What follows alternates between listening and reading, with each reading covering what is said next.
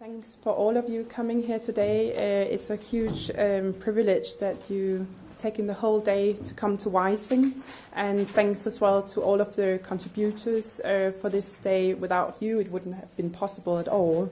So I'll just take you through the day.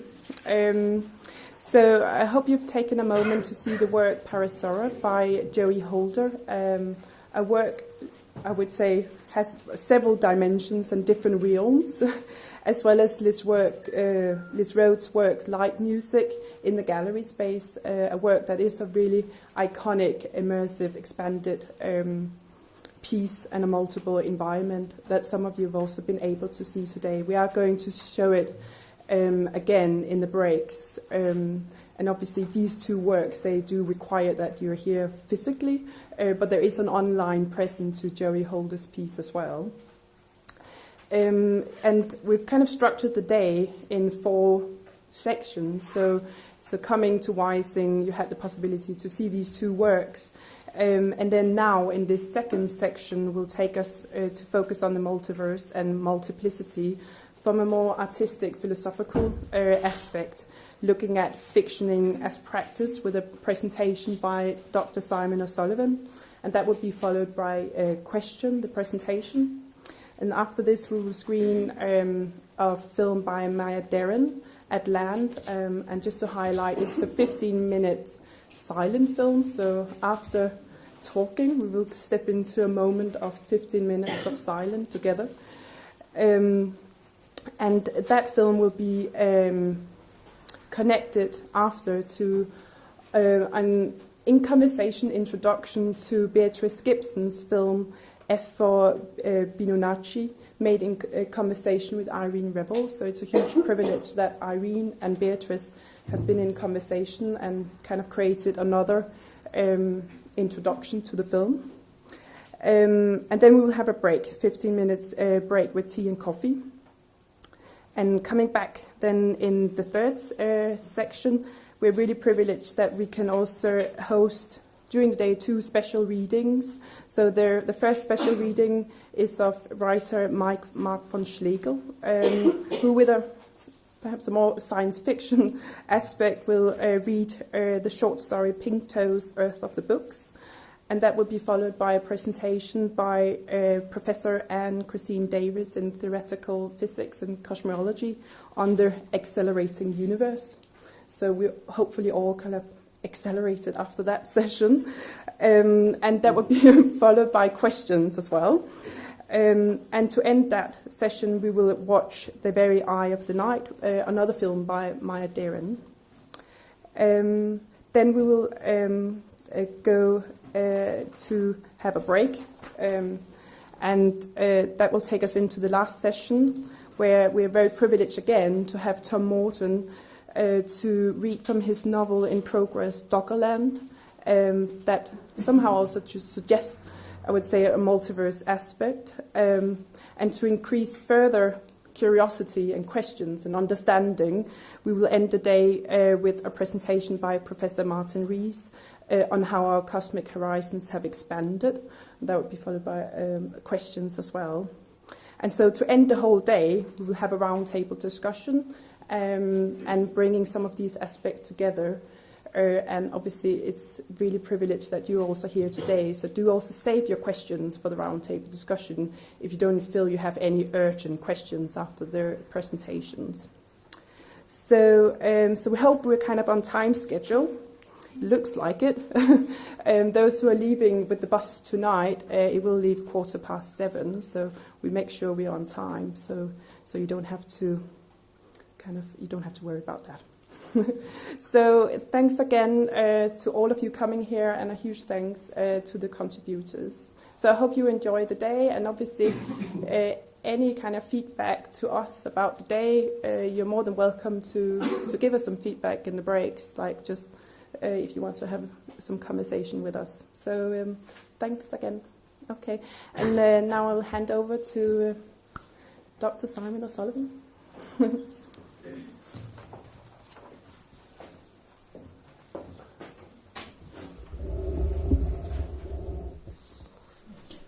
Great. Thanks, Lossie.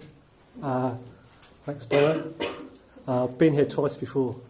Came and did there was like a retreat here. It was fantastic. I think Mark Tickler was doing, and I remember being in this room and talking about communities and communes, because I live in a community on the Sussex Downs, and drawing diagrams and stuff. It was great. And then there's also, I'm sure a lot of you know this, but there's a fantastic music festival here, and we did a performance there. And I mentioned that last one because as well as doing kind of art theory and writing on art, I've also got a kind of an art practice that I do with a number of different people. There's a collective called Plastique Fantastique, and we did a performance then. But it's also to say that a lot of what I'm going to say today, which is sort of work in progress really, related to Multiverse, was developed with that group, Plastique Fantastique, and particularly with David Burrows actually.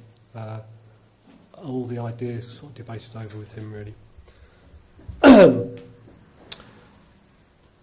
And yeah, I mean, I've just seen Joey's work. I think some of what I say will be related to some of Joey's work as well, but also to groups like Orphan Drift. Just been thinking a lot about them just recently, the group from the 90s. So I'm not going to be talking about specific artworks. I'm just going to be giving you some ideas about what I've started developing called myth science. There's this kind of stuff I've been working on for quite a while now. Just finished an article on hyperstition and myth science. And hyperstition, some of you might know this, is this kind of science fiction idea of kind of fiction that makes itself real through time loops.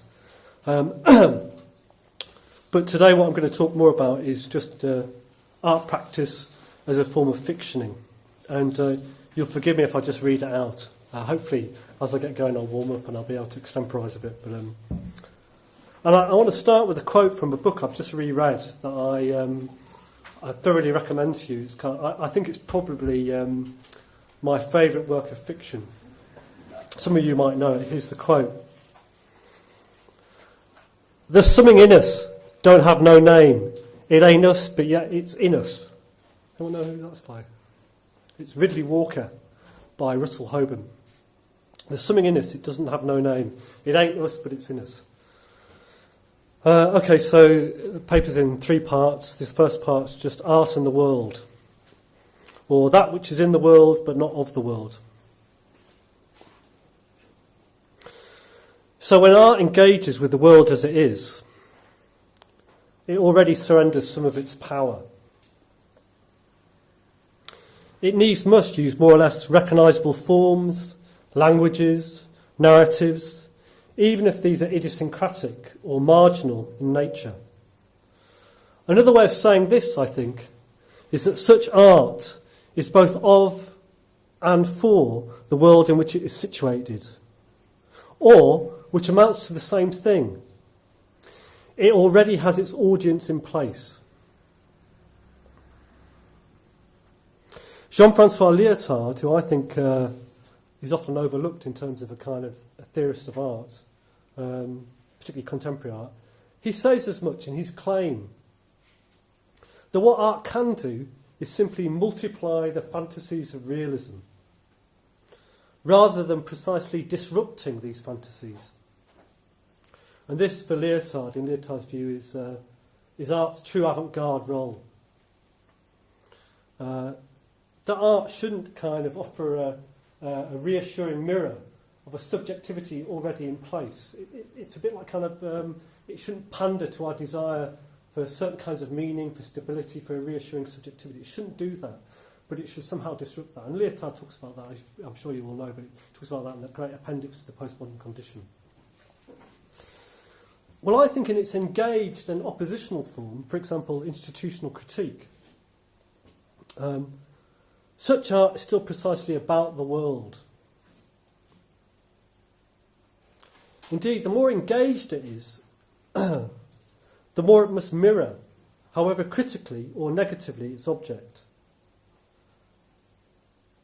Such a critique, and this is again as Lyotard once remarked, is trapped by its target, which to some extent it must adjust to in order to engage. For me, this kind of critical art practice, that's like institutional critique, can operate as a kind of melancholic echo chamber. I mean, there's more to be said about all that kind of stuff and about for me, a particular kind of way of thinking about critical art practice that's involved in ideological critique or critiquing the ideological veils of the state, that it somehow gets caught in this kind of negative echo chamber, I think. And certainly for myself, I would, to a certain extent, think about that expanded idea of ideological critique, from the Frankfurt School thinkers, but also, to be honest, deconstructionist Derrida, etc., etc. So even, I know I've got a lot of targets at the moment, I'm just trying to kind of almost like clear the ground a little bit. But also I think the archival turn within contemporary art offers a softer example of this logic. Here art practice can become this archiving gesture, a framing and presentation of a subset of the world. Well, a practice or an archive practice in this sense is first and foremost curatorial. It gathers together hitherto separate elements under a banner, a concept, a theme, a name, and so on. But crucially, it doesn't always transform these elements.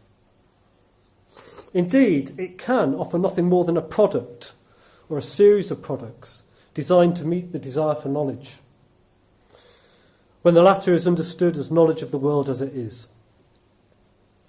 Well, as often been pointed out, the art world is absolutely insatiable in this respect. It requires ever more banners, just as it requires or it creates ever more artists, archivists, curators, new products for new consumers. Novelty here consists of new groupings of the what already is, the trumping of one set of knowledges with another set, the identification of counter or dissonant knowledges, and so forth. Indeed, knowledge becomes the currency of such practices.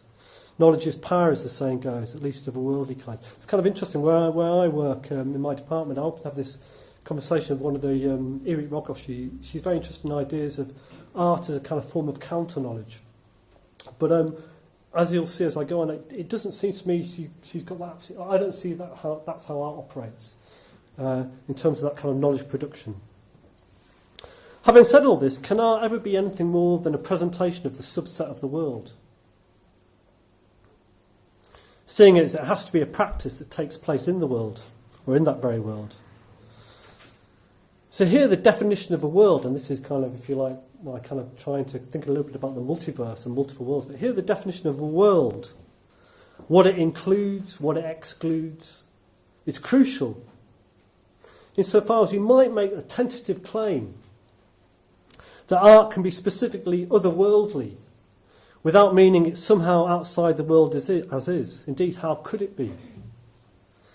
In fact, an art practice that attempts to operate completely divorced from the world, understood as our contemporary conditions, our contemporary milieu, runs the risk of irrelevance, escapism, or simply being a sophisticated form of withdrawal. Nevertheless, it seems to me, thinking about things recently, that art's materials are not simply of the world as constituted. And as such, it follows, I think, that its audience, an audience that's adequate and appropriate to it, is not always already in place. Art, in this sense, can be understood as untimely, or as in time, but also out of time.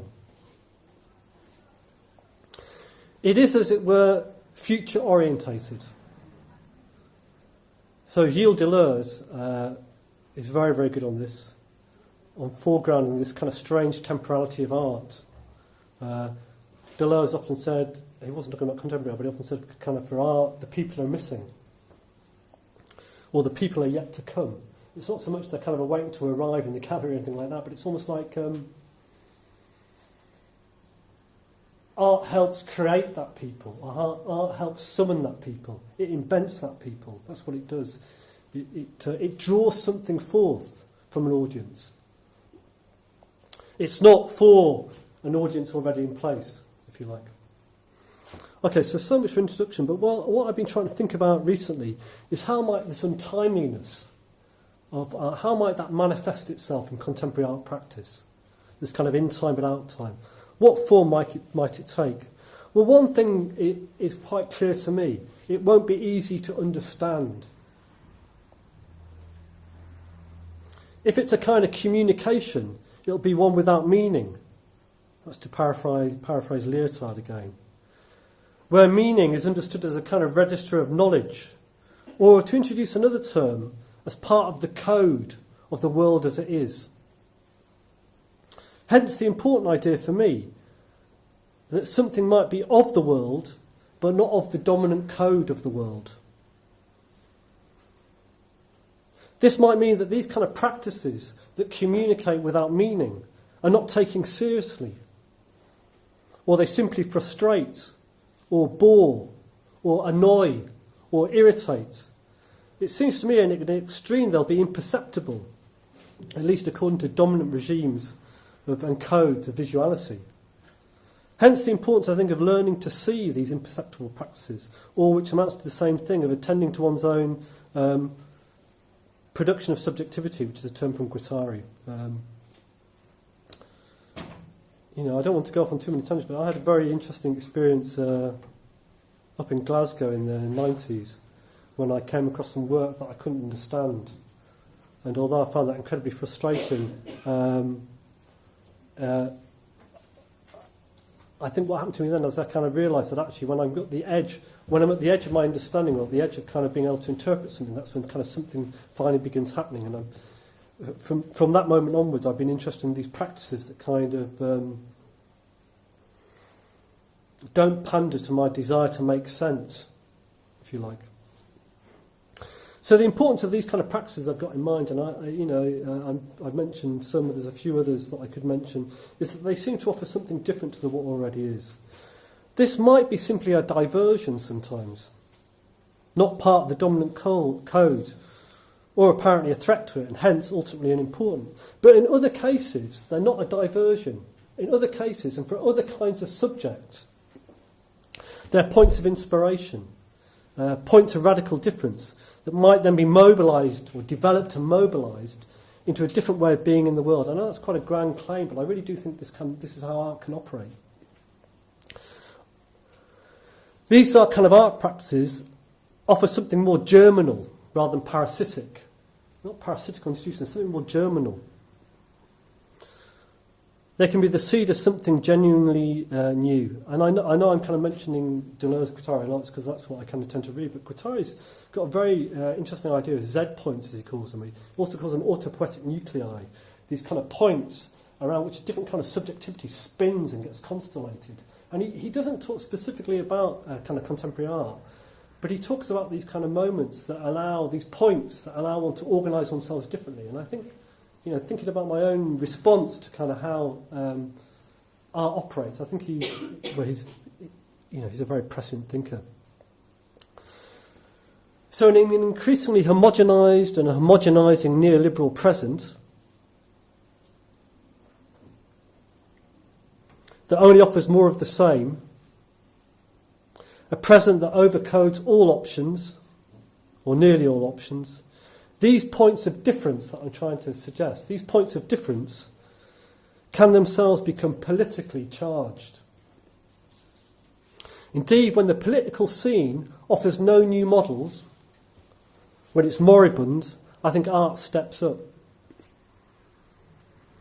In fact, in these kind of cases that I'm thinking about, it's not really a question of already worked out models, but more kind of experimental probes, affective scenes, proto-subjectivities, the feel of something different at last. And I think art can generate this feel of something different.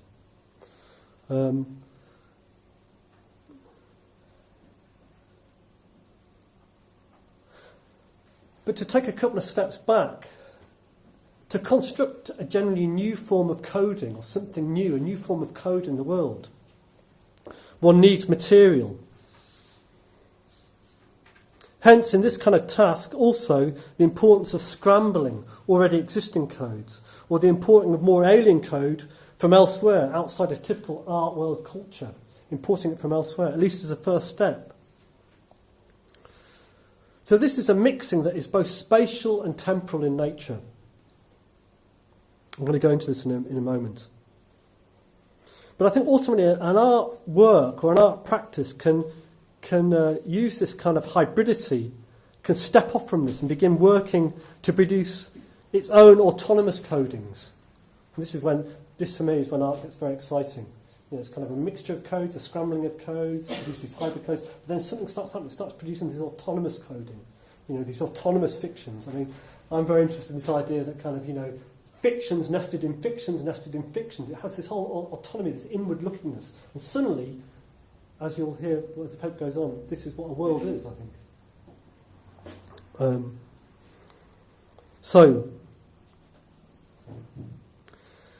For example, an art practice might start throwing up images or forms that seem to come from somewhere else, but also have this strange kind of relevance to the world as it is. Untimely images. It might begin to recycle and reuse its own motifs. As I said, nesting one set of fictions within another. I think this is what a practice is. This is what an art practice is. This nesting of motifs, this reusing motifs, to produce a certain complexity, even a density, an opacity, you know, kind of thisness. I think this is when you know you found a good practice when it's got this kind of thisness, this density to it. Well, the idea that an art practice might involve a game in which one does not know the rules echoes this logic of strangeness and autopoietic functioning. And autopoietic functioning just means kind of inward looking and inward cohesiveness, kind of cohesive stuff like this. Okay, my second section of my paper is fictioning synchronic and diachronic operations, or speaking back and speaking in tongues. Well, one way of articulating this particular logic of art practice that I'm trying to fumble towards is as fictioning, as a fictioning. This is the production again of untimely images, or even image worlds, that speak back to their producer. That's the first idea. And also the layering of motifs to produce an accretion of sorts, again to produce an opacity. So I want to kind of explore these two ideas. The first one, the production of an untimely image that speaks back to you, and the other one is this layering of motifs to produce this opacity and this density. So as far as the first of these goes, it might be that an art practice just presents the result, the final image or images. Here the relative strangeness of the image, the difference to the what already is foregrounded. On the other hand, an art practice might lay out the procedure and protocols that allow the image to step forth from the dark background. Indeed, it might be that an art practice stages this event, or even that practice is a name for it. Performance, I think, can involve what we might call this magical functioning, when something steps forth from this kind of dark background. The summoning forth of something hitherto unknown and unseen. Collaboration, or more specifically collectivity, a scene of some kind, is also crucial for this operation. How else can one make something that is of one but not of one at the same time? That is intended but unintended. For there is something strange about each of us, but it's only through specific practices that this stranger can foreground itself from the habitual and familiar. So it should be pointed out here that collectivity need not involve anything more than a single individual. As Deleuze and Guattari remark at the beginning of 1,000 Plateaus, we're already more than one. This is kind of interesting sort of thing with David Burrows, when we talk about Plastique Fantastique. Dave's very interested in the idea that you make contemporary art for a scene. You know, I was talking earlier about different scenes in the 60s in London, science fiction scenes, but this idea that you have a scene and you make the art for that scene, and then it feeds back on your practice. And I think this is kind of I think this is a kind of really crucial thing, this constitution of a scene. But what I want to get at here is that this idea that art speaks back in this sense. It's both dumber and cleverer than its progenitors. I think, I can't go on tangents, but I think this is a crucial thing about art practice. You know, I mean, I'd be interested to know in questions what people make of this, but you don't want to produce something that's of you, because, in a way you don't want to produce something that's of you, because it's all like kind of, you know what you are, in a way it's boring to produce a mirror of a subjectivity in place. You want to somehow produce something that's of you but not of you, that then speaks back and says, hey, you, says something to you, draws something, I think there's something very, I think, for what it's worth, a lot of, when Deleuze writes about Francis Bacon and the whole thing about the diagram and, a figurative giving and a scrambling a bit with asignifying marks to allow something else to come through. He uses paint to kind of obliterate, or Gerhard Richter, the cliche Gerhard Richter and his underpaintings, and he paints and squeezes them, scrapes them, and commentators say, why don't you start with that? Why do you have to do all that stuff at the back? And he said, well, I've got to do that because I've got to get it all out there. I've got to get all the cliches out there, and until I produce something that's cleverer than I am, he says. That speaks back to me, it's cleverer than I am. I think there's something about this, that practice is about producing something that speaks back, that is of you but not of you. So this is not to evacuate the subject from the picture. Indeed, this kind of art is made for subjects. Images and objects made for other images and objects may be many things, but art is not one of them, although I'm going to make a caveat to that point in a minute. Nevertheless, there's something about this fictioning, this production of something non-subject that is specifically object-orientated, to use the current valence. It's as if the goal here is to produce a certain kind of objectness, something non-human from an all-too-human subject. It's almost like kind of the arts is trying to draw something forth from behind your typical humanity, something else, something strange forth from you. Okay, so that is what I'm trying to get at, the synchronic aspect of fiction, or what I'm calling the synchronic aspect of fiction, the production of these untimely images. In terms of the second aspect, time itself becomes a material to play with, insofar as the accretion that I'm interested in happens across time in a practice, through time, across a work, across multiple works. It might be this passage is imperceptible or only tracked by the recurrence of certain motifs. In Plastique Fantastique's case, it's the recurrence of certain avatars. Sort of Ribbonhead appears again, kind of Fox Owl appears again, but slightly differently. Constant recurring of these motifs. It's almost like they kind of dip underground and then come up again. But I think you see this in an art practice. These motifs occur and then disappear and come up again, perhaps in a different form. Each with their own operating logics, their own speeds and slownesses.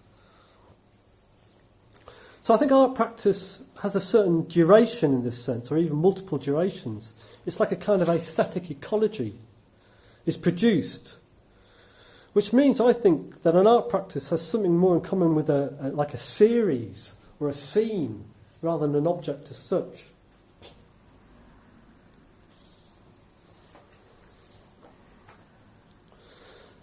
So the elements of an art practice can travel in this sense. They can travel across works, across time. Fragments of previous codes make a re-entry, spliced with more recent experiments. Such a kind of work is like a palimpsest, it's like a layering, even when it looks relatively simple. Another way of articulating this logic, I think, and I've already mentioned this, is that a practice somehow nests its own fictions within itself. This is a kind of temporal density that comes from the fact that any given moment, any kind of image that we see of the practice is an extraction from a process or a narrative, more subterranean, that goes from the depths of the past of the work towards the future that the work helps to bring about. So this is what I'm calling the diachronic aspect of fictioning. You can probably see what I'm trying to do. I'm trying to kind of fathom through how art practices that I'm involved in, I like how they work, how this fictioning works, how on the one hand it seems to throw up these untimely images. I mean, in Plastique Fantastique's case, you put all the stuff together and you have the protocols and stuff, and then at the end of it you suddenly throw up this image that you just weren't expecting. There was a particular, this kind of strange image at the end of one performance, and that somehow the whole practice has been about to produce that. This magical moment when something stands there and I think this, and the other one was this diachronic thing, this idea that a practice has to be tracked across time with these figures or these motifs occurring and disappearing and reoccurring. So I think art, another way of saying this, is very simple but very complex in this sense. On the one hand, it inserts itself into various registers, signifying and asignifying, but it also refers to itself. It has, as it were, more inward-looking. So I think this is kind of interesting idea that kind of, an artwork or an art practice operates on all sorts of different registers, signifying different registers of meaning, but also asignifying, producing different kind of affects, but also this idea that it's kind of inward-looking. It refers to itself. And I find this kind of really compelling when you have an art practice that's kind of like this. An art practice that works on itself. It follows its own lines of inquiry. It repeats certain moments. It accelerates some motifs, slows others down. And in doing so, I think, art constitutes a world. Its own world. As well as the terms in which it can be understood. It's almost like it constitutes its own genre, and also the terms with which it can be approached. And this, I think, ultimately, for me, is art's power, this constitution of a world. It's something I'm very, very interested in, and obviously something that I wanted to kind of talk about today because it's connected almost directly to the Wysing's theme this year of the multiverse, of this production of multiple worlds. Okay, my third section.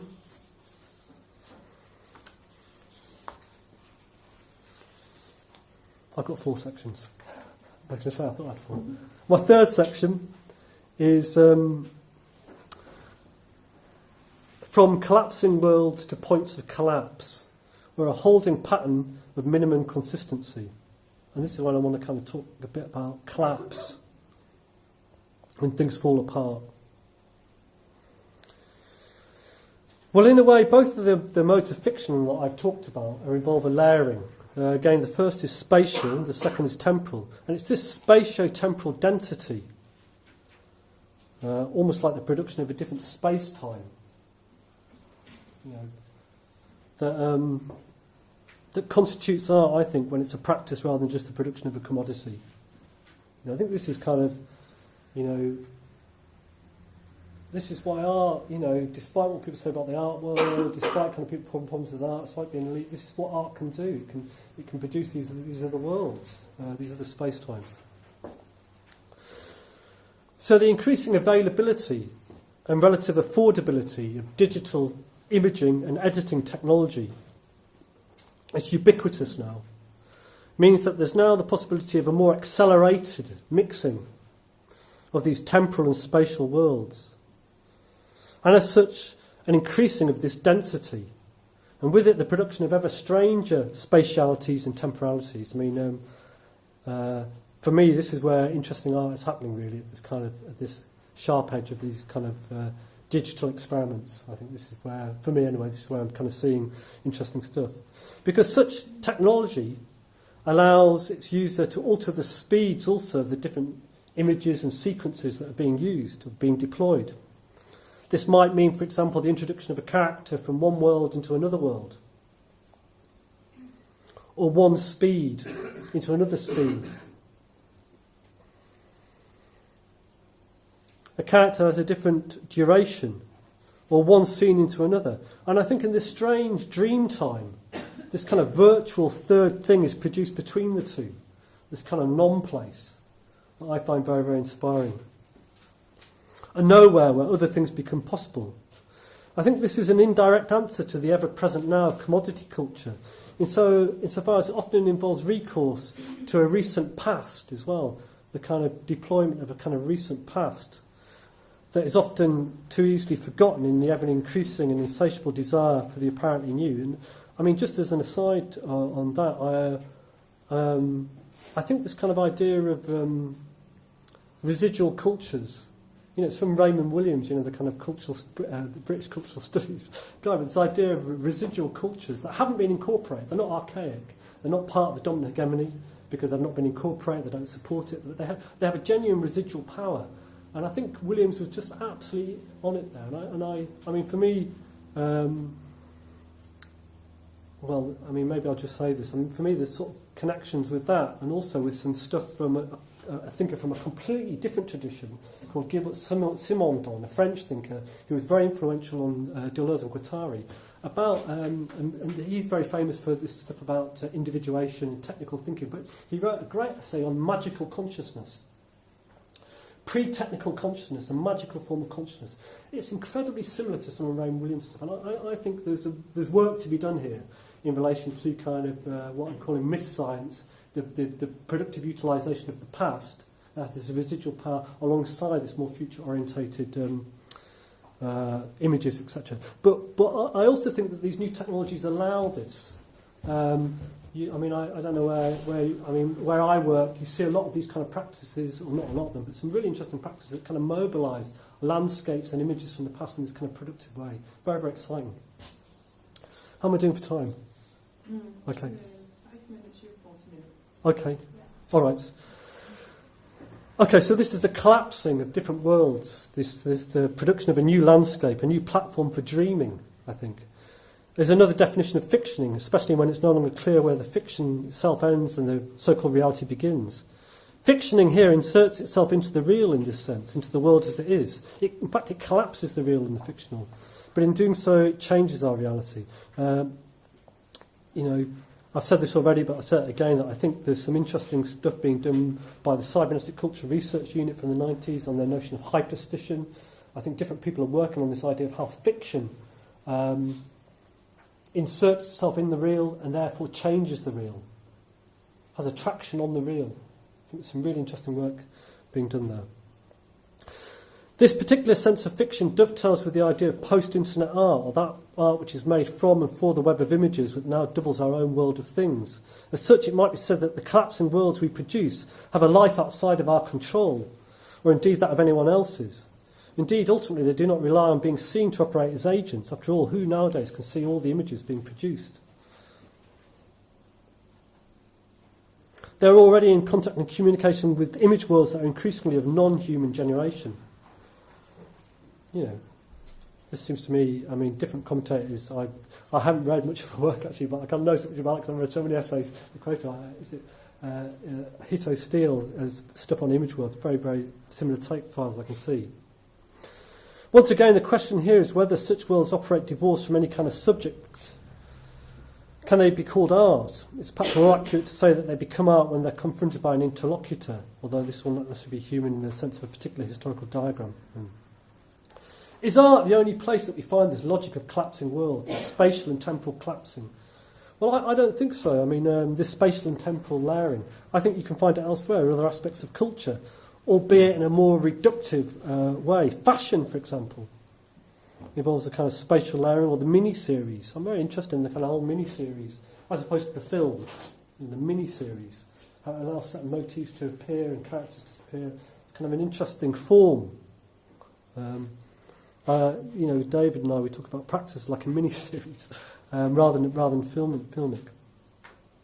In terms of collapsing worlds, we need only look at the post-continuity cuts of recent pop videos, but also note that a strange continuity is kept beneath these with kind of the way the celebrities have these lives that are narrated on TV and online. This amounts to saying that the world, or let's now give it its real name, or its other name, capitalism, generates its own experiments. Experiments that, in some sense, double art's own propeds. Seems to me that is the case. But I think art accelerates this further. It pushes things beyond the reasonable. It's like a joke pushed to an extreme in this sense. It's like an ongoing absurd repetition. It doesn't have to pay, or it doesn't have to kind of keep a modicum of good or common sense. It's not involved necessarily to set again in the production of typical knowledges. And crucially, I also think with art, although I'm open, I'd be interested to know what you make of this, is something often unrecognisable or accidental is added into the mix. Chances can be taken. After all, there's no audience to please, except for the very specific audience that's not looking for something that pleases them as they are. It's the introduction of something random, something that, as it were, is unwelcome and spoils any ready-made or too neat schema or logic. If you're involved in any kind of practice, whether it's kind of writing or an art practice, I think this idea that this ingredient that's kind of unwelcome, that spoils it, is kind of, you don't want it, but you do want it. It's the introduction or excavation of a rupture or a point of collapse. And it's in this sense that art practice, I think, ultimately is not to do simply with the production of subjectivity, with really producing new subjects. Or at least, not only that, it's not therapeutic in this sense. A practice needs a sense of cohesion, but I think it also needs these points of collapse, when it sort of falls in on itself.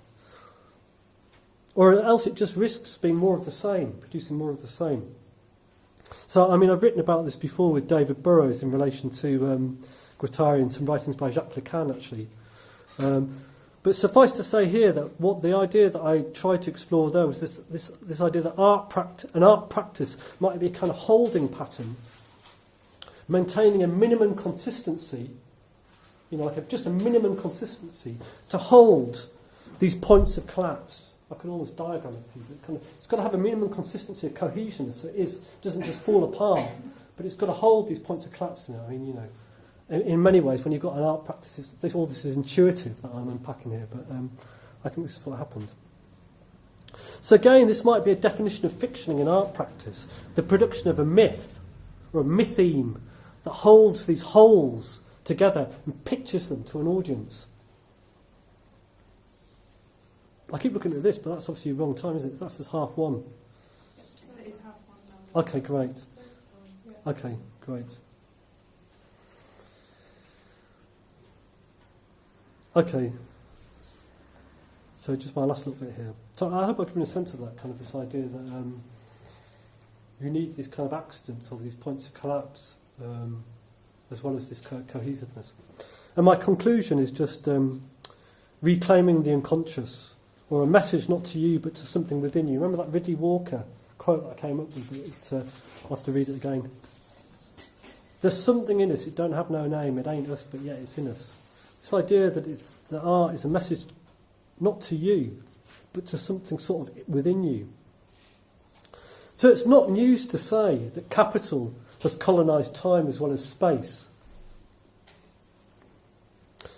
But I think this needs to be thought of in terms of more imaginary registers.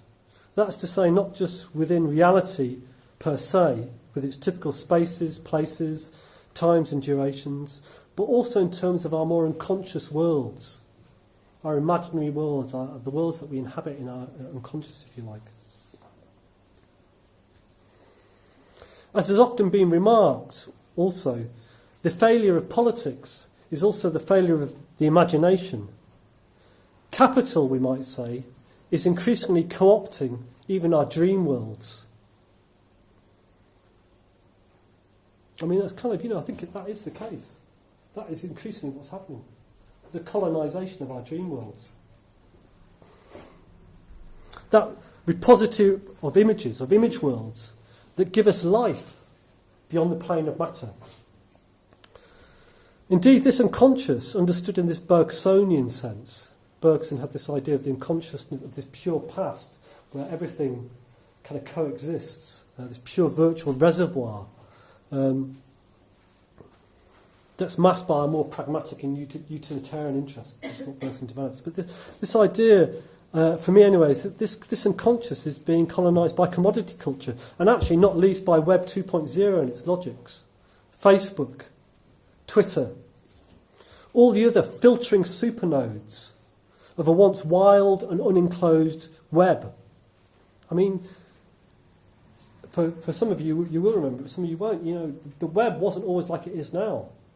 It wasn't organised around these supernodes. It wasn't kind of Facebook, Twitter, it wasn't Google, it wasn't this. It was this wild, unenclosed area. It was something very, very different that threw up these different images, these different worlds.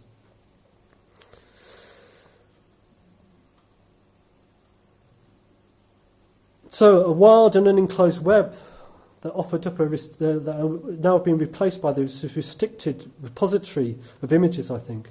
The result of this is not only a poverty in the sense of the homogenisation performed by these image banks, but also an alienation. We become the spectators of our own subjection.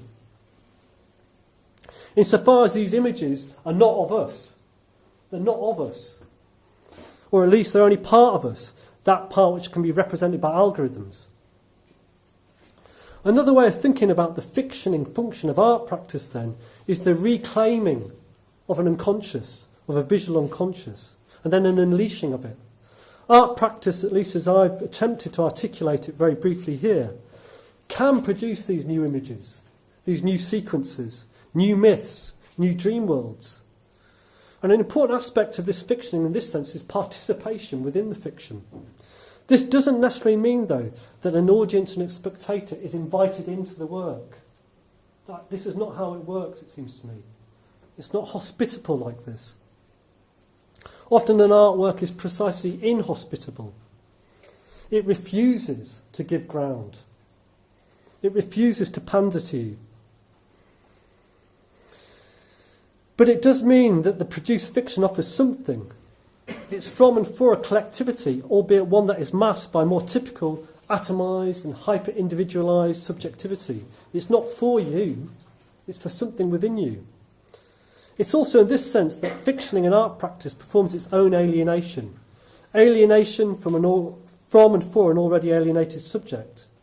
Here, fictioning's difference from the world as it is will alienate the subject as is, but at the same time speak to the subject yet to be. It's not a message to you, but to something within you. It's also for this reason, finally, that difficulty, complexity, the refusal of meaning are not always on the side of elitism or a deliberate mystification or obscurification, but the sign of something that will not give ground to the world as it is, will not give ground to that. Will not pander to the demand to make sense, at least following the dominant codes of meaning, and top-down decisions about what should have meaning. It is also in this sense that art must invent the criteria by which it is understood, when this does not necessarily involve the register of interpretation. And again, to follow Lyotard, it might mean simply that we're set in motion by the work. You'll remember Lyotard had that great idea of the tensorial sign. It's like a sign that's in flames, it makes you want to dance. Every practice, it seems to me, if it is a practice, is its own genre in this sense. And as such, Dessert again constitutes its own world. But that other place from where art is pitched is also a world. One whose edges are now revealed by this doubling. Indeed, an art practice does maintain a critical function in this respect, insofar as it turns away from that other myth system which it has revealed as such. Myth science, I think, is a good name for this world-building and world-breaking technology. Great, that's it. Thank you.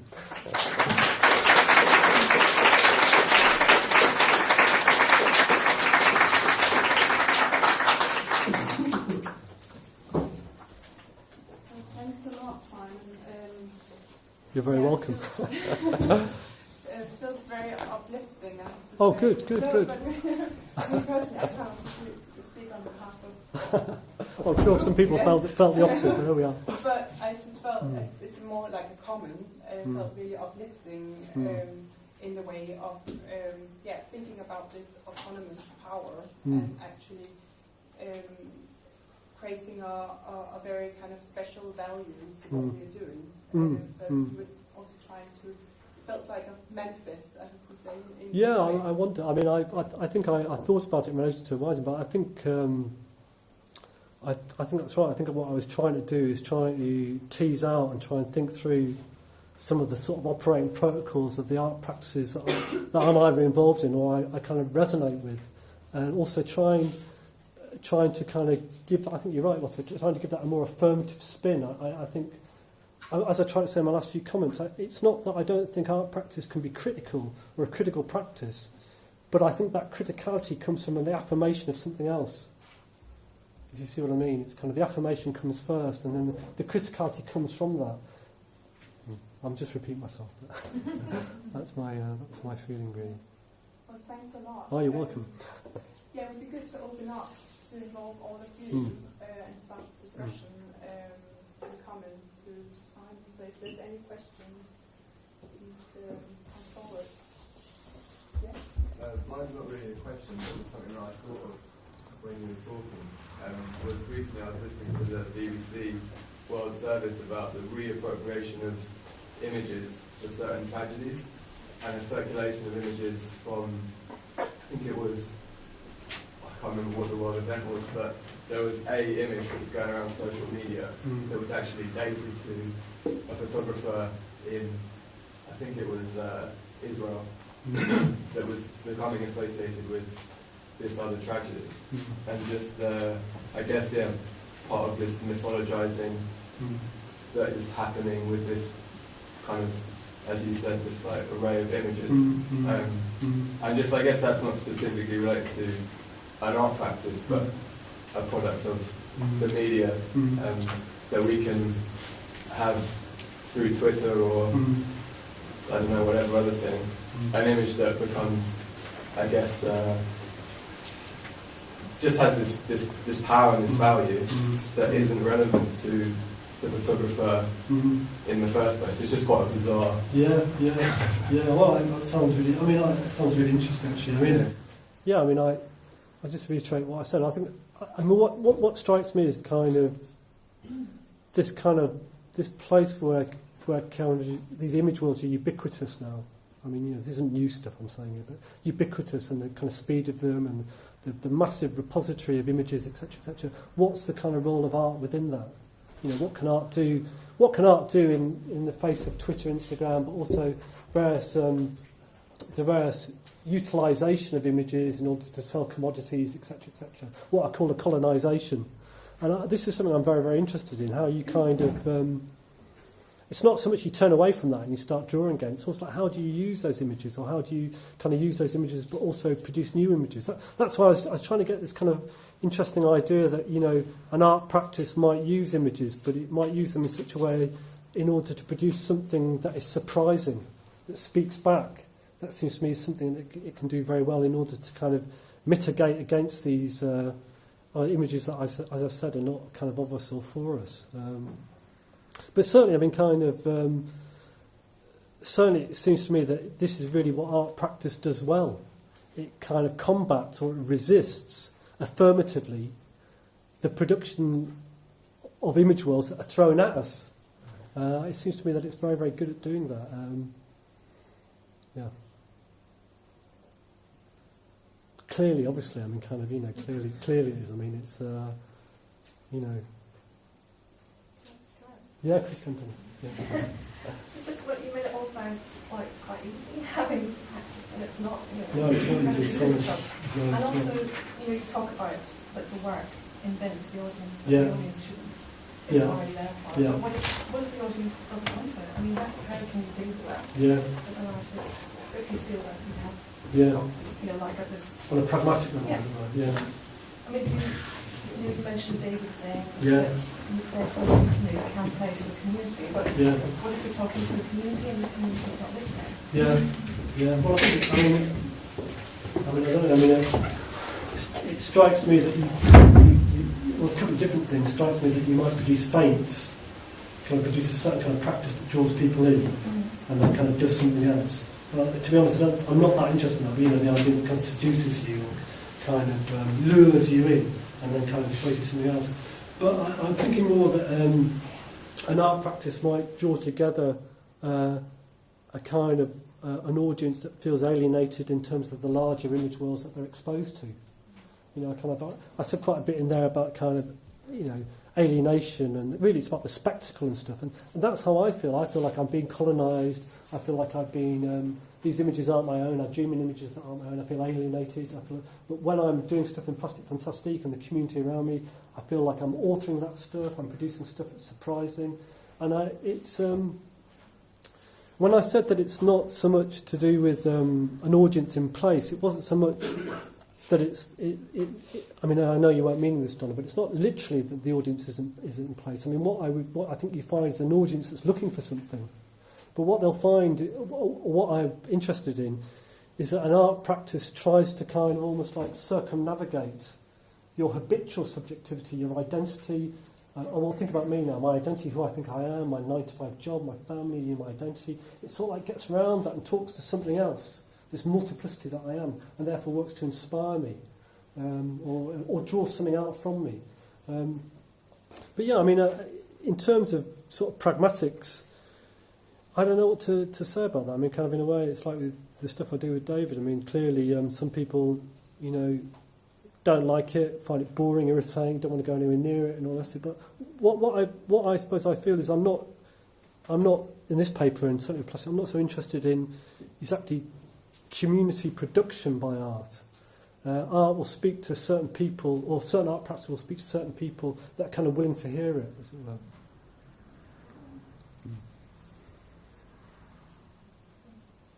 One there and two there.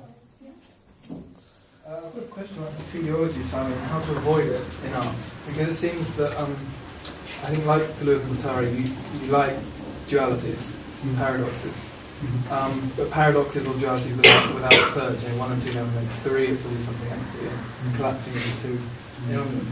But I think that I think what Deleuze and Guattari used to do to a degree is that I think that there always has to be necessarily an inclusion of the incomplete, which is a romantic conception, like a Hegelian thing.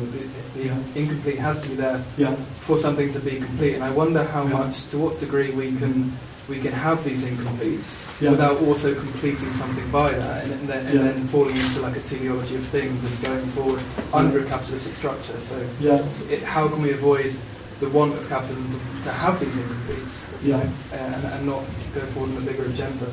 I'm not sure I completely follow it. Are you suggesting that if you're suggesting, which I think sounds interesting, that kind of what I put forward as a kind of possible pitch for art practice, that it holds these incompletenesses or these points of collapse, might, by the same gesture, involve a cohesiveness, but also might somehow mirror how capitalism itself works.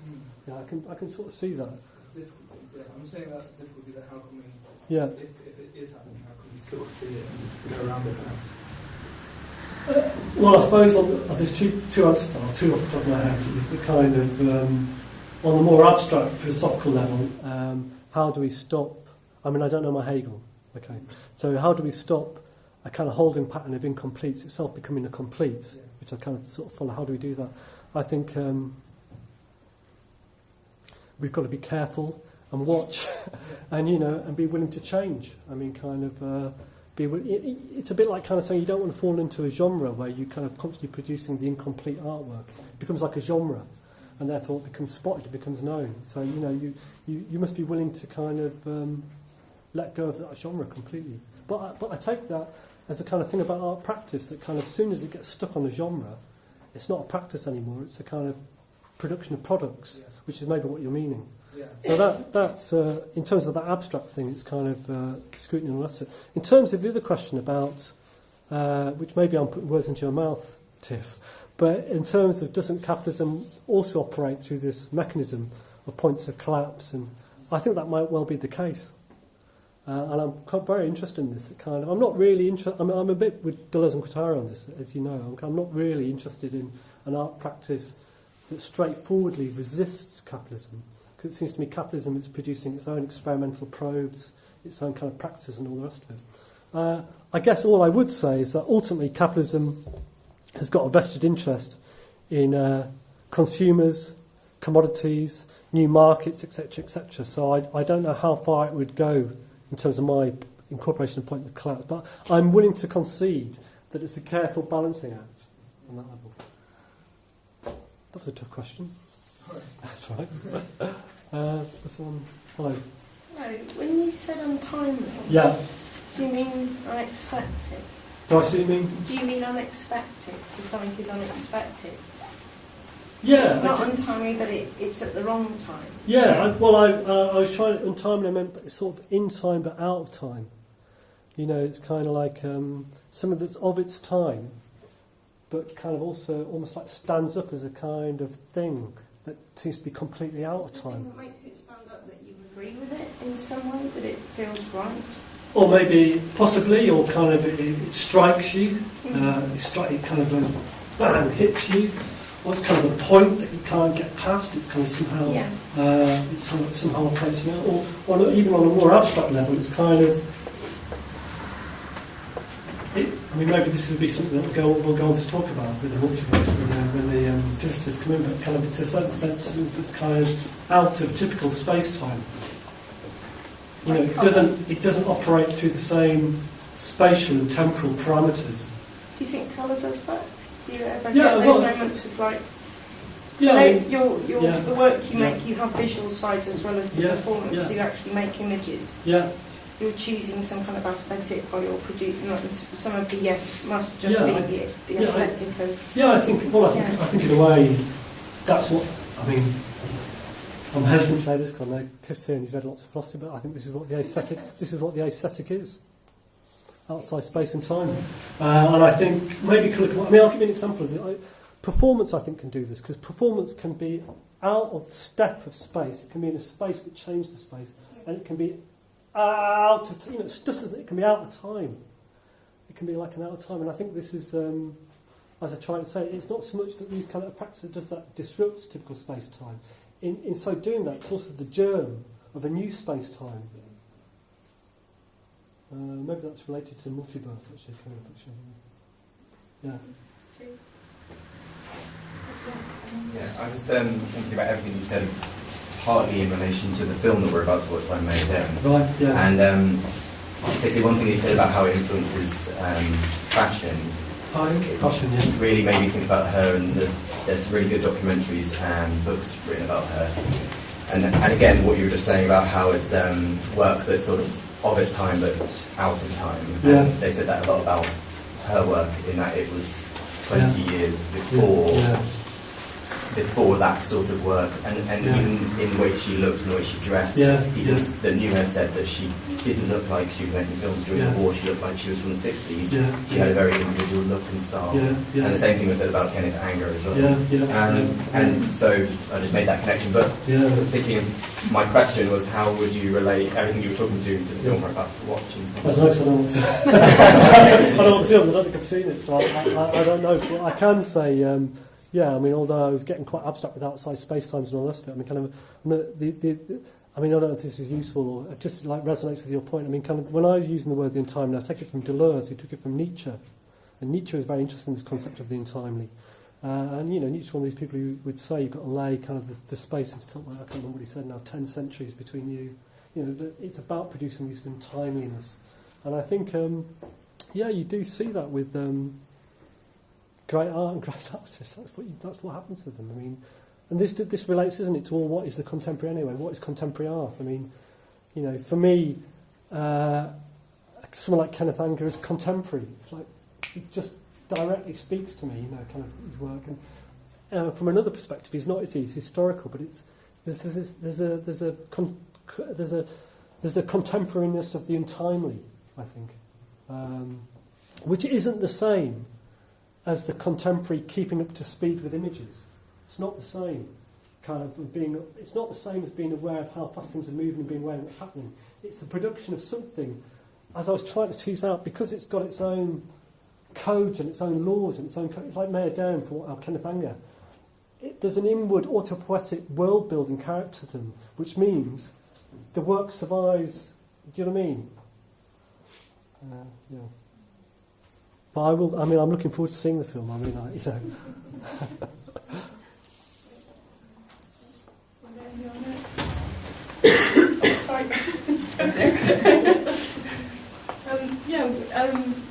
I guess it's a question about this idea of practices as their own worlds. Yeah. And also thinking about them, or thinking about art, well, as you said, the series and scenes, community. I wonder how you sort of describe, do they collapse or how do they intersect with each other? The different the idea of, exactly, the idea of worlds. Yeah, I think that's kind of really, it's kind of funny because something David's really interested in, this idea of advertisement to community of non-community. And yeah, I've got a few. I've got very interested just recently in. Maybe it's a way of thinking about it. I've got very interested recently in how do you produce a community that recognises difference, or how do you produce this community? I haven't thought about this, but how do you produce this community of worlds without homogenising them, without abstracting a principle, a democratic principle or a citizen? And seeing as we're talking about fiction and stuff, does anyone know the writer Alan Garner? I'm sure some of you will know as Strandloper. So Strandloper is a book, an amazing piece of fiction by Alan Garner about about residual cultures, about a pagan it's about a kind of rural peasant that's transported to Australia for crimes, but he takes his pagan beliefs there. And the whole book is about how when he goes there, he's obviously a pagan, and he's going over to this Aboriginal culture. But the great thing that the book stages is the way, although there's an absolute difference in these two, there couldn't be more different. They resonate together in their singularity. Their differences somehow resonates. Now, for me, this is very exciting because this is how I feel. This is how I feel post-colonial, but also art scenes operates. That kind of interesting art is stuff that kind of is inward-looking, is kind of local, produces its own local scene, and that kind of production of its own local scene speaks more to another local practice elsewhere than any kind of gesture of trying to generalise and abstract and all the rest of it. And I think this for me, and I'm not the only one to say. I mean, I was reading just recently. Someone recommended I read Edward Glissant on errantry and exile, and Glissant's got the same idea. I mentioned it in here actually about opacity, the idea that a kind of different culture, not a different culture, but a different world, a different art scene, can be opaque to you. And yet somehow you can resonate with it, or you can hold them together. I think this is very, very important. The ethics that comes from this. I'm sorry, I use your question as a bit of a launch pad, but I think this is, particularly in terms of kind of dealing with what I see, this is my own thing about a kind of a sort of resurgence in racism connected with some strands of recent continental philosophy that I'm otherwise very interested in. But I can't... that would take me. The second half of this paper is on that, on hyperstition, accelerationism, and racism, and it's about trying to address this very important issue of human biological diversity, as they call it, and kind of trying it anyway. But it's another field altogether. But it has a connection with art scenes. Exactly your question.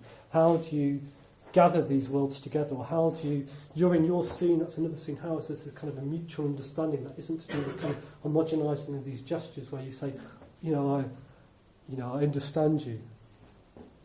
I was a bit fumbling, but kind of it's a work in progress. How would you do that in practice? In a way, I do it in practice. I mean, I'm sure a lot of you do it in practice. There's a kind of way that you're alert to other worlds. You're alert to other worlds, and you're alert to their opacity.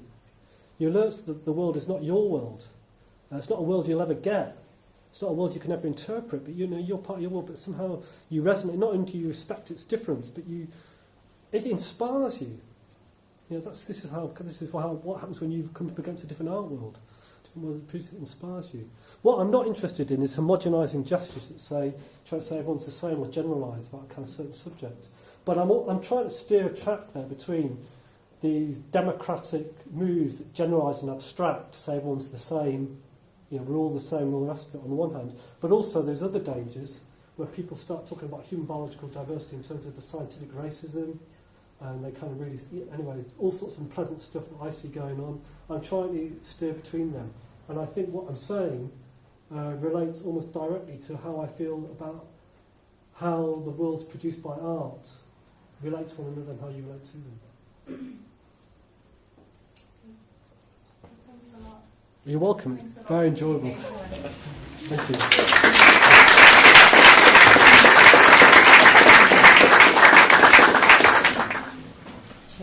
Okay, so the idea was that Beatrice was going to introduce her latest film, F for Fibonacci, which we're going to watch shortly via a reading of a text by Maya Deren, Cinematography, the Creative Use of Reality, which was first published in 1960. And this is a text that Beatrice has found formative for her own work, particularly an idea within it that Maya Deren describes as the controlled accident. Sadly, though, Beatrice can't be here today to introduce her film as she's in India. So Lottie invited me, firstly, to read aloud the Deren text today. And then further, very thoughtfully, she invited us both into a conversation, realising that, in fact, we both share a common interest in scores and the organisational potential of some of their formal approaches. Beatrice, as some of you may already know, has worked extensively on the British composer Cornelius Cardew. And so we've begun a dialogue together, looking at some of these shared interests. So now, today, the idea is that before watching F for Fibonacci, I'm going to read the Deren extract that describes this idea of the controlled accident. And then, straight away afterwards, I'm going to read a very brief extract of Beatrice's words taken from our initial conversations, where she's relating this idea of the controlled accident to her own work, particularly in reference to F for Fibonacci. So, firstly, the Maya Deren, and the pertinent section I'm going to read is subtitled Photographic Authority and the Controlled Accident, and it's from this longer text, Cinematography, the Creative Use of Reality, published in 1960. And by way of an extremely brief introduction to the text, Deren's in the midst of describing what she sees differentiates film as a medium, or photography, but particularly film, from pre-existing artistic media, and what she sees, therefore, as its potential.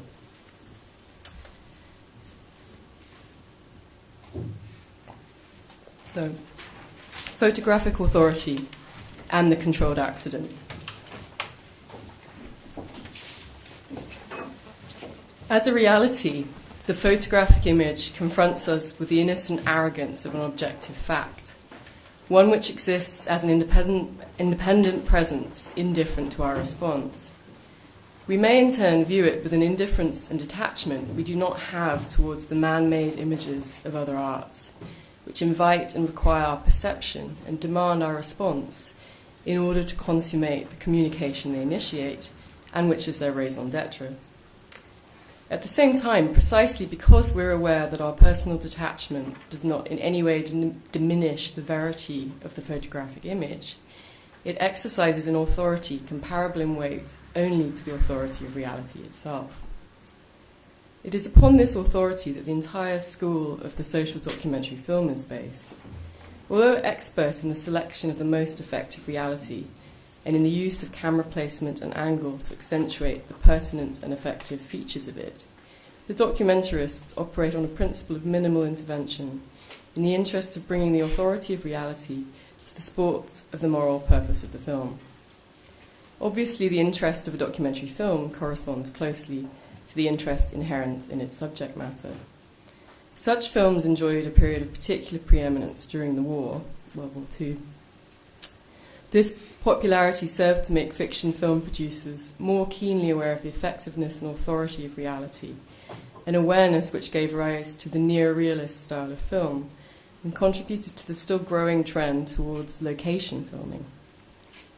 In the theatre, the physical presence of the performers provides a sense of reality, which induces us to accept the symbols of geography, the intermissions which represent the passage of time, and the other conventions which are part of the form. Films cannot include the physical presence of the performers. They can, however, replace the artifice of theatre by the actuality of landscape, distances and place. The interruptions of intermissions can be transposed into transitions, which sustain and even intensify the momentum of dramatic development. While events and episodes which within the context of theatrical artifice might not have been convincing in their logic or aspect, can be clothed in the verity which emanates from the reality of the surrounding landscape, the sun, the streets and buildings.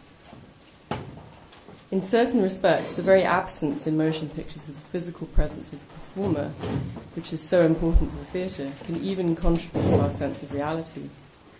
We can, for example, believe in the existence of a monster if we're not asked to believe that it is present in the room with us.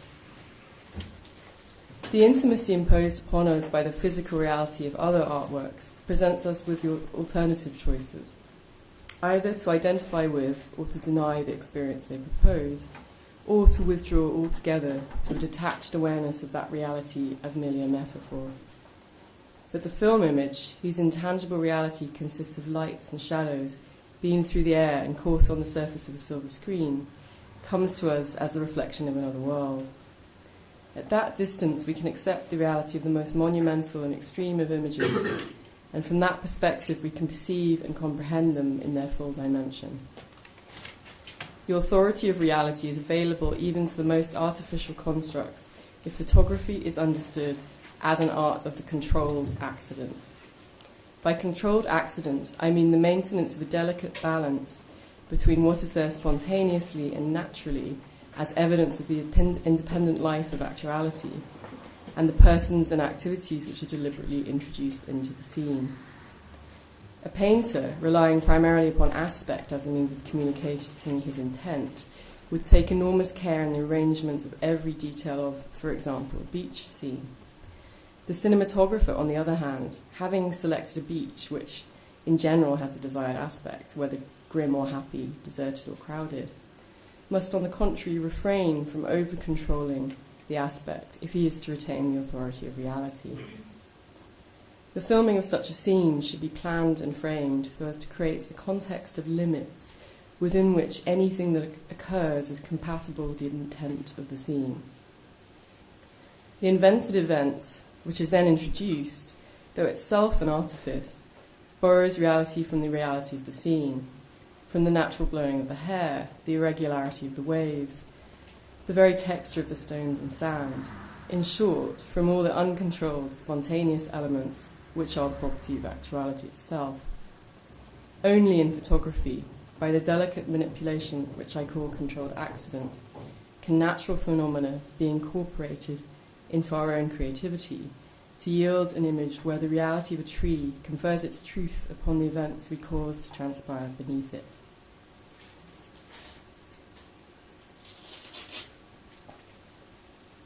So in response to some initial questions that I posed to Beatrice about this idea, she writes, I've always loved Darren's phrase, but must admit probably maybe taking liberties with it, which is to say that I often think about it in a wider or more expanded sense than I think she might perhaps. Darren uses it to describe what takes place in a scene or in front of the lens. I think it's really quite specific to the camera and the frame. In relation to my own work, I've always thought about the phrase as seeping beyond that into the wider landscape of production itself, with the emphasis on what's controlled, the persons and activities introduced into the scene, coming to inflect on how key compositional parameters are decided on during the production process and then left to unravel. In relation to F for Fibonacci, deciding to work with a specific 11-year-old, for example, is the controlled element. The accidental part is what the 11-year-old then brings to the table. The amazing animated character Mr. Money, the world of Minecraft, the crazy mask, the wig, sunglasses, cigar, the machete. None of that was preconceived or directed by me. It was completely led by Clay, the 11-year-old. There's something enormously freeing about working in that way, where control is relinquished after certain key decisions have been made, or after the context of limits have been set. There's also something massively anxiety-producing, precisely because control does feel elusive, because anything might just happen. I suppose for me what's key is the decisions. The film is really just a result of a set of decisions that are left to unfold on their own terms. It's in this sense that I think of filmmaking in relation to notation, or more specifically production in relation to graphic scores, with the film being, in a way, just one possible iteration of a set of production parameters. And it's a huge privilege to hand over for Mark von Schlegel and his review. Thanks a lot, Mark.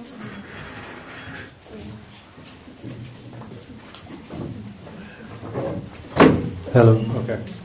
Hello. Thank you, Lata. I actually feel privileged to be here. Thank you very much. I write science fiction, and I will read to you from a story particularly related to the multiverse in the following way. I heard a scientist describing the multiverse many years ago, but in that time people didn't like to talk about it so much. It seemed a little bit embarrassing. It's gained in reputation to the point where an event like this is happening, and I guess it had a sort of wishy-washy reputation. But I think I have that reputation as well as a sort of pseudo-science fiction writer from the art world, etc. And this is... and anyway, so one thing I heard was that one of the great things about the multiverse is that it gave a new life to the idea of time travel, because the past suddenly became not the past of the stream we're in necessarily this moment, but a parallel universe itself that one might be able to access again in a way that physics had prohibited up to that point, at least theoretically, as I understood. So I've been working since that time on a sort of series of time travel stories that are loosely related to the idea that the past is a parallel and not necessarily a causal thing behind us. And in this tale, I'm going to read you from a story that was written as a choose-your-adventure kind of narrative. I don't know if you know that. It's where they're related to role-playing games, and you read a paragraph. They're usually written in the second person. This is not. But you can choose whether or not your character wants to open a door, for instance, or not. And then if you open the door, you turn to page 20. If you don't, etc. So I was always intrigued by this sort of narrative style. And obviously it's not really possible to read that to you because I don't want to flip through the pages all the time, and I can't accurately know, in fact, what page each section is. So I did it ahead of time, my own. I sort of carved out one possible stream from this text. But I think it's a bit awkward, would have been a bit awkward for me to read all of the instruction points, so you might not even notice when the jumps are happening. Sometimes you will, sometimes you won't. As a result, the text will have a sort of cut-up feel, where like in burrows, or where pieces of narrative suddenly appear within each other. So, but I think it should, with that introduction, you should be able to survive the next 30 minutes. It begins with something I actually stole from a real choose-your-adventure story, which is a random number generator, which always amused me because it seems so not random, because it's already printed, But the idea is the reader looks at it and you pick one of the numbers yourself from this table. And if it's 1, then you do something, etc. So I just thought I would show you that, because maybe that's some kind of image of the multiverse somehow. So the original story was called Blue Carrot, Earth of the Books. The one today, since it's a piece of that, we're calling Pink Toes, Earth of the Books. Some of the characters are actually, this was never published as far as I know. It was written for Australia last year, and I think it's taking a while for them to publish it. But some of these characters are now in print in the White Review from London. I have a short story in the new edition. And some of the characters, if you're interested, you can find more of them in that periodical. Earth of the Books refers to my personal belief that books are the most archival definer that we have of a timeline. Digital archives are just not reliable. They're too easily tampered. You can't trust the dating system, etc. So books... in the people in my stories who are traveling, they use books to know where they are in the multiversal streams, which books have been published in this earth of the books. Just can tell them where they are. A passage has been set in play. Until its loop's completion, the art of mangling the streams of the local multiverse, or what Command calls AE, available era pause, so that it gets you where you want to get to, That art of peculiar complexity comes at last down to a matter of a single switch between two forking paths. The paths will then continue to bifurcate for the traveler until the quest has ended. The traveler across times, Time Corp propaganda says, is more like a skier than a pilot. Transition is a matter of every moment. The traveler relies on intuitions improperly understood afterwards, when memory, by definition, decoheres.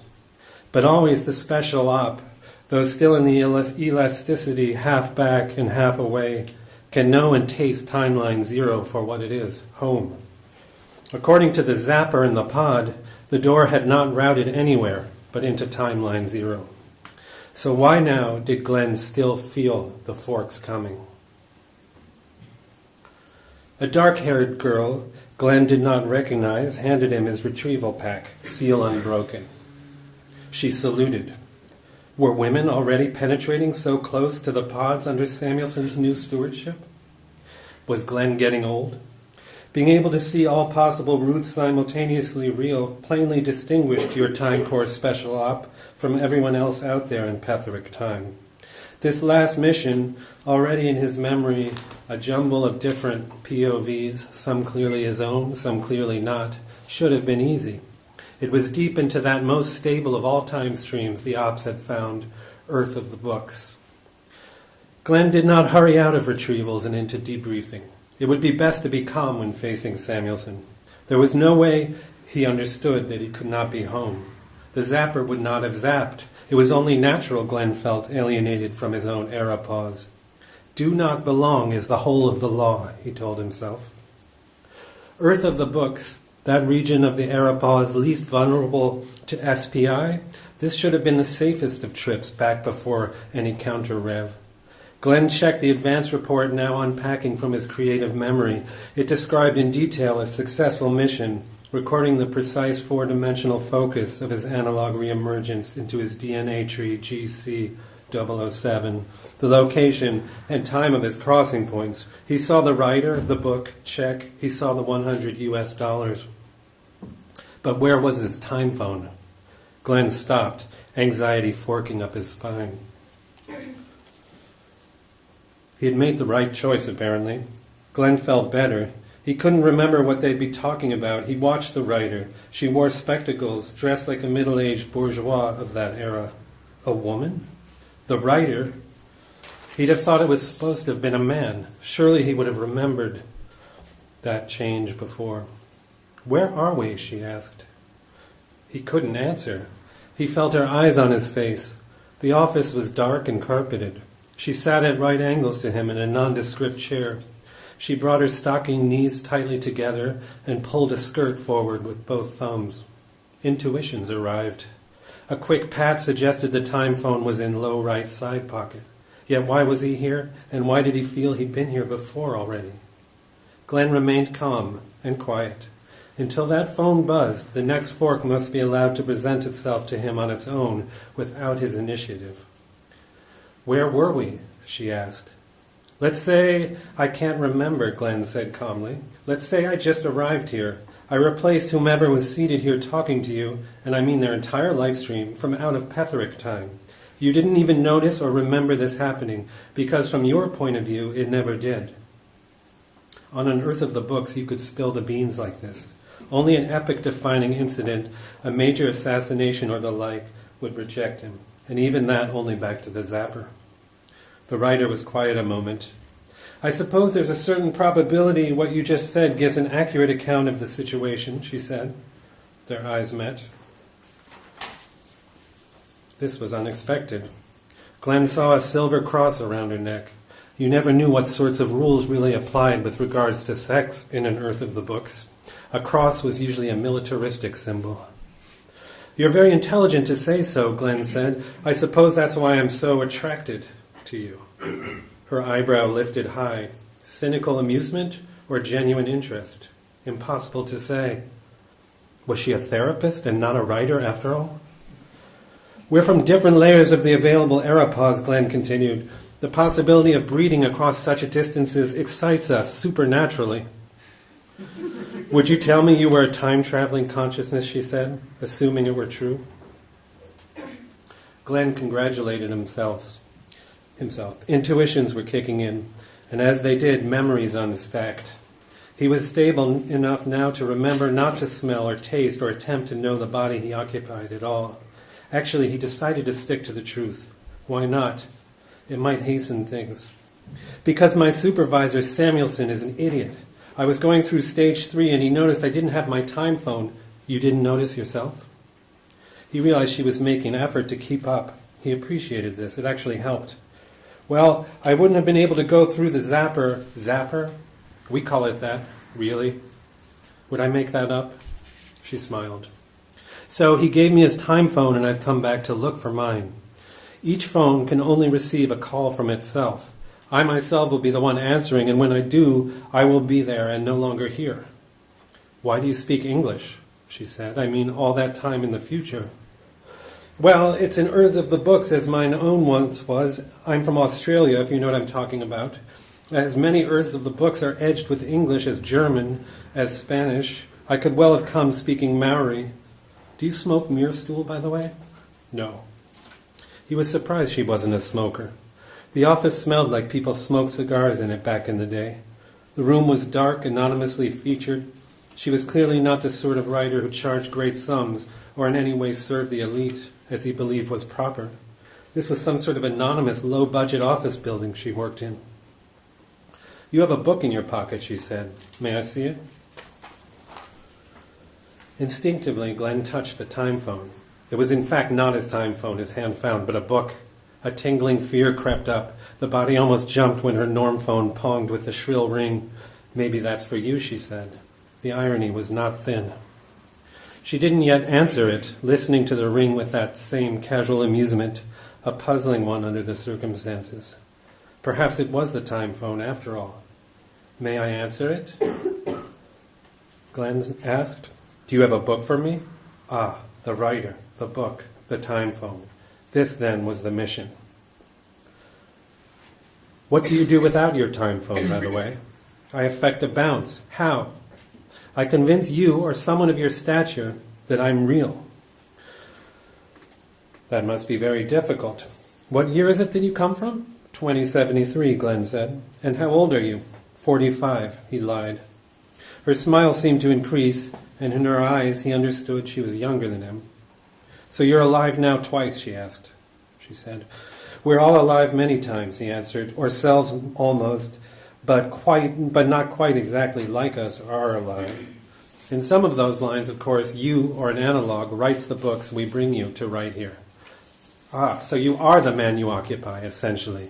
How do we know he's not just insane? You might be writing these books you people deliver for me yourself, even having them published. The last one was a doozy. You know what it was called? He felt the courage to look at her again. For me, self has little to do with body, Glenn said. He was colorblind against her stark eyes. I will never be like the others I occupy, and we are all one blur, one self against the storm. Time Corp propaganda seemed almost to penetrate her ironic veneer. It must be hard for you to talk to people in the past. You must think we're inferior to you. She was razor sharp, for despite the years of training against just this, Glenn felt a tinge of pride when he talked to anybody in this world. Correct, he said, waiting for a bounce. Everyone else is ignorant. Are you hungry? Would you like a... Yes, please. Royal Melbourne Hospital, at the time and place of Glenn's own birth, was not a happy zone. There were a few happy faces evident, but for the most part the way to obstetrics was solemn. Glenn stopped by a window and looked at a dozen newborn babies receiving special care. He let his eyes pass over each one. Each time he waited for the necessary jolt of a bounce home. It didn't come. Glenn was not an emotional person. He walked to the nurse's station as casually as he could. His very identity was exactly what came and went. It never stayed still, always on the way to somewhere else more important. I'm looking for a child named Glenn, he said. The nurse's eyes reached for his. There was no reason to think this moment would cause in him any special reaction. He'd been trained rigorously to identify and deflate the narcissism of the agent. But these eyes were now blue. He saw color. My dad says when he was a kid, white people called black people pink toes, and black people called white people pink toes. Billy stopped there, hoping pink toes might chip in concerning the issue of his name, which was under debate at Billy's family's table. But pink toes didn't say anything. He seemed occupied ever since he'd got here. Usually pink toes stayed with his half-sister, a computer programmer and hacker activist, who dyed her hair the color of a mango. Billy spoke to pink toes' father only once, an old gray-skinned man, more disheveled than pink toes himself, clutching a drink on the verge of cursing. He was like part of the old house already, and so the country too. "I'm a jail person, son," he said. "I like to read." His father occupied the first floors of a basement of a brownstone. Stacks of books were everywhere. Shelves were laughably laden. Stacks rose in more corners than could have possibly existed. He smelled books in bed, in the bathroom, and on the old porch full of holes. Even under the kitchen table huddled books, coated with thick layers of dust and cooking grime, stuck with newspaper clippings, notes, and various odds and ends. Today as they passed, Billy heard the click-clacking of a typewriter and the jamming bell. "Wait in my room, okay? I'll get some money and we can go to the bookstore." In Pink Toe's room there were stacks of dirty magazines from a long time ago. So far back you couldn't even see the hair between the naked lady's legs, and there was a lot of it. An old poster of Farrah Fawcett was tacked to the ceiling.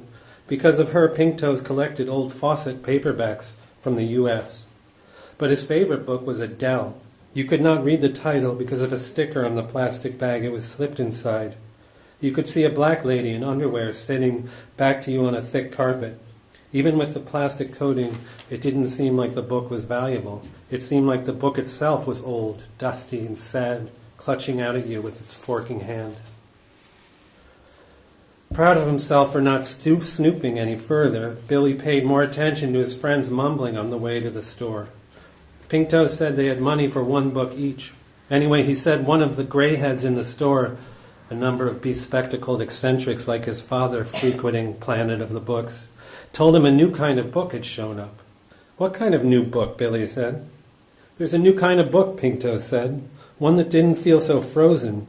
Frozen meaning there's one line even though it looks like it's moving along as you read it. In fact, it's dead and frozen." "Well, these new books," Pink Toes explained to Billy on the way to the store where they'd first met, "aren't frozen." "Except that's impossible," Billy said. "Are they written on water?" "No, they're printed," Pink Toes said. "They're based on role-playing games. They haven't yet gotten to where they're headed, but these books show the way. They're usually about you. They're made up of chunks of writing. At the end of every nugget, you're given some options, like open the door, go to page 11, or close the door, go to page 44, stuff like that. And then you follow one possible trail through the book each time you read. In real-life caverns and tigers, you don't have just 2 or 3 options." "True," said Pink Toes. "It's wide open." "Anyway, I said to the olders, still, even if it were 60,000 options, I guess life has more options always. That's what life is." "This ain't life," he said. "It's better. It's a hoax that works. Like sometimes there are these clear decisions," Pink Toes said, "but they're never really yours. You're just stuck like a barge on a river of time, trying to move around like a tug." "But that doesn't quite make sense," Billy said. "There's really no you then in life, because you could have done any of those other things you didn't and been in a different timeline, and then within 5 years all your molecules would be alien from one another anyway." "Exactly. What are you?" "Well, maybe that's really not you and never was," Pink Toes said. "Maybe in life you is a pretend me who is reading your body walking around." "Whoa," Billy said. "I know. But such a book offers one more you," Billy said. "Even if every word could fork to somewhere else, with this book you can always turn the page back and start again and see it all at once. You can always cheat." "I know," Pink Toes said. The older said, "Anyway, that's just the same thing as a novel to begin with. Come on." It was not a time phone he found, after all, but a book. Glenn stood beneath a tall spotlight illuminating the loneliness of space, fixed like a child actor on a stage. Strange vistas glittered from portals all around, silver, red, and most of all blue color fields stretching horizontally into the impossible horizons. Like green screen dreams, map screen mazes, the ground was a long and glistening cover. There was a triangular cut on the bottom right corner, far in the southeast. Otherwise, the situation was mint. As he began to read, text fields broke not horizontally but vertically. New branches opened up into backstories and interiors in dozens of pseudo-spaces, piling into illusions of depth. Words clarified nothing. Nothing widened into space. Out of this widening, this diamond-shaped hole of the inner vast distances of this subatomic world, there now approached a jagged, living, anti-orange thing. The proboscis of a carrot, root hair not quite shaved, bounced into view. An idea dawned with sudden brilliance. Planet of the Books is always open. Welcome, reader, to Planet of the Books. Paperbacks, hardbacks, magazines bought and sold. Open all day, every day. No exceptions. Children under 16 must be accompanied by an adult. Be young man entrusted with your abbey's gold. Be alone passing through the woods. How stupid can you get.com. Darkness gathers ominously in old trees. Take a turn. Find your way is blocked by a score of mounted knights. Please God, please God, please God. Helmeted leader approaches on a cocky horse. Ragged tunic of green imbued with 3 diamonds and an axe. Trireme copper-colored silver fish. Underneath, dirty mail glistens like fire in the falling sun. A mechanical head emits a voice. You wear the white and black, boy. You ride to the abbey on the Rhine? I am a brother of... There's a toll tax on this road, villain. Your baggage, all of it, will suffice. But these bags belong to my holy church. Shut thy foul in a lying mouth, false cleric. Debased vulgar. Do you think that Gabriel de Q, the knight here, drew his sword and crossbows cranked all around, honors lies concocted by the sloth of Avignon? Sometime later, Brother Malcolm understood the knight had gone and stolen the abbey's gold. It was his donkey the crossbows had slain. Brother Malcolm staggered along the single road all alone in the darkness. He had lost the abbey's gold, failed the mission entrusted him, and betrayed the good brothers who had raised him from a child. He kept his head down from the stars he had once loved to observe. He walked until the sun came up, not noting what people or places he passed. The sun arced high against the sky. Still he walked. He passed through village and hamlet, through forest and grove, until eventually the sun fell again. As the road rose along a jagged crest of newly barren hills, the moon came up, and night rose pitch and cloudless. The heavens opened like a blanket of ebon velvet inlaid with diamond fires. For the first time since leaving his abbey, the young man didn't have to look up to behold the nighttime sky. Immediately his burdens lightened. Stars glittered above the precious earth, as if they were the crystal tears of Our Lady, spilled in pity for poor Malcolm. Tears of his own fell to the ground. When the moon had set, Malcolm dropped to his knees and offered prayers to that white lady who holds the fallen to her immaculate breast until her very skin is stained black by their sins. Upon a hill silhouetted by the sky, as if upon great Golgotha itself, there rose the form of a strangely bent cross, and the black form against it of a robed man, one hand raising along its beam. But certes, it was a woman and not a man, a real living woman engaged upon some strange work in the night. For drawn to her he was, and when he came the cross had changed its angles peculiarly, and she was crouching now before him, aiming the longer piece at the sky. A female stargazer. Brother Malcolm approached. He was still unseen. He saw that the long red-haired female, cloaked, gentle-featured, was peering along the stick at a heavenly body, the North Star, in fact. But at the sound of his steps, she dropped the apparatus and fell back into the darkness. Who goes there? Malcolm outstretched his hands. A poor soul, a humble sinner, stranger, but once a student like you of the stars and the spheres upon which they turn. She emerged younger than he'd taken her at first to be. After kneeling to light a candle by the small camp table, she took up the apparatus once more. A note of humor lifted her expressive face. A learned boy, are you? She spoke perfect Latin. "I have not been to university. Can you read and write?" "I can." "What do you know of the stars?" Malcolm pointed to a little light low on the horizon. "There flies Mercury," he said, "fleetest of the planets, motion of whose epicycle has yet to be fixed by the scholars. I hope to contribute to its study." "Epicycle? An astrologer? Remind me not to entrust you with my fortune. Mercury would have been there not so long ago, but it is not now." "Well, what is it?"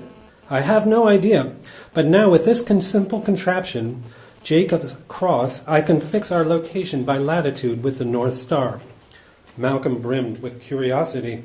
"But are you lost? Why fix your position? Why not stay to the highway? It is not far from here and runs from Magdeburg to the Rhine." The stranger squinted along the longer axis of the cross she now aimed. The imaginary line pointed to Polaris and was straighter than any Malcolm had ever seen or not seen.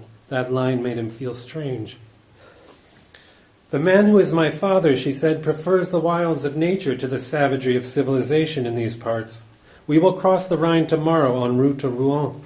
The man who is my father will deliver a number of books, Arabian and Greek books, to a learned man in that town." The stranger lowered one end of the stick gently to the ground.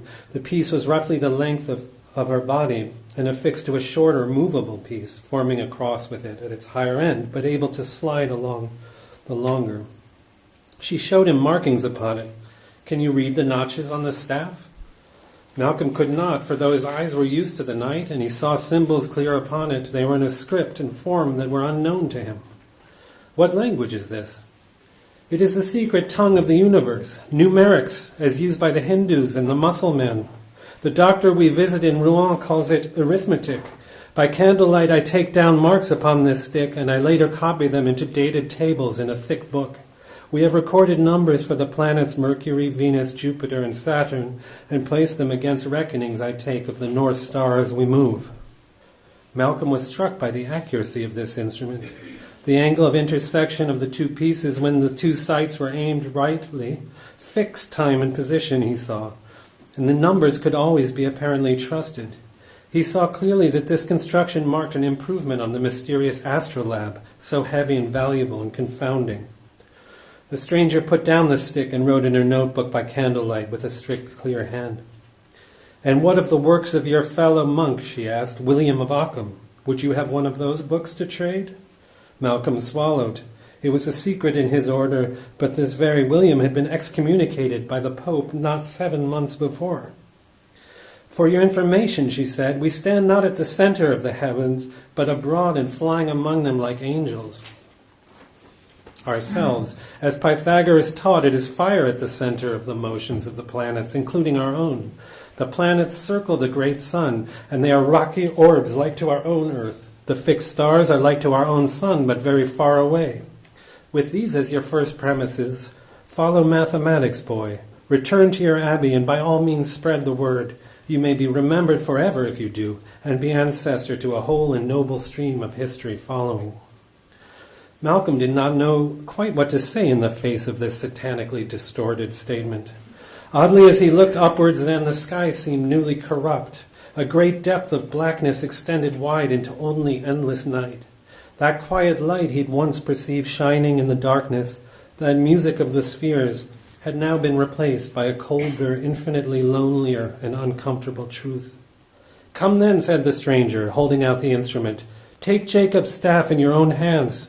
She held it out, and as he did on her breast, he saw the felt sign, the blue carrot. Glenn awoke on the mornings of Vespers, safe in his abbey's infirmary. How he'd gotten here he could not remember. The abbot himself was waiting to speak with him.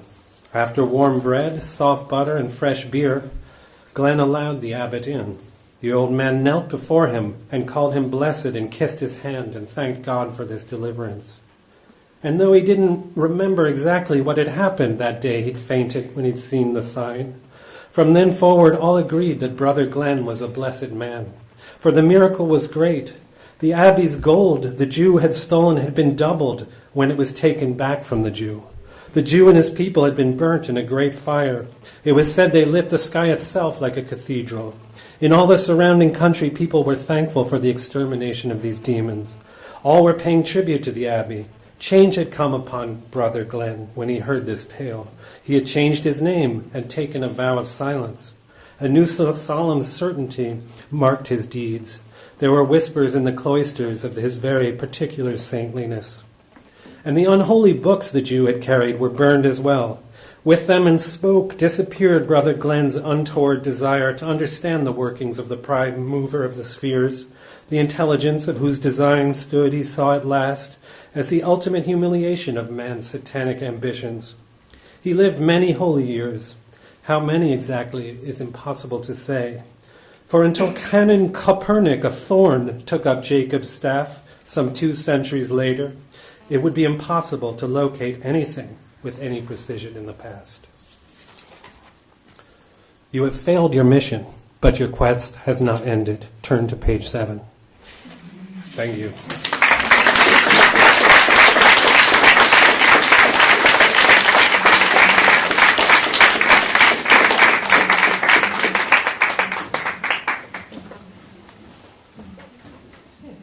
Well, thank you to you, Mark. And this will be followed by a really exciting presentation by Anne-Christine Davis, The Accelerating Universe, the evolution of the universe from the earliest time to the present. We are very privileged that Anne-Christine Davis, who is a professor of theoretical physics and cosmology, is here with us today to talk from a more scientific point of view on the multiverse. So I will let you come up here, Anne-Christine. Thank you. Well, thank you for inviting me. It's quite an honour to be here. I hope what I have to say is going to be intelligible. If it isn't, please let me know. So, our universe. We live on a planet. We live in a universe about 13.7, 13.8 billion years old. We're on a planet in the solar system, which is about 4.5 billion years old. And our laws of physics are such that the universe existed long enough, our planet lived long enough for life to form and survive. It didn't have to be that way. The laws of physics could have been such that the universe started in a big bang, expanded a bit, collapsed in the big crunch before anything happened. We could have been in a planet that is too close to the sun, and we would have burnt, or too far away from the sun, it would have been too cold, and life would never form. But we happen to be somewhere in this universe where life exists. Now, this isn't so far-fetched, because if you consider, say, this little mountain range, we can happily live around here. You can see there's some prayer flags there. This picture was taken at an altitude of about 4,500 metres. It's kind of cold, but it's not too cold that a human being can't exist. But we could have been somewhere else. For example, is there a pointer? There isn't, is there? If you can see, right at the very top, there's a mountain with very little snow on it. There's a peak, and just below the peak, there's a valley. We could have been in that valley. I could have been parachuted into that valley instead. And if I had been, I wouldn't have been able to last very long, because that mountain there is Everest. That little valley is called the South Col, and that's just under 8,000 metres high. It's in the so-called death zone. So take this mountain range, we're in this rather benign valley down here, or I was. We could have been in any of these other valleys, and you'd have to get out very fast, or else you wouldn't survive. It's a bit like us in our universe. We're somewhere on a nice planet in a fairly benign conditions. But this multiverse that this theme is all about says that the laws of physics are such that the constants of nature give rise to life in the universe. Now, the multiverse originally came from a theory called string theory.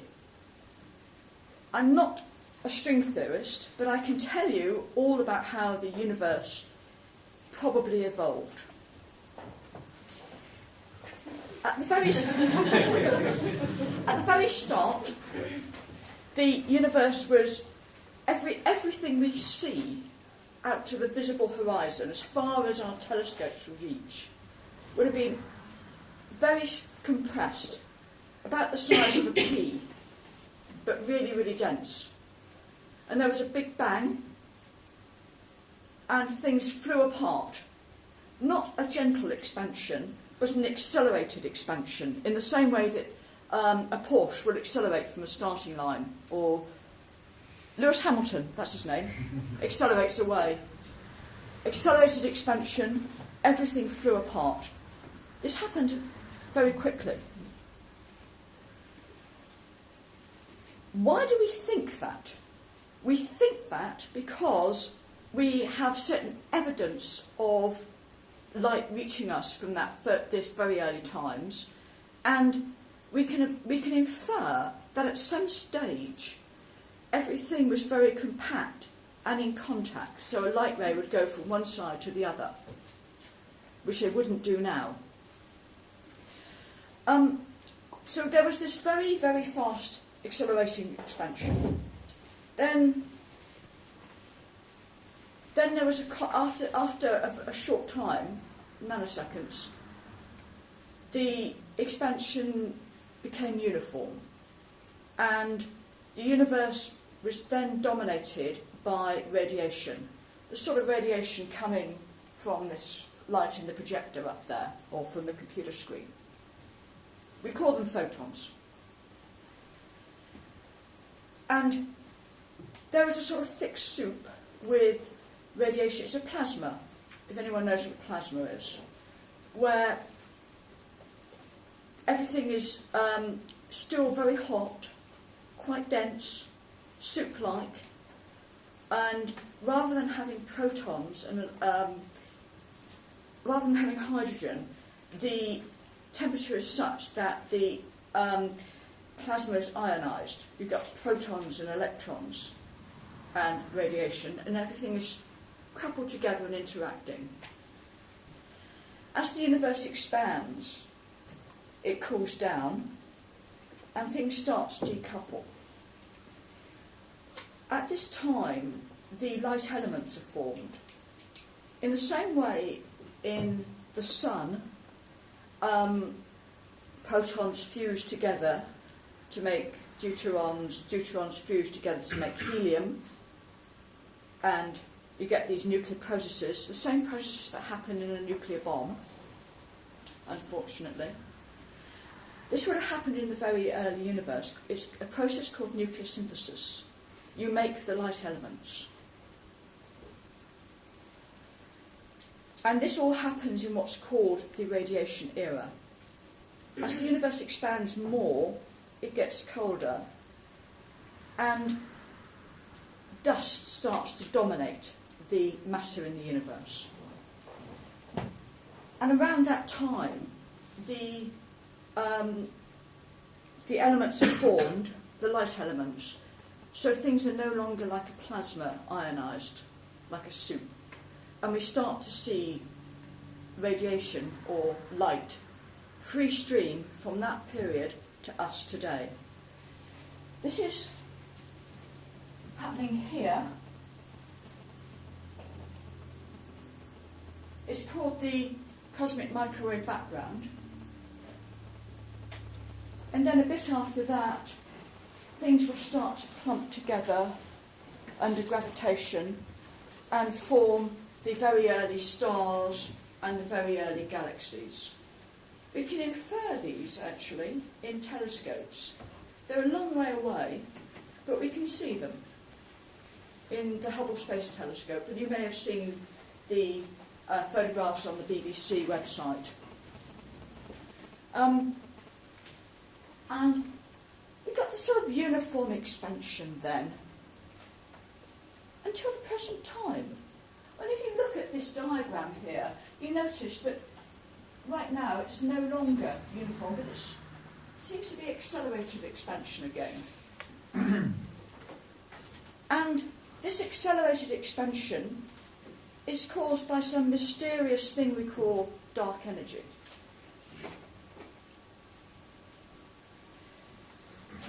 So here, on this diagram, we've got everything very close together at the far end. Then you can see these structures very close together, less close together, fairly far apart here, and so it goes on. And of course here this curve is starting to curve down when we reach the present time. How do we know this? Well, this is the Planck satellite. It's one of a number of satellites. It's the most accurate satellite that's been looking at the light all the way back from the microwave background. And it's producing results today.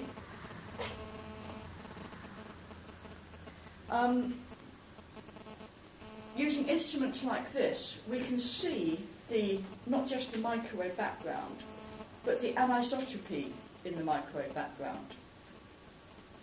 So the temperature of the microwave background is not quite uniform.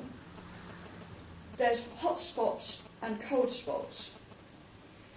The differences of the order of 1 part in 100,000. So here, this is a map of that the satellite observes,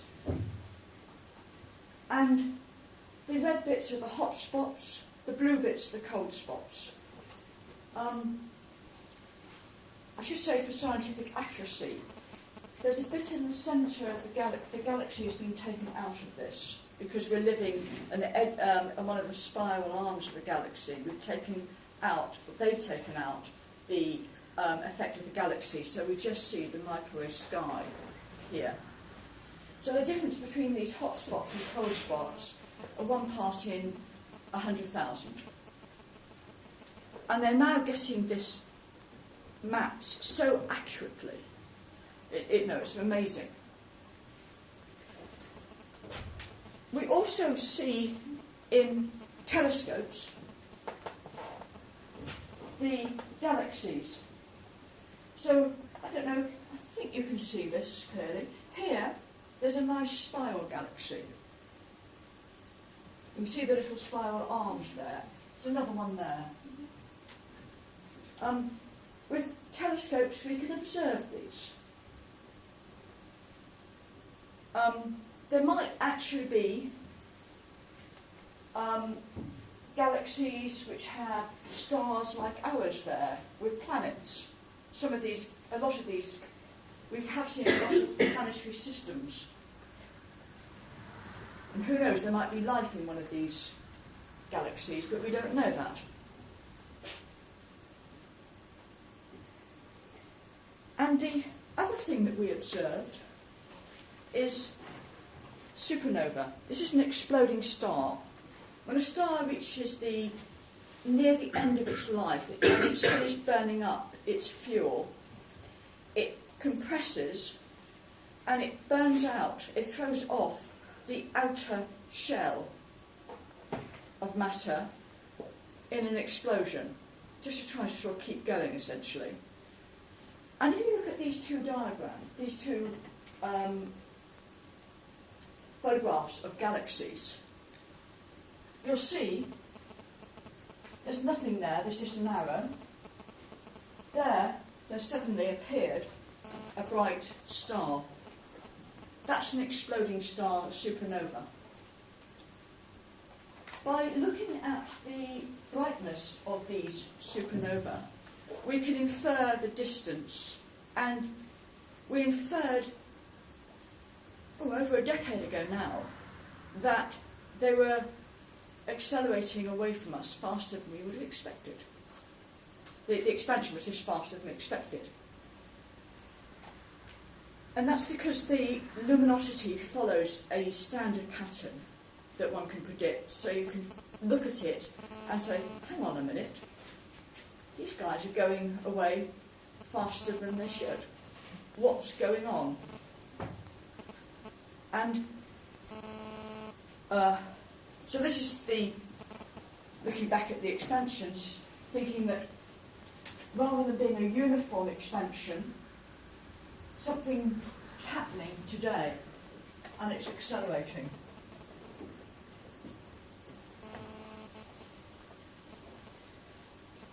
Well, why?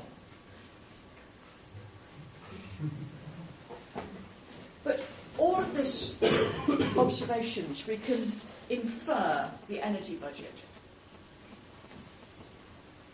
The matter that you and I are made of, and light, just makes up only around 5% of the energy density of the universe. There's this dark matter that they may or may not find in the LHC at CERN. This we infer from looking at the way galaxies move around each other. We can tell that their gravitational attraction is stronger than the matter we would infer from then the visible light. And we've had these observations of dark matter for a very long time, of the existence of some mysterious matter that's not luminous. What dark matter means is that it's something that does not interact with ordinary light. It's not particularly mysterious from a physics point of view. It's just that it means you can't observe it with ordinary light. And that's all it means. And now we can infer that the rest of it, around 70%, it's actually currently 68%, is this dark energy that's responsible for the acceleration of the universe today. I guess that sounds kind of mysterious, but let's look at it this way. Here we have 4 athletes. They're all runners. Sally-Ann Fraser-Pryce, she won the Olympic gold medal for the 100 metres. Christine Ahurugu won the Olympic gold for 400 metres. Kelly Holmes is also a gold medalist, but not at the last Olympics, a previous one, and she speciality is 800 metres and 1500 metres. And the region's very own Paula Radcliffe, her speciality is the marathon. Just imagine all of these athletes lining up to start the Cambridge Half Marathon in a couple of weeks' time. The gun goes, what happens? Sally-Ann Fraser-Pryce accelerates off the starting block, way out ahead. This is the period of inflation. But after a while, after, a couple of 100 metres, what happens? Christine will overtake. And then she'll lead the way for the next 400 metres. That's this radiation-dominated universe, shortly after the inflation. And then Kelly takes over, and Kelly will dominate for quite a long time. always there, always running at a constant pace, is Paula. She's always there. It's not that she's appeared at the finish line, but eventually Kelly can't run half marathon at that speed. Paula just goes past at the same speed, her head going up and down as it always does. And at the finish line, it won't be Shelley Ann, it won't be Christine, it won't be Kelly, it'll be Paula who gets to the finish line before those. This is what's happening, that this dark energy has always been there, in the background. It's just going at a steady rate as the universe evolves, and today it's dominating. It might not dominate, it didn't dominate in the distant past, it might not dominate in the distant future, but today it seems to be dominating. So let's go back to my evolution of the universe. So here we get the very early times, period of inflation, that's Shelley Ann.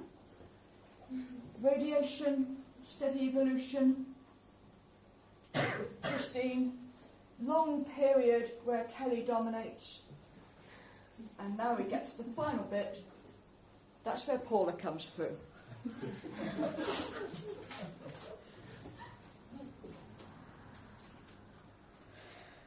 So what is this? Well, this dark energy, it could be what's called a cosmological constant, adding a constant term into Einstein equations. Einstein added this term actually himself and then decided it was a mistake. He called it his biggest mistake. It could be that. And if it is that, then the size is completely mysterious. It's a value that's so much smaller than any natural unit we know.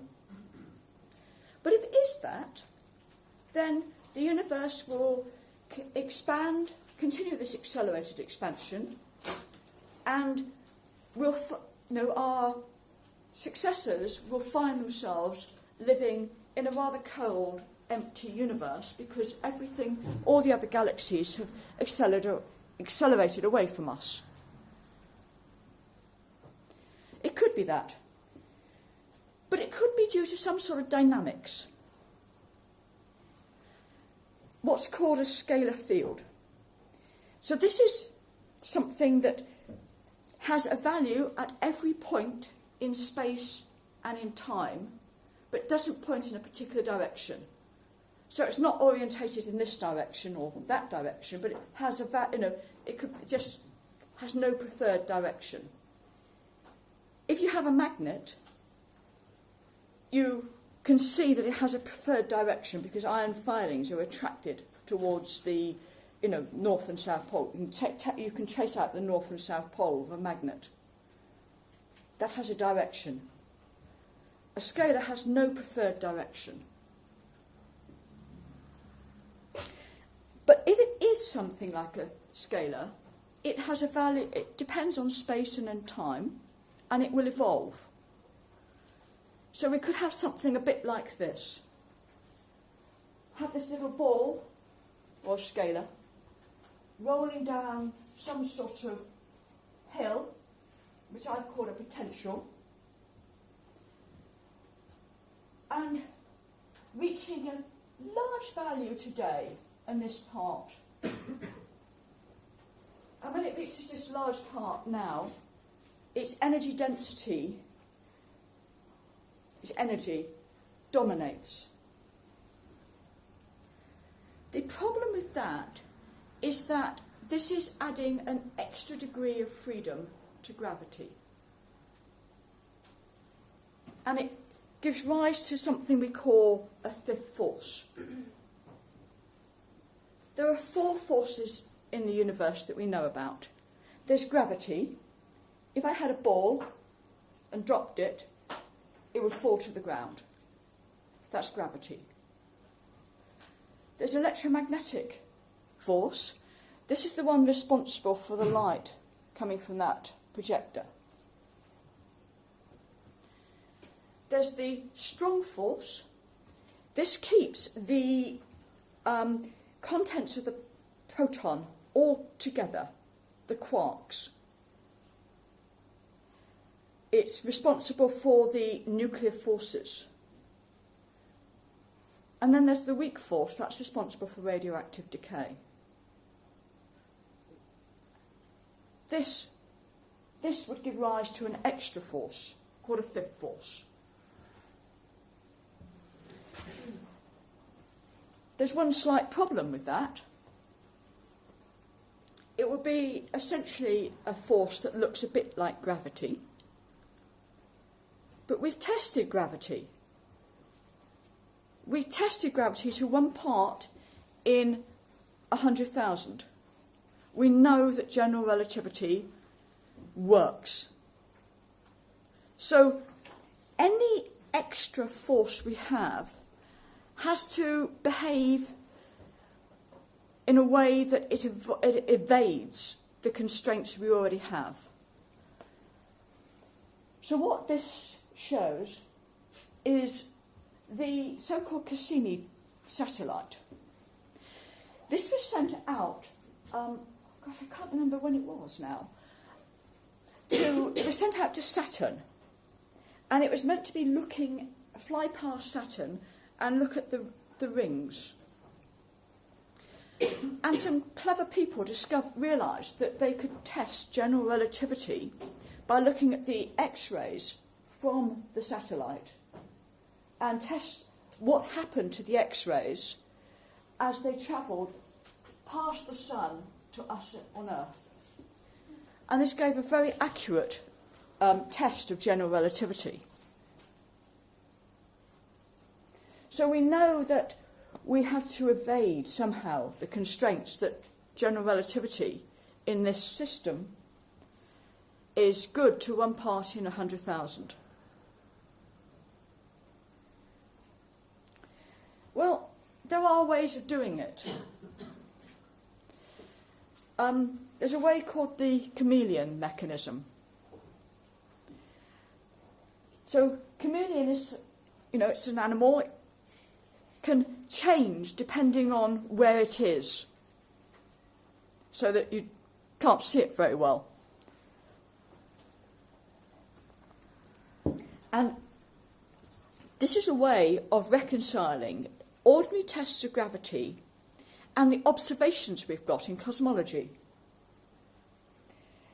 The chameleon can be massive in the laboratory, in the solar system, but nearly massless cosmologically. That is to say, it can be light cosmologically and really heavy here, relatively heavy, that is. Now, why is that important?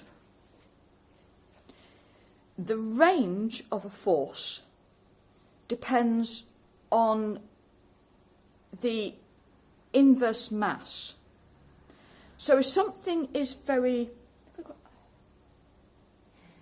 Yeah, okay. This one will do. So I can throw a tennis ball much further than I can throw a medicine ball. The range of the tennis ball is much further than the range of the medicine ball. The medicine ball's weighing 10 kilos. I don't know how much a tennis ball weighs, but it's not very much. And what happens in the theory is that depending on where we are, depending on the density, the chameleon properties are different. So if we're in a in a relatively dense environment, like on Earth or in the solar system, then the chameleon would look a bit like this, and it would have a fairly heavy mass, and cosmologically it would look more like this potential, and its mass will be lighter. So it's a bit like trying to, you throw a tennis ball in the Earth, on the atmosphere, goes quite some way. Let me try to throw a tennis ball in mud or treacle. It would acquire all sorts of treacle around it and mud around it, and it's not a very good environment to throw anything. You couldn't throw it very far. I wouldn't like to do the experiment because I'd have to be there too, but so the tennis ball depends, how far I can throw a tennis ball depends on what sort of environment I'm throwing it in, whether I'm throwing it in this room or throwing it in some laboratory that's full of mud. I don't know if that's clear-ish. So this theory is such that the properties depend on the environment. I don't think. And the force depends that this particle, this extra thing gives, depends on the environment. And it actually depends not on the... it depends on actually a small region around the scalar field, the thing, the object. So we can go back to our drawing board and say, this is the environment we're testing gravity in. I've got this extra thing. What effect is it going to have? So the environmental mass, well, it will hide the effect. There'll be no effect on the Galileo's test of gravity. Do you all know about that? Galileo dropped different balls from the Leaning Tower of Pisa, and he observed that they fell at the same rate.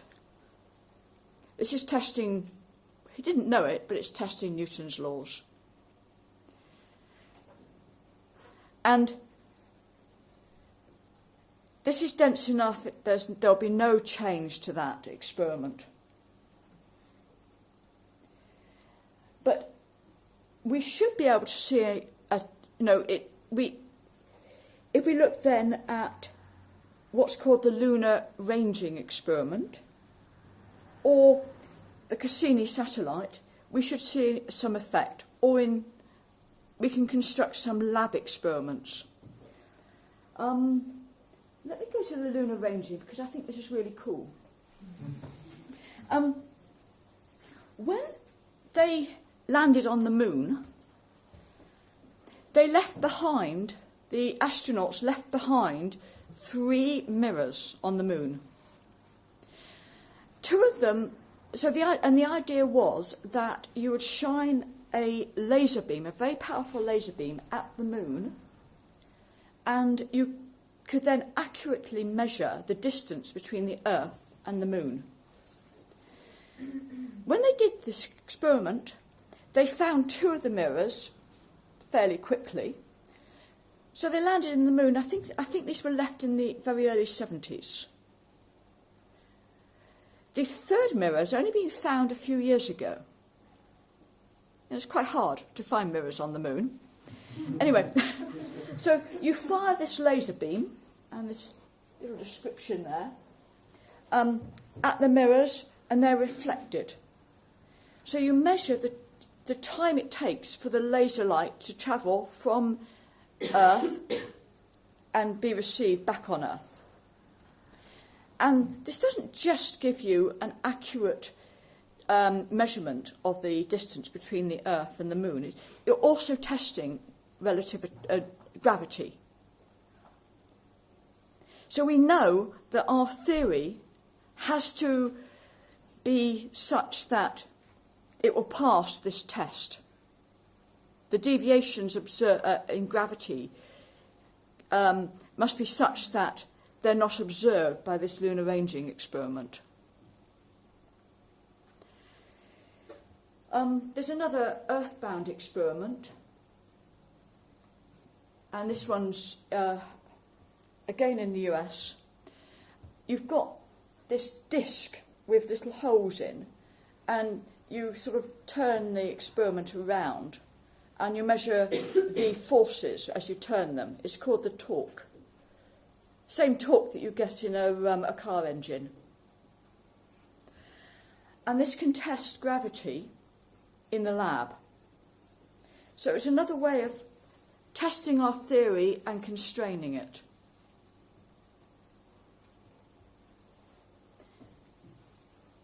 And this is my experiment. If we take two non-conducting plates, so some metal plates, let's say in vacuum,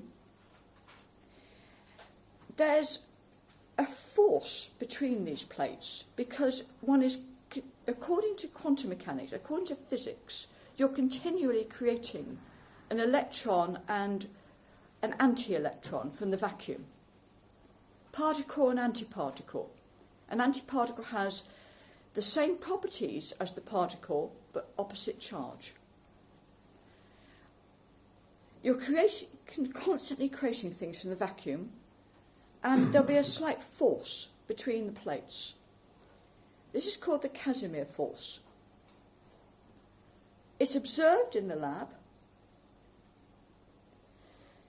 Now, if we have an extra force, a fifth force, it also exerts a force between two plates. And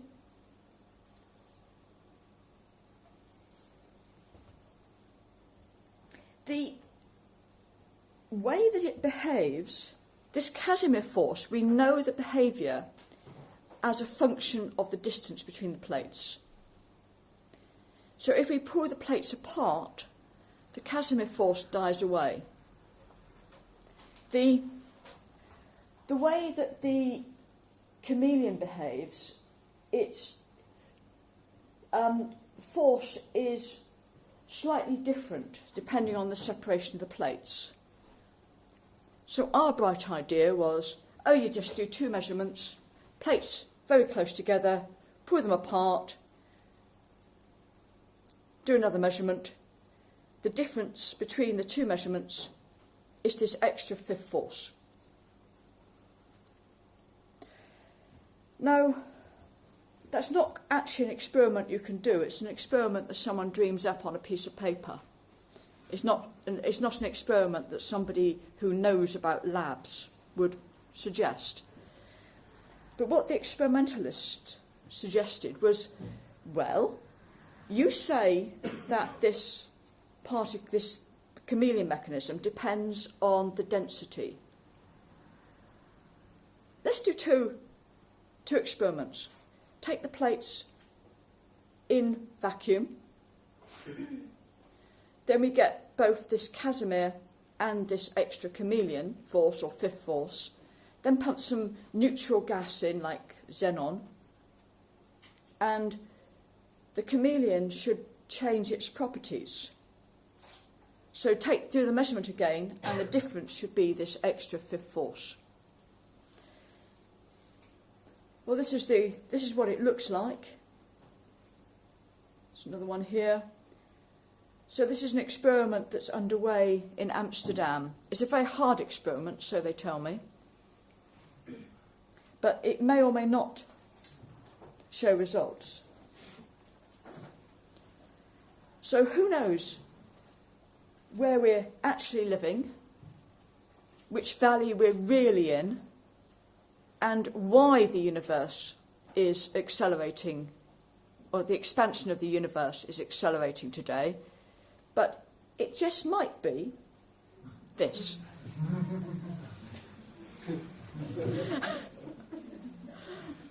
Okay. Thank you.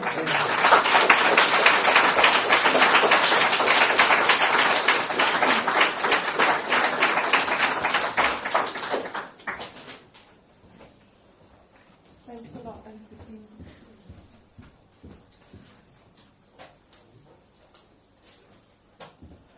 Just turn on the light. Yes. So now we have 15 minutes for questions. You can also save it for later in the roundtable discussion. It's quite a lot to take in for us who are not familiar with political I'm afraid so. I don't know if it's the right question to ask, but what does the universe expand into?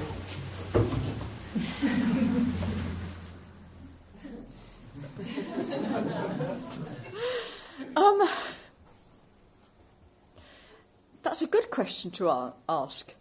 I mean, it's just all we know about the universe. It doesn't expand into anything. It's just expanding. So it would be,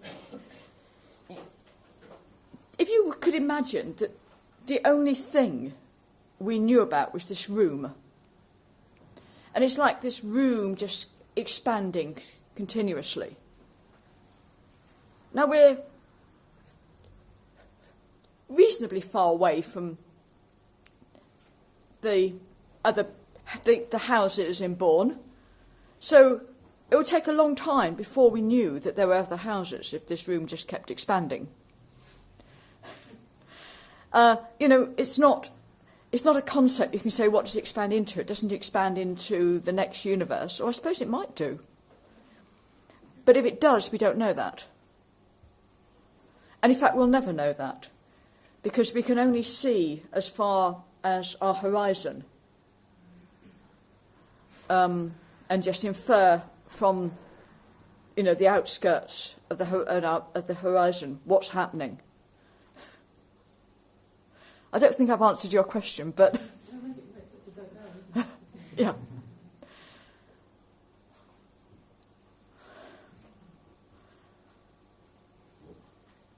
Can you talk a little bit about the singularity that was the beginning, and perhaps will be the end of this expansion again, if you think that we will have to contract? Because you sort of mentioned that at the beginning. Yes. And I know it's quite an important part. I have to say something about the idea of the singularity and the containment of our entire horizon, which you just said it contained. Well, okay, so whether there's a singularity in the future depends on a very fine balance between how much matter there actually is in the universe. And if there's more than a critical amount, the universe expands to a maximum distance and then will collapse in on itself and end in a big crunch or singularity. And if there's not enough, then it will just continue expanding. The current observations are such that it looks like we can just continually expand, but that's still in the balance. So I'm not sure there's going to be a big crunch. But there could be. There could have been. If you look at the equations governing the expansion of the universe, it could just expand out and then collapse into a big singularity. Now, if you look at the mathematics, then you can see that there are solutions of Einstein equations with a singularity, which I think is what you're... Yeah. But what happens... let's go back.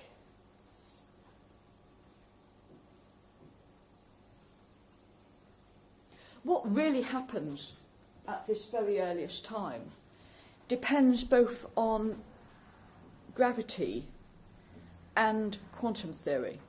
So we're dealing with something now that where the size or the inferred size of the universe is small and everything is very close together. Now, when things are very small, we're in the realms of quantum physics. We understand quantum mechanics, and this is the theory that governs the behaviour of protons, of electrons, the hydrogen atom, atomic and nuclear physics. We understand gravity, but what we don't understand is how quantum physics and gravity link together. So an attempt to do this is in string theory. This does contain quantum mechanics, it does contain gravity. The only thing is that string theory is only consistent in 10 space-time dimensions. There are 3 space dimensions in this room: up, that way, that way. Then there's time, so that's 4 space-time dimensions. What do you do with the other 6? The other 6 dimensions are space, and what you say is that they are wrapped around very tightly. So there's radius is really, really small. It's a bit like looking at a telegraph pole wires. From a distance, you just see something long and thin. It has no radius. As you get up close, you see that it's got a small radius. In string theory, these extra dimensions are curled up, and they're very, very small, much smaller than these large dimensions of this room. Now, what happens to the Big Bang there? I think it's something that we still don't really understand. But that's the only theory at the moment that can incorporate both quantum theory and gravity in a consistent way. And that's actually where the theory, where the physics of the multiverse, where the multiverse came from in the first place. It's because you take these extra 6 dimensions and you make them small, and depends on how you make them small, you can get different laws of physics. Which universe do we live in? Well, we live in the universe where the laws of physics are such that we exist. We live on that mountain range, the valley in the mountain range that's relatively benign, not the one where life couldn't survive. So I don't think I've answered your question either. That's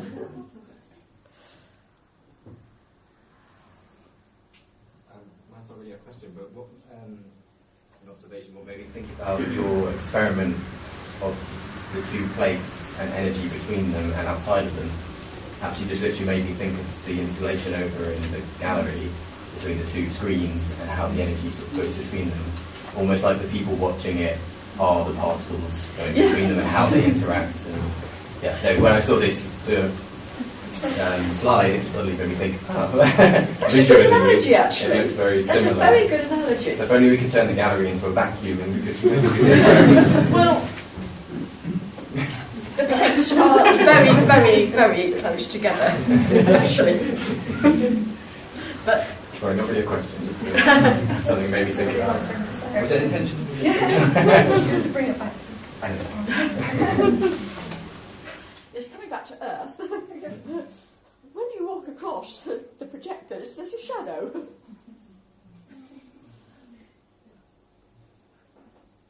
Just another analogy, in fact, on to get your head around deep time and the 4.5 billion years that the planet's age is.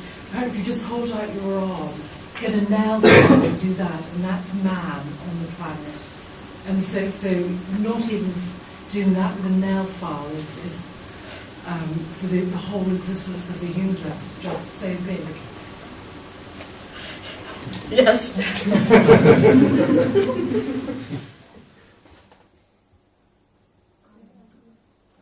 I guess maybe it's too generic or too big question, but with an idea like the chameleon, I wonder if you have a sense of how your thinking theoretically is influenced by a metaphor like that. I mean, what comes first, if you see what I mean, or how does that work? Oh, well, I'm not sure I've understood your question. I mean, this is an extra ingredient to a theory that you put in. And it's there. It's always there. It's just that when we analyse the theory now, we can work out its properties. But if I were to run the theory all the way back to the radiation era, the chameleon would still be there, but it wouldn't be important.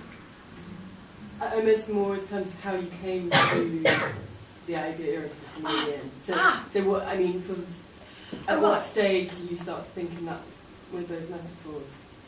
And are they influenced, I mean, how much are you being influenced by? People started like to think about an addition, fifth forces. But at one stage, you just thought, well, you just add something else in, and then you forget that it would also couple to gravity, couple to everything else.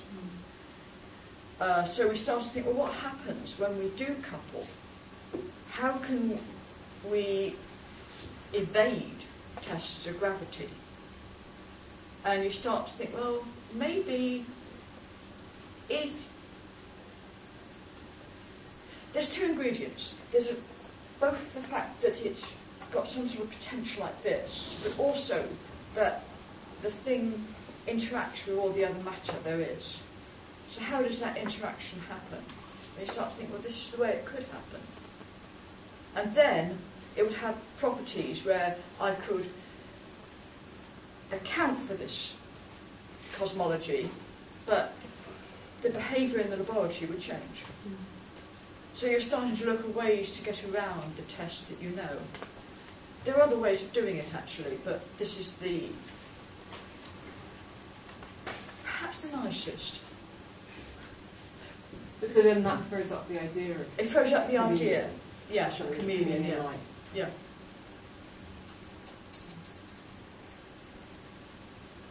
Going back to the runners. Yes. I did like how you use metaphors. So the one who's doing the marathon, comparing that with the dark energy, that kind of steady energy, which was just quite strong, steady going. Yeah. So always there in the background. Always there in the background, yeah. And then later on, it becomes the most important bit. That's also something you kind of believe in, that's kind of what's happening in terms of observing the dark energy, that's how it's developing. It's the thing that's most appealing, because if I just had to have a constant, then I can't explain the value of that constant. And you could say, well, that's the way it is. Why do you want to explain it? But it just doesn't make sense. Whereas this is something that is dynamical, so it dominates today, but it might not dominate in the far future.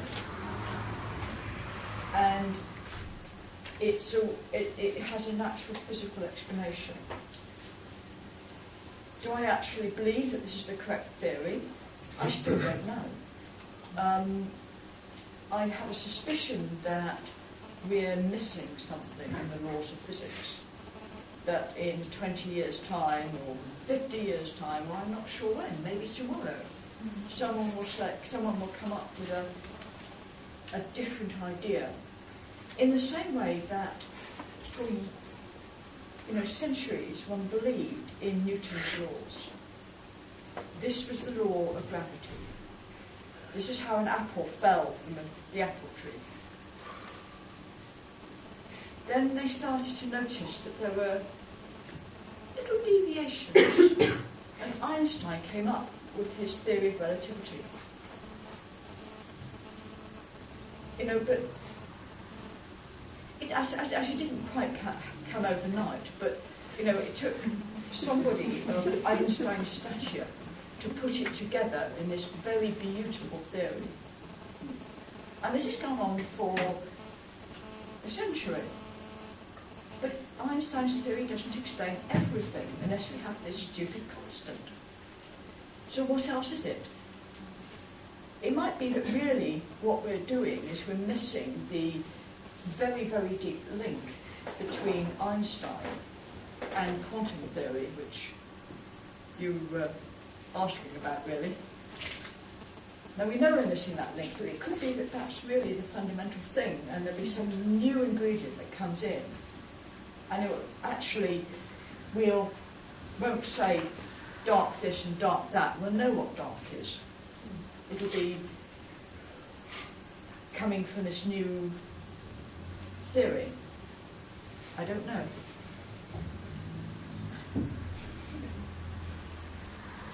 Thanks a lot, and Christine. I'm sure, more questions. If you're thinking about more questions, you can take it to the roundtable discussion. Yeah. Yeah. And now we're going to see another film of Maya Baron, The Very Eye of the Night. And after that, we'll have a break.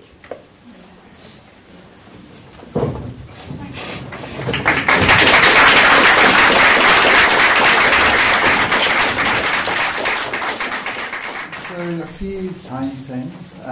This is basically kind of a storyboard. So sometimes when I'm structuring episodes in this novel, I do Google image searches and kind of patch together a storyboard. So this is kind of a way of you not looking at me. No? What can I tell you about this? We try and keep this sort of extra information I give you very, very short.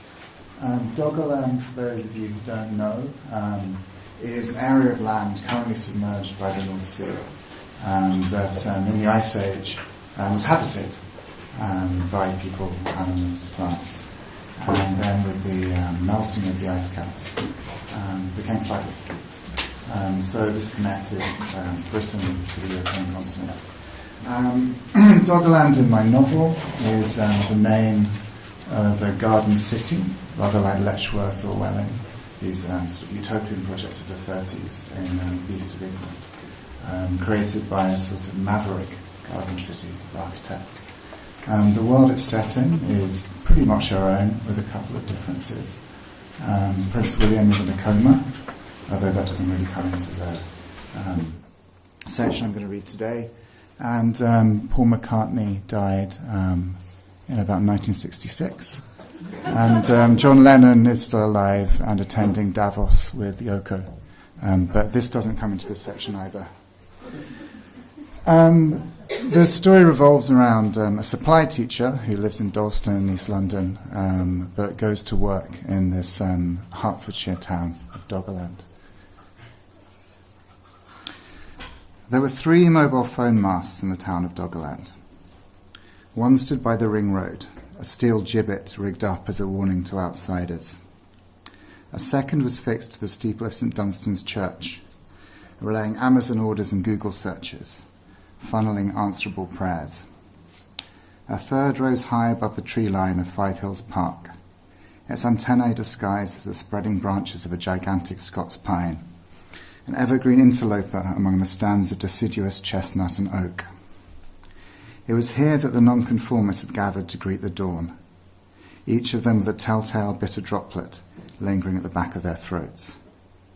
Last night was a school night, and today was a school day, but the coming hours were infinitely expendable. The only thing on their timetables was John's general studies class. Nonconformist A was holding Nonconformist D's hand, had been holding it, in fact, for what felt like forever. And as they looked up at the mast, at the first fingers of light edging through its spiny metal fronds, she told him she had an idea. Raise the tip of your tongue to the roof of your mouth. My mouth? Your mouth. Your soft palate. Jam your tongue right up there, like you're trying to burrow up into your brain. Got it? Nonconformist D made a sound, nodded. Her hand felt so very good in his. Now keep it there. Keep your tongue there and tell me a story. Although he usually slept soundly, John had woken that morning from a night of fitful dreams. In one, the badger had floated high above the Forest Academy, clad in bishop's robes and holding an architect's model of the new wing in her hands, as though she were a carving of a patron saint who had prized herself from the stonework of a cathedral, and had taken to the skies, the better to monitor the faithful as they went about their days. In another, John coloured to think of it. She had appeared in the lobby of Annabelle's development, naked and on all fours, an electronic cigarette poking from the puckered aperture of her anus, its blue coal blinking on and off as she sucked great plumes of nicotine vapour deep into her bowels. In a third, he had interrupted her in her office, where she was feeding Mouse mouthful after mouthful of pink Turkish delight. As Mouse turned towards him, John had become aware in his dreamer's way that it wasn't actually Turkish delight at all, but some awful mash of meat and milk and earth. To help him grow, the badger had purred, stroking her white stripe with her caked and sticky fingers. John had boarded his train at King's Cross with these words still trilling through his head. 20 minutes into its journey, the 6:53 to Letchworth came to a slow, soft stop. Looking up from his paperback, Paulo Coelho's The Alchemist, pressed on him one afternoon break by a Reverend Mike Bavister, John saw not the expected platform, but a brown and wintry field, its flatness relieved here and there by low cuboid stacks of what he supposed must be hay bales, shrink-wrapped in black plastic to protect them from the frost. At the field's far end, somebody had arranged a large number of the bales into a stepped pyramid, an obsidian ziggurat awaiting a sacrifice, its breakfast draught of blood. Beyond this lay a great grey hangar, a grain silo or slaughterhouse or food canning facility. The new day's sun rose unsteadily in the sky, weak but determined, not yet an hour old. "This is your train manager," said the train manager over the echoey tannoy. "There appears to be a fallen tree on the line a little way ahead of us. I'm told that all our clearance teams are occupied at this time, so I'm afraid that this train will be returning to the previous station just as soon as we get the green light from the control room. I apologise for this unexpected delay to yourselves. Please sit tight and I'll be back with an update presently." John tried to remember if there had been a storm warning on the news last night. He rarely paid much attention to the weather forecast. Whatever obscure force was ultimately responsible for meteorological conditions in London or Doggerland. The flutter of butterfly wings above distant Tokyo, the flaring or guttering of Barnard's star, it was not open to petition. Sunshine would arrive, or fog, or sleet, inevitable and indifferent. At least in Britain's southeasterly quadrant, the weather's effects were wholly manageable. John had a winter coat, which he could put on or take off, and a largely rainproof room in the flat share. There would always be Peruvian snow peas in the Dalston Tesco Express.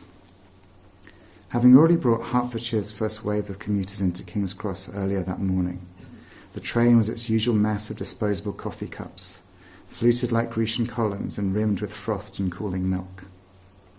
On the table across from John, arranged into a modest still life, the brown heel of an almond croissant nudged up against a napkin and an empty can of Red Bull.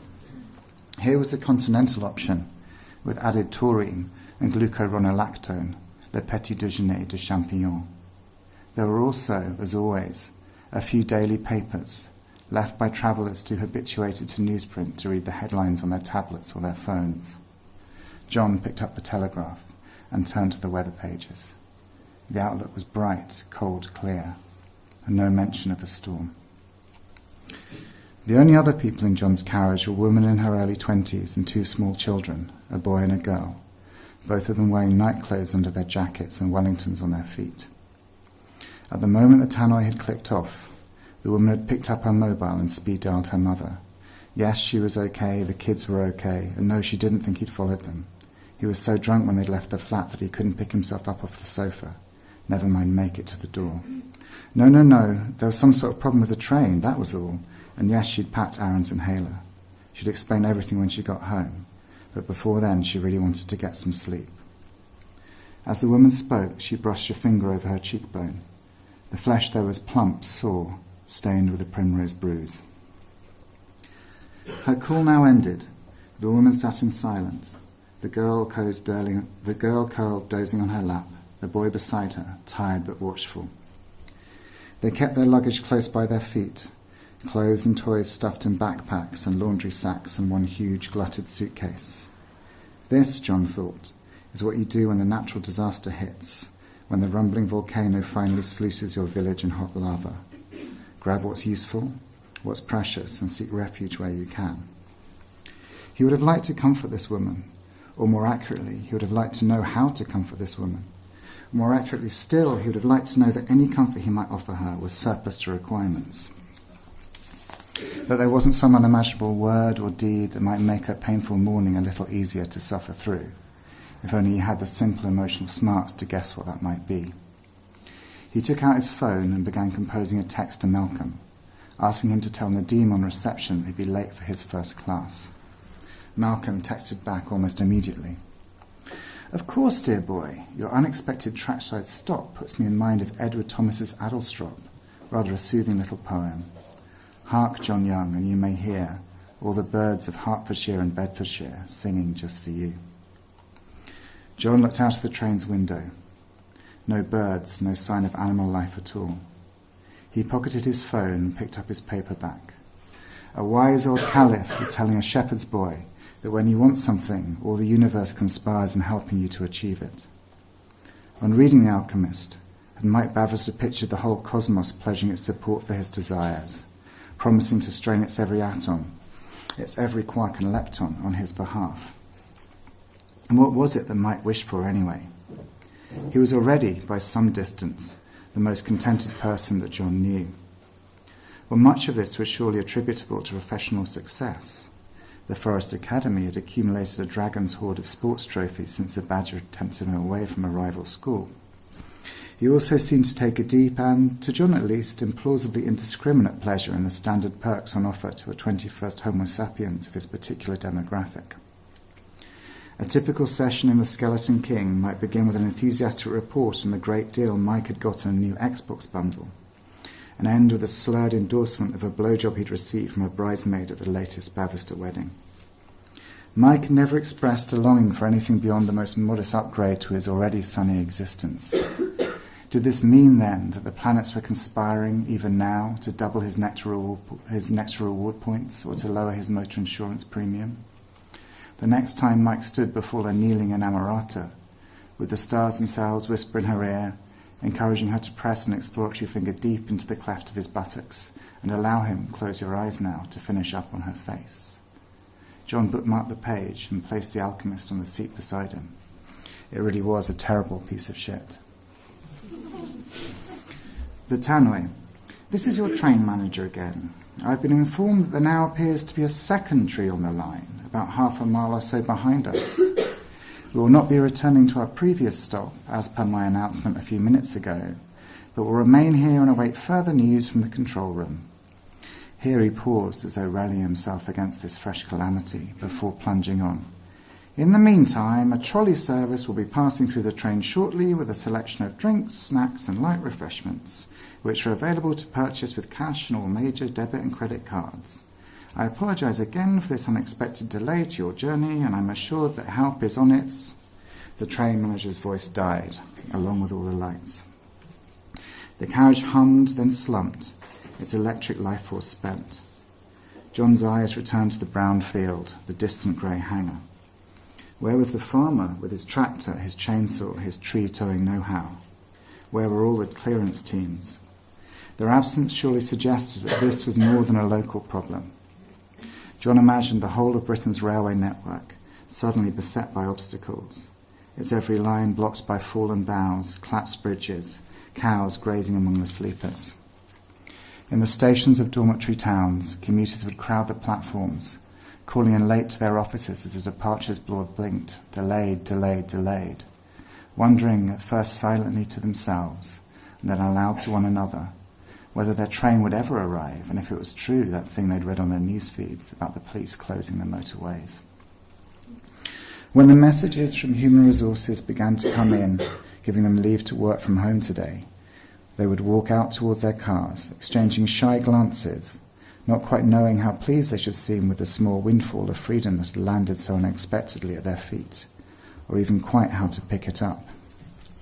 Perhaps a few of them would linger in the station car parks, talking for the first time to the familiar faces they saw each day on their commute, breaking what in some cases was years of silence. Perhaps one man, feeling that at last his hour had come, would suggest that they forget about returning to their homes just yet, and instead drive out towards the coast. It was, he'd reason, only 40 minutes away. With their smartphones, who was to know that they were answering their emails not from their kitchen tables or their kids' study nooks, but from the wind-whipped beach. The commuters would laugh and give their astonished assent, forming a convoy of cars that would follow the man towards the seafront. Regrouping on the sands, the salt water brining their good shoes, they would turn together towards the horizon, reminding themselves against the evidence of their eyes that what they were looking at was not a dividing line, not any kind of line at all, but rather a relationship. John felt something tug at his sleeve, pulling down on it in long, solemn strokes, a bell ringer ringing a bell. "Can Mum borrow your phone?" It was a boy from down the carriage. His jacket now removed, he stood there in a pair of Spider-Man pyjamas. Baggy on his spindly frame, they might have been a hand-me-down, or else bought to be grown into. His mother, after all, looked like she had a necessary talent for thrift. In time, their sagging fabric would accommodate a new and bigger body, swelled by peptide hormones, by puberty's radioactive arachnid bite. For now, though, this miniature hero had no recourse to spider strength, could spray no white gouts of righteous web fluid. He could tug, though, and this he did, as he asked his question again. "My phone," replied John, looking down into the boy's still and serious face.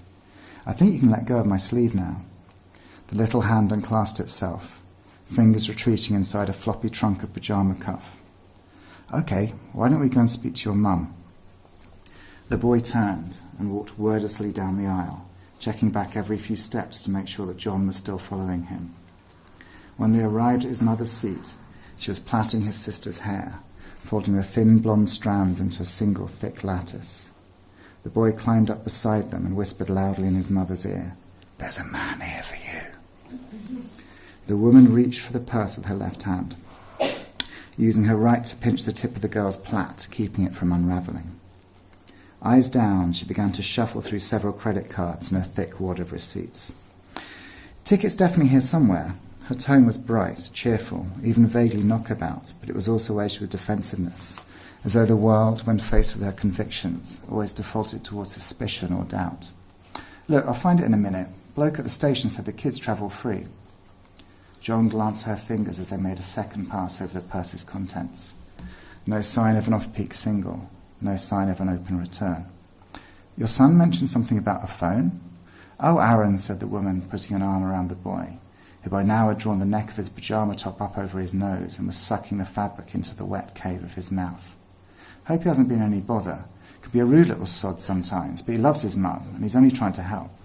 Thing is, I need to call my parents, but I can't get no signal. It was all right a moment ago." "Here, try mine," said John, producing his handset. It was a very cheap model, the cheapest he could find. The intended effect was a demonstration of his independence from the modern compulsion to prod and sweep, to capture and share. Nish had told him it made him look like a time traveller from the late 90s. Even homeless people these days had better phones than his. "You're joking me, right?" said the woman, inspecting John's Nokia.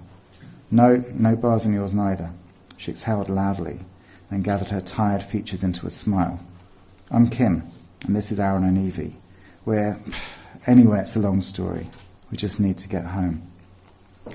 John peered through the sliding doors that connected their carriage to the next carriage and the next. No other passengers.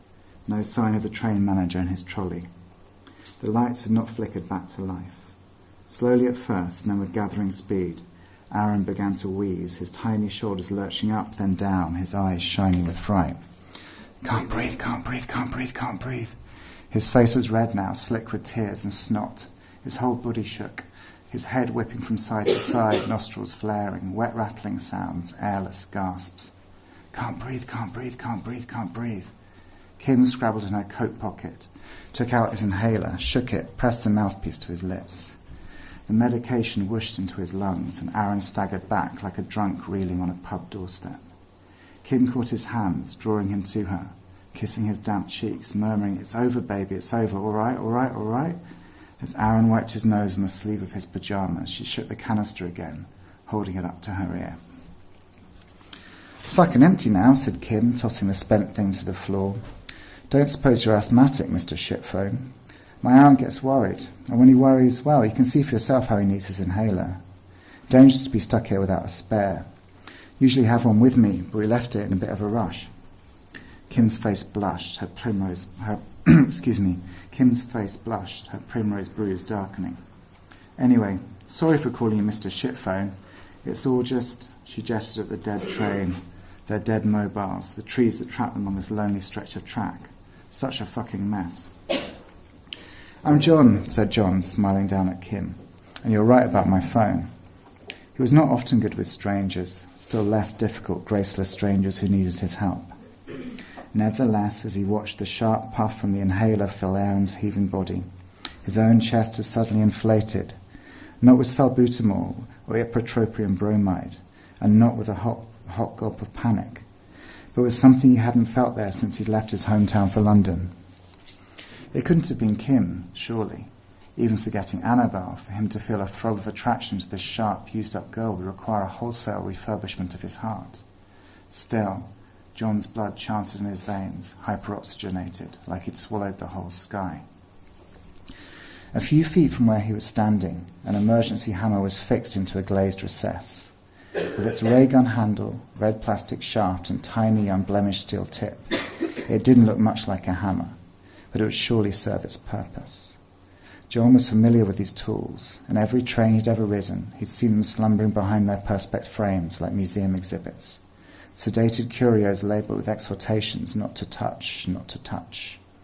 Like all commuters, he'd had brief, soon-forgotten thoughts of how it would feel to hold one in his hand and sense it stirring into life.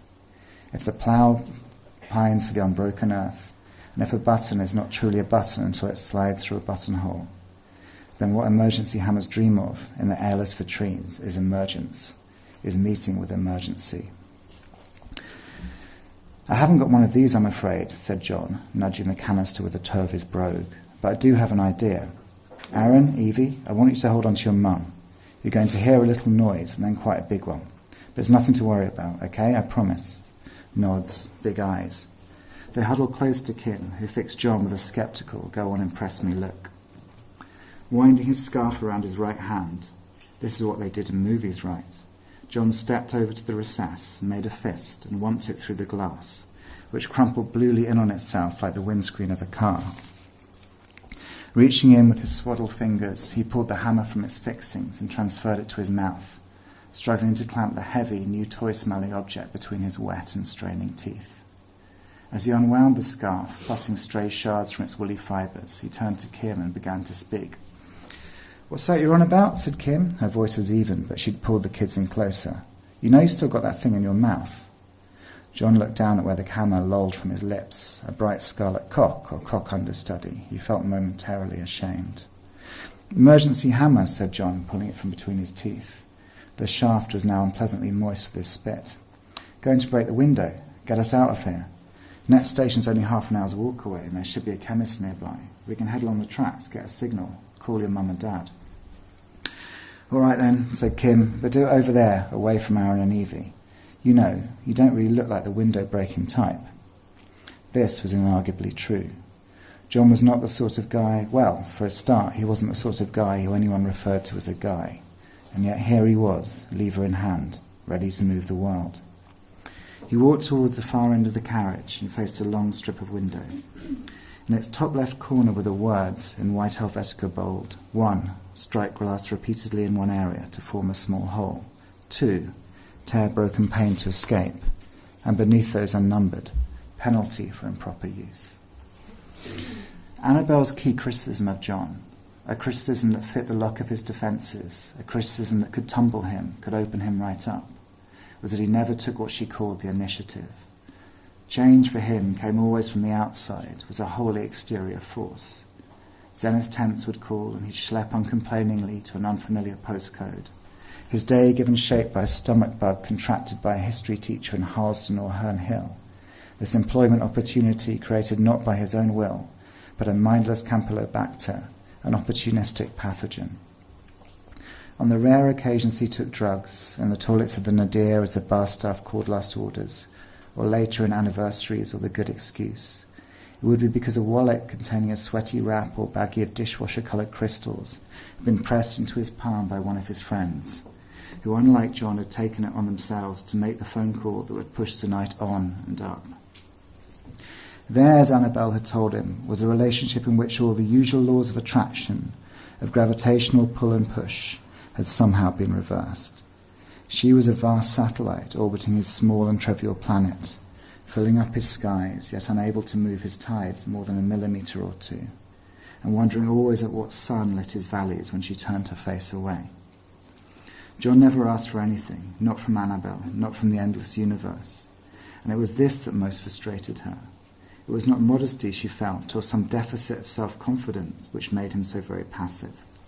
More a belief that the future would arrive like a gift, an unsolicited tribute to his being, and the softness that it stirred. Nothing really bad had ever happened to him, and perhaps this was the problem. No, his parents' divorce, that generational commonplace, certainly didn't count. He'd been lied to by governments and by advertisers, but never by somebody he loved. His only experience of poverty was the unserious student he sought. Every sickness that he suffered had an over-the-counter remedy. He had never gone mad. He had never even broken a limb. It wouldn't be right at this moment to report that John was thinking, I'll show her, that the fact he was about to bring the emergency hammer smashing through the window was a direct response to Annabel's complaints, which he'd point to, coolly triumphant, the next time she asked him when his life, when their lives, would actually begin. Each morning as he boarded the train at King's Cross, he felt a little more of his London years and all they had accreted, flake off like shed skin, revealing another patch of a new and different dermis, raw and still unmarked. No, John wasn't thinking about Annabel at all as he drew the hammer back. What he was thinking about was that it might be possible to punch a hole in time, to feel the aftershock ripple through his once and future shelves, for all that was and will be to reverberate with a single targeted blow. Thank you.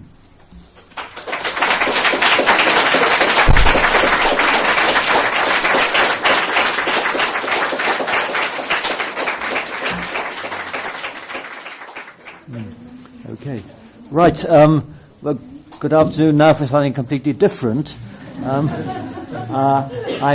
going to talk about how our horizons have expanded from the Earth, the planets, the stars, the galaxies, the Big Bang, and perhaps other Big Bangs. But to start with, just a word about astronomy, because astronomy is the oldest science, except perhaps medicine. And I'd like to say, at the risk of offending any medics here, I don't think there are any, that it was the first science to do more good than harm. But the other point about astronomy is it's the grandest environmental science and the most universal environmental science, because everyone throughout history has looked up at the same starry sky, wondered about it, interpreted it in their own way. It's the one thing we all have in common, wherever we've lived in the world, whatever time. And, of course, it's been therefore a quest to try to make sense of it and understand it. And I'm going to start this story with this man here, Copernicus. And he gave us the first of the 4 Copernican revolutions, which I'm going to talk about, each of which extended our horizon. This is his famous picture, which for the first time suggested that the Earth was not the centre of the universe, but it was one of the 7 then known planets, all orbiting around the Sun.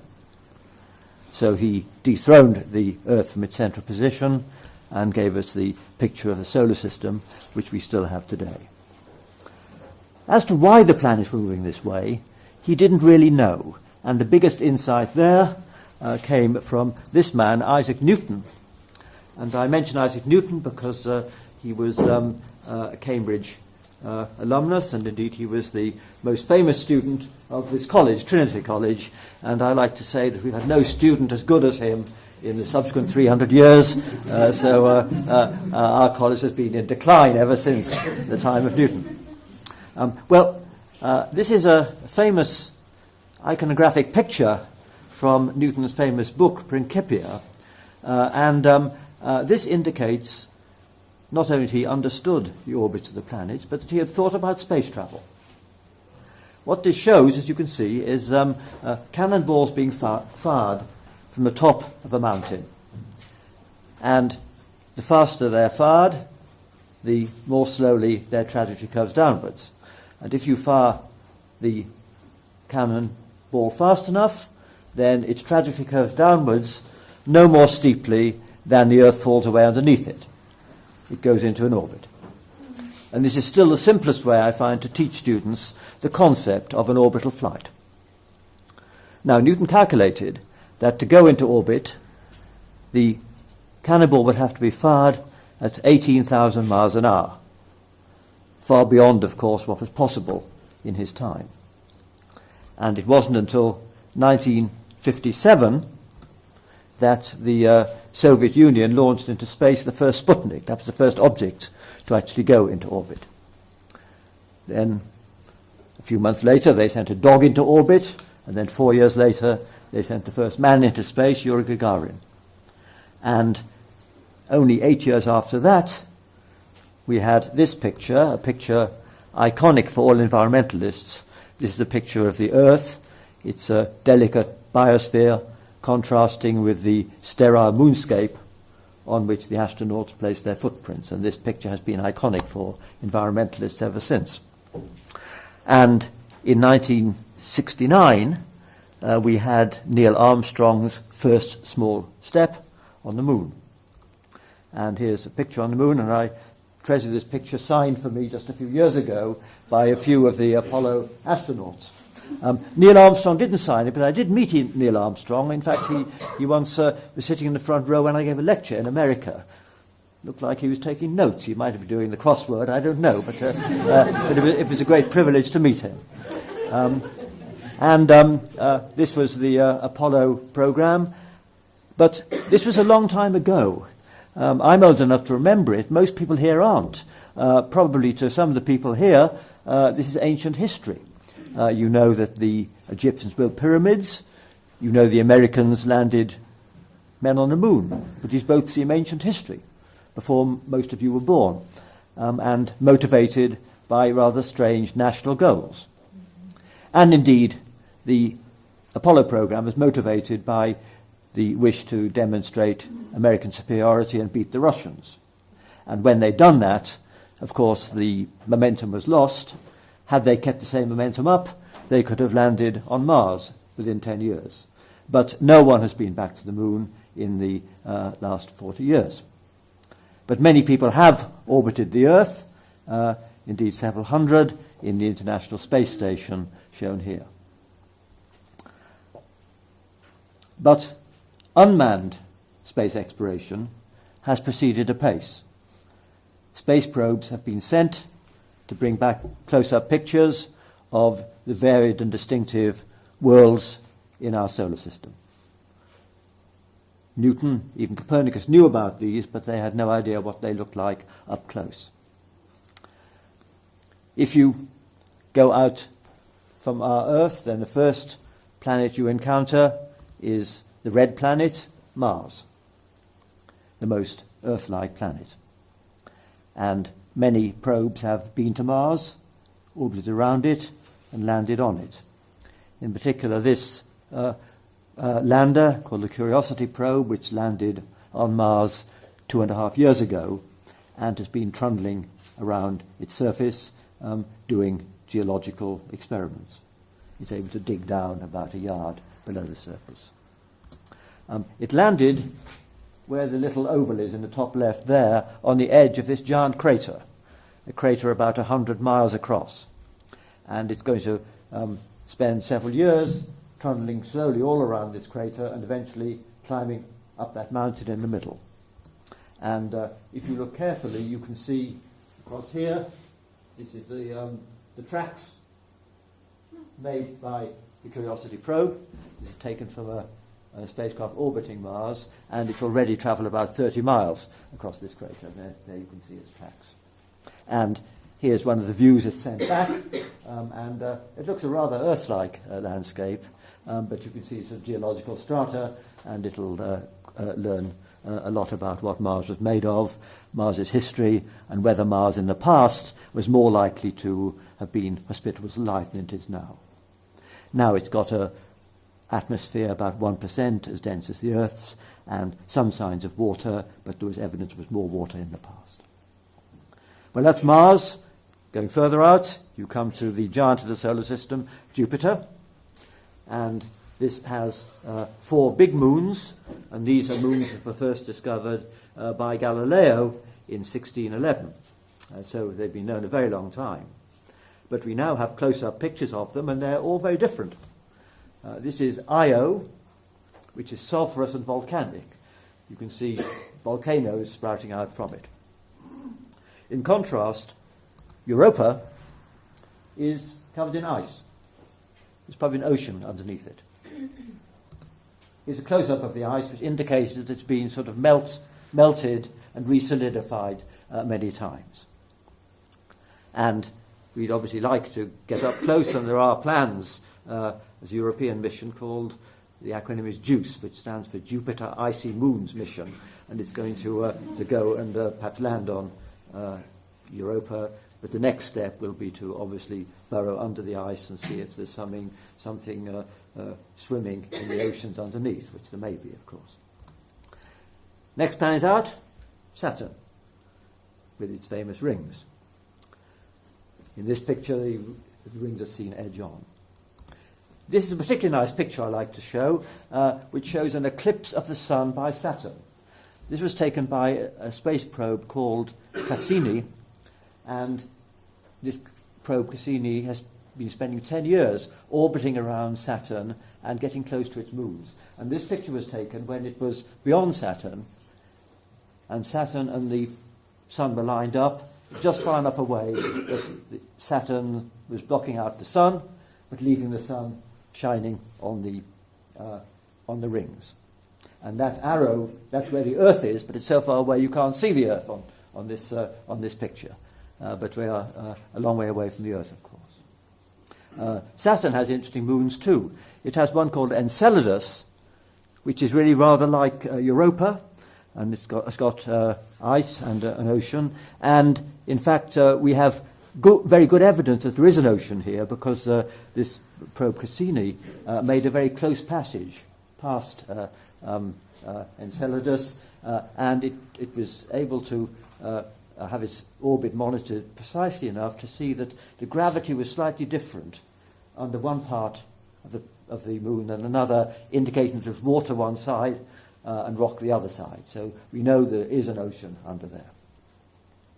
Another moon of Saturn is called Titan. This is a big moon, and a European probe carried in the cargo bay of Cassini landed on Titan. It was called the Huygens probe, and there are 2 pictures taken on the way down, and that's where it landed. Now, this may look rather nice, rivers, little lake, but the temperature is minus 160 degrees centigrade here, and those liquids, rivers are liquid methane. And here's another picture in slightly false colour of the lakes of methane on the surface of Titan. So it's a very interesting place. and we like, obviously, even better pictures of this. Now, you must have read a few months ago about some other European space exploit, which was to get close up to a comet. This is the Rosetta probe, and this is a picture of the comet. And the Rosetta probe was about 10 miles away, and it launched onto the surface of the comet this little probe, and this is a not very good picture taken by the probe when it had landed. So that's actually one leg of this probe, which is about the size of a refrigerator, which is on the surface of a comet. Well, all this exploration is really a preliminary to what we'll have in the coming decades, when small robotic probes are going to give us close-up pictures of all the planets and all the moons of our solar system in detail. And of course, what everyone wants to know is there any life on them? People have thought about, could there be life on Mars, under the oceans of Europa or Enceladus, maybe on comets? The prospects don't look very good. There may be something, but no one expects any advanced life. There may be some freeze-dried bacteria on Mars. There may be some small organisms swimming around in Europa or Enceladus. We don't know. Of course, the question then is, first, will people go out and spread life to these planets? Well, the first thing to say is that none of these places in our solar system, not even Mars, are as comfortable as living at the top of Everest or at the South Pole. So it's a dangerous illusion to think we can solve the Earth's problems by evacuating ourselves to places like that. Earth's problems have to be solved here on Earth. But nonetheless, I think there will be bold pioneers who will go to Mars. I think they will go not for any practical purpose, because robots can do anything practical better, but they will go just as an adventure, in the same way as explorers 400 or 500 years ago went for the first time to Africa and Australia, etc. In a sense, they won't be going quite so much into the unknown as the ancient explorers were, because we already know what it's going to be like on Mars from these pictures, and they won't be so out of touch because there'll be radio communication. It'll take an hour or so for a message to get back and forwards, but it's quite different from ancient explorers who had no way whatever of communicating, and in many cases never returned. There could be a big program, maybe by the Chinese, to send people to Mars, to sort of trump what the Americans did going to the moon. But if that doesn't happen, I think the only way in which manned spaceflight will happen in the future will be in a cut-price, high-risk fashion, privately funded. Because the reason that the programs of NASA were so expensive was that they were so risk-averse. The shuttle was launched 140 times, it failed twice, and each of those failures was a big national trauma in America. Whereas a 2% failure rate is acceptable to test pilots and acceptable to many adventurers. So I think the first people to go into space will be people who are prepared to accept a high risk. Already there are ways where you can pay to go into orbit of the Earth. They're taking bookings for flights, a 5-day flight round the backside of the moon and back. They're going further from Earth than anyone's yet been. I've told they've sold a ticket for the second flight, but not the first flight, and that may tell you something about it. And there are also plans to go to Mars. One idea is to go around the backside of Mars and come back, and that's without the difficulty of landing. That would take about a year and a half. And the optimum crew there is a stable middle-aged couple who can stand being cooped up together for a year and a half and aren't too concerned about radiation damage. So that may happen. But also there are ideas to have a one-way trip to Mars and land there. You may have seen something in the paper just last week. I think that particular Dutch project is pretty flaky and unlikely to achieve anything. But on the other hand, the idea that there will be people on Mars who will go on a one-way trip. I think that's quite likely in the next 30 years. So there may be human life elsewhere in our solar system, but up to now there's no very exciting life there. But when we widen our horizon from our solar system to the realm of the stars, then things become much more interesting. And this is the second Copernican revolution, realizing that the stars are all other suns, and there are many billions of suns in our galaxy. And one exciting thing we've learnt, mainly in just the last 10 years, is that most of the stars we see in the sky are orbited by retinues of planets, just as the sun is orbited by the familiar planets I've just shown you. It's not possible to actually image these planets. They're detected indirectly by careful observations of the star. And one method, which is very successful, I'll just illustrate. If you're looking at a planet orbiting a star, and you're looking in the plane of the orbit, then it will transit in front of the star, and when that happens, it blocks out a bit of the light of the star.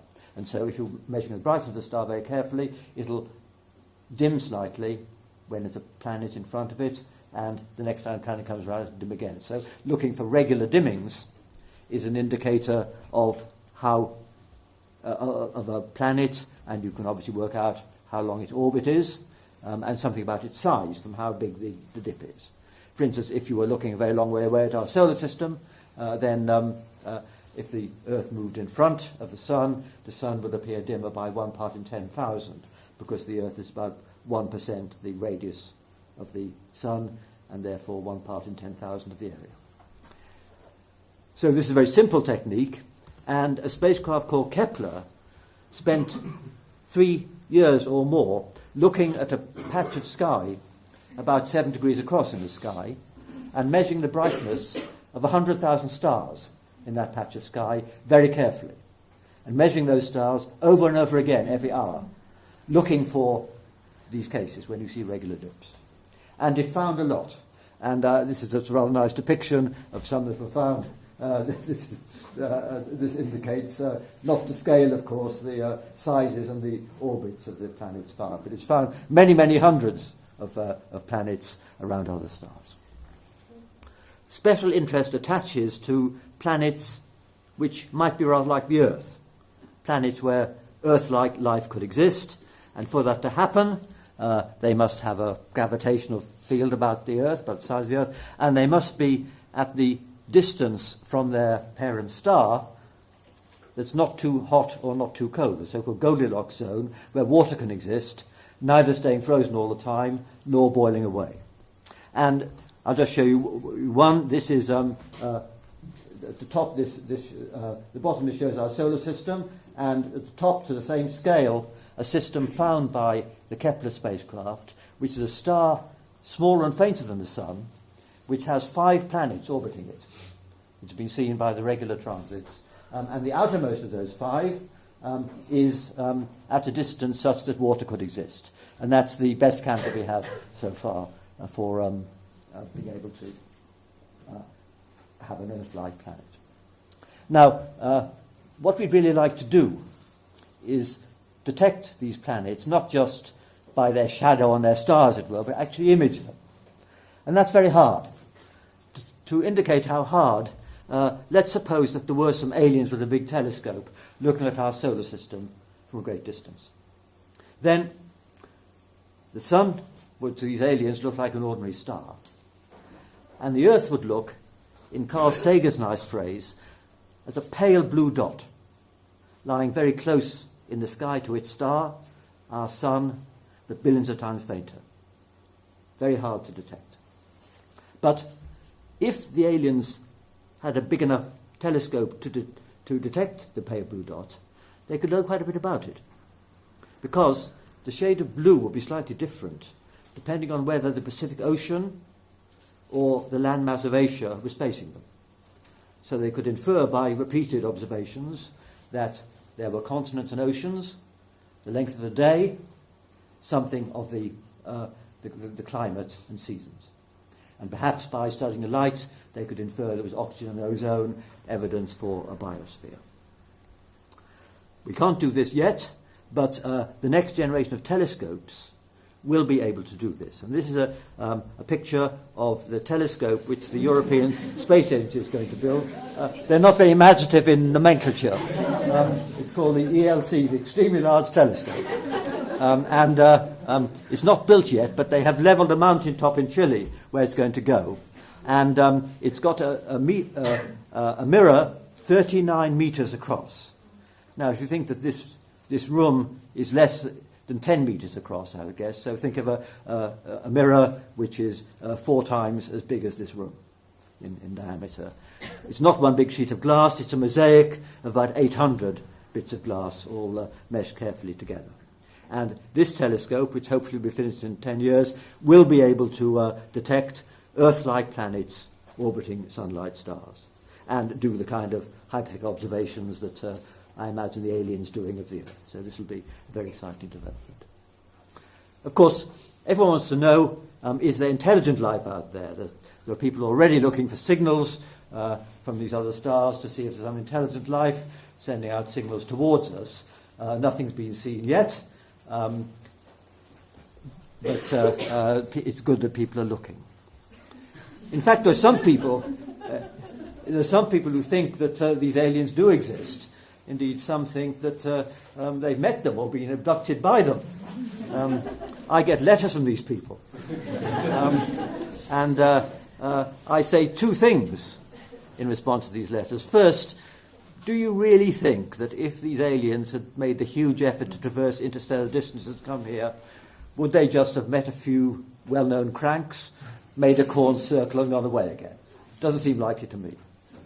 The second thing I'd say is that these people should write to each other and not to me. Yes. But seriously, it is worth the search, even though the chance may be small, because if we did detect life out there, then it would, of course, tell us that concepts of logic and physics, if not consciousness, weren't limited to the hardware in human skulls, as it were, and that there was something out there.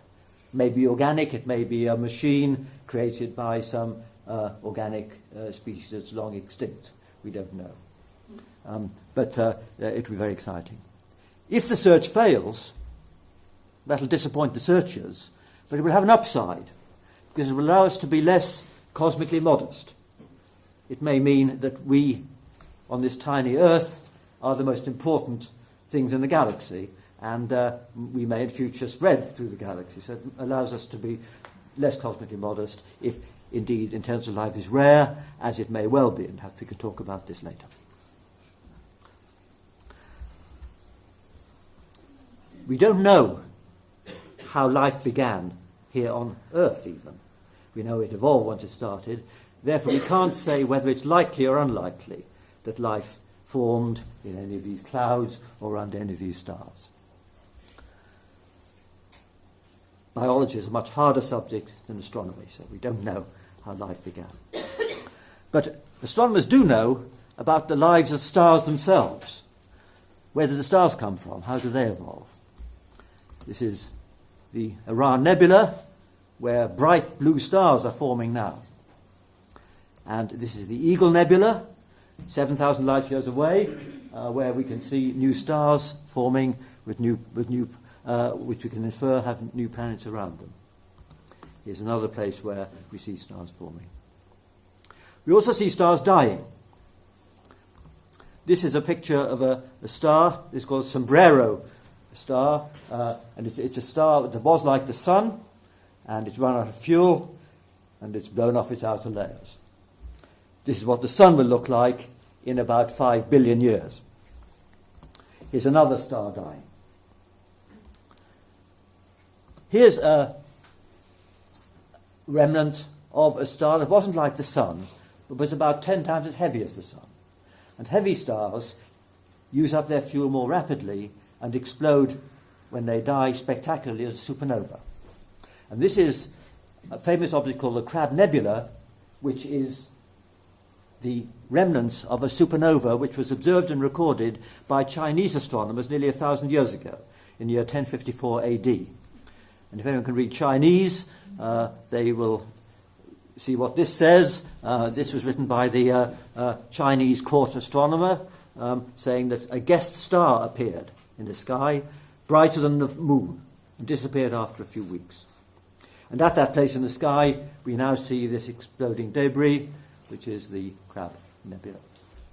Now, you might think that supernovae are far away and long ago and irrelevant to us. But if supernovae hadn't existed, we wouldn't be here. And the reason for that was first understood by this man here, Fred Hoyle, who was a professor at Cambridge in our department. Fred Hoyle realized that in the course of its lifetime, the star is a nuclear fusion reactor. It derives its energy by turning hydrogen to helium, then helium into carbon, carbon to oxygen, all the way up the periodic table. So starting with pristine hydrogen, the main element made in the early universe, it can build up all the elements that we're made of. And then, when the star dies, it flings that out into space. And new stars then condense in clouds like the Eagle Nebula from gas contaminated by the debris from earlier generations of stars. So Fred Hoyle had the remarkable insight that every atom in our bodies was created in a star which lived and died more than 4.5 billion years ago, before our sun formed. And our sun and planets condensed from gas contaminated by debris. So actually, it's like that each of us has inside us atoms that originated in many thousands of different stars all over the galaxy. So we are literally the ashes of long-dead stars, or if you're less romantic, the nuclear waste from the star that made stars shine. Fred Hoyle explained the details of this, and it's been followed up. So it's a very, very exciting result. And this is a picture of our Milky Way galaxy, the plane of stars, which you see more easily in the southern hemisphere, and it's a disk of stars, and there are about 100 billion stars altogether, and it's thought that most of them have planets around, so we can estimate that there are in our galaxy 1 billion planets, rather like the Earth. So most people would say it's likely to be life on some of them. It could be life is such a rare accident that we are unique, but on the other hand, some kind of life may exist elsewhere. And all these discoveries make the night sky far more interesting than it was to our forebears. Now to the third Copernican revolution, the realization that our galaxy, this huge assemblage of 100 billion stars, is just one of many billions of other galaxies spread through the universe. This is the Andromeda galaxy, our nearest big neighbour in space. If you could get 2 million light years away from the Earth and look back, our galaxy would look rather like this. This is a spinning disk viewed obliquely, almost edge-on, which has, again, about 100 billion stars all orbiting around a central hub, where, incidentally, there's a big black hole lurking right in the middle. And so this is rather like our galaxy. Here's another galaxy called the Whirlpool, where we're looking more or less face-on. This is a disk swirling around. And there are huge numbers of galaxies. This just shows the result of a survey of a certain segment of the sky, and every dot here is a galaxy, and you see they're spread through space, and they're grouped into clusters. Now, you might think it's pretty impossible to understand much about galaxies because they're a long way away, and they change very slowly. It would take a star 100 million years or more to orbit around the central hub in the Andromeda galaxy. But we can understand galaxies because we can now do simulations in the virtual world of our computer. We can ask what would happen, for instance, if two galaxies crash together. And this is a simulation showing that. Here are two galaxies, and the calculations taken into account the gravity and all that, and if they fall together, and you get this sort of train wreck, and eventually this will settle down to one big amorphous galaxy. And we see things like this happening in the universe. We see galaxies that are being distorted. And this is what will happen in 4 billion years, because at that time, the Andromeda galaxy will crash into our galaxy. So this is what awaits us in 4 billion years' time. Now, on the large-scale universe, we have a very important result, which is the expansion. And I guess I'm probably going to overlap with you, Anne. Am I on this? Yes. Okay, well, I'll just say a little bit. And this was discovered, this is discovered by Edwin Hubble, heavy smoker there, as you can see. And he was the first person to realize that galaxies are moving away from us, and the further they are from us, the faster they're moving, indicated by long arrows further away. Now, at first sight, this seems to imply that we are in some sort of special central position, and they're all fleeing us. But it doesn't, as you can see by this sort of metaphor. This, you can imagine as an infinite lattice, and if you imagine all the rods lengthening at the same rate, and you sit on one of the vertices, then you'll see the other ones receding at a speed which is proportional to the number of intervening links. The further away they are, if everything is stretching, the faster they'll move.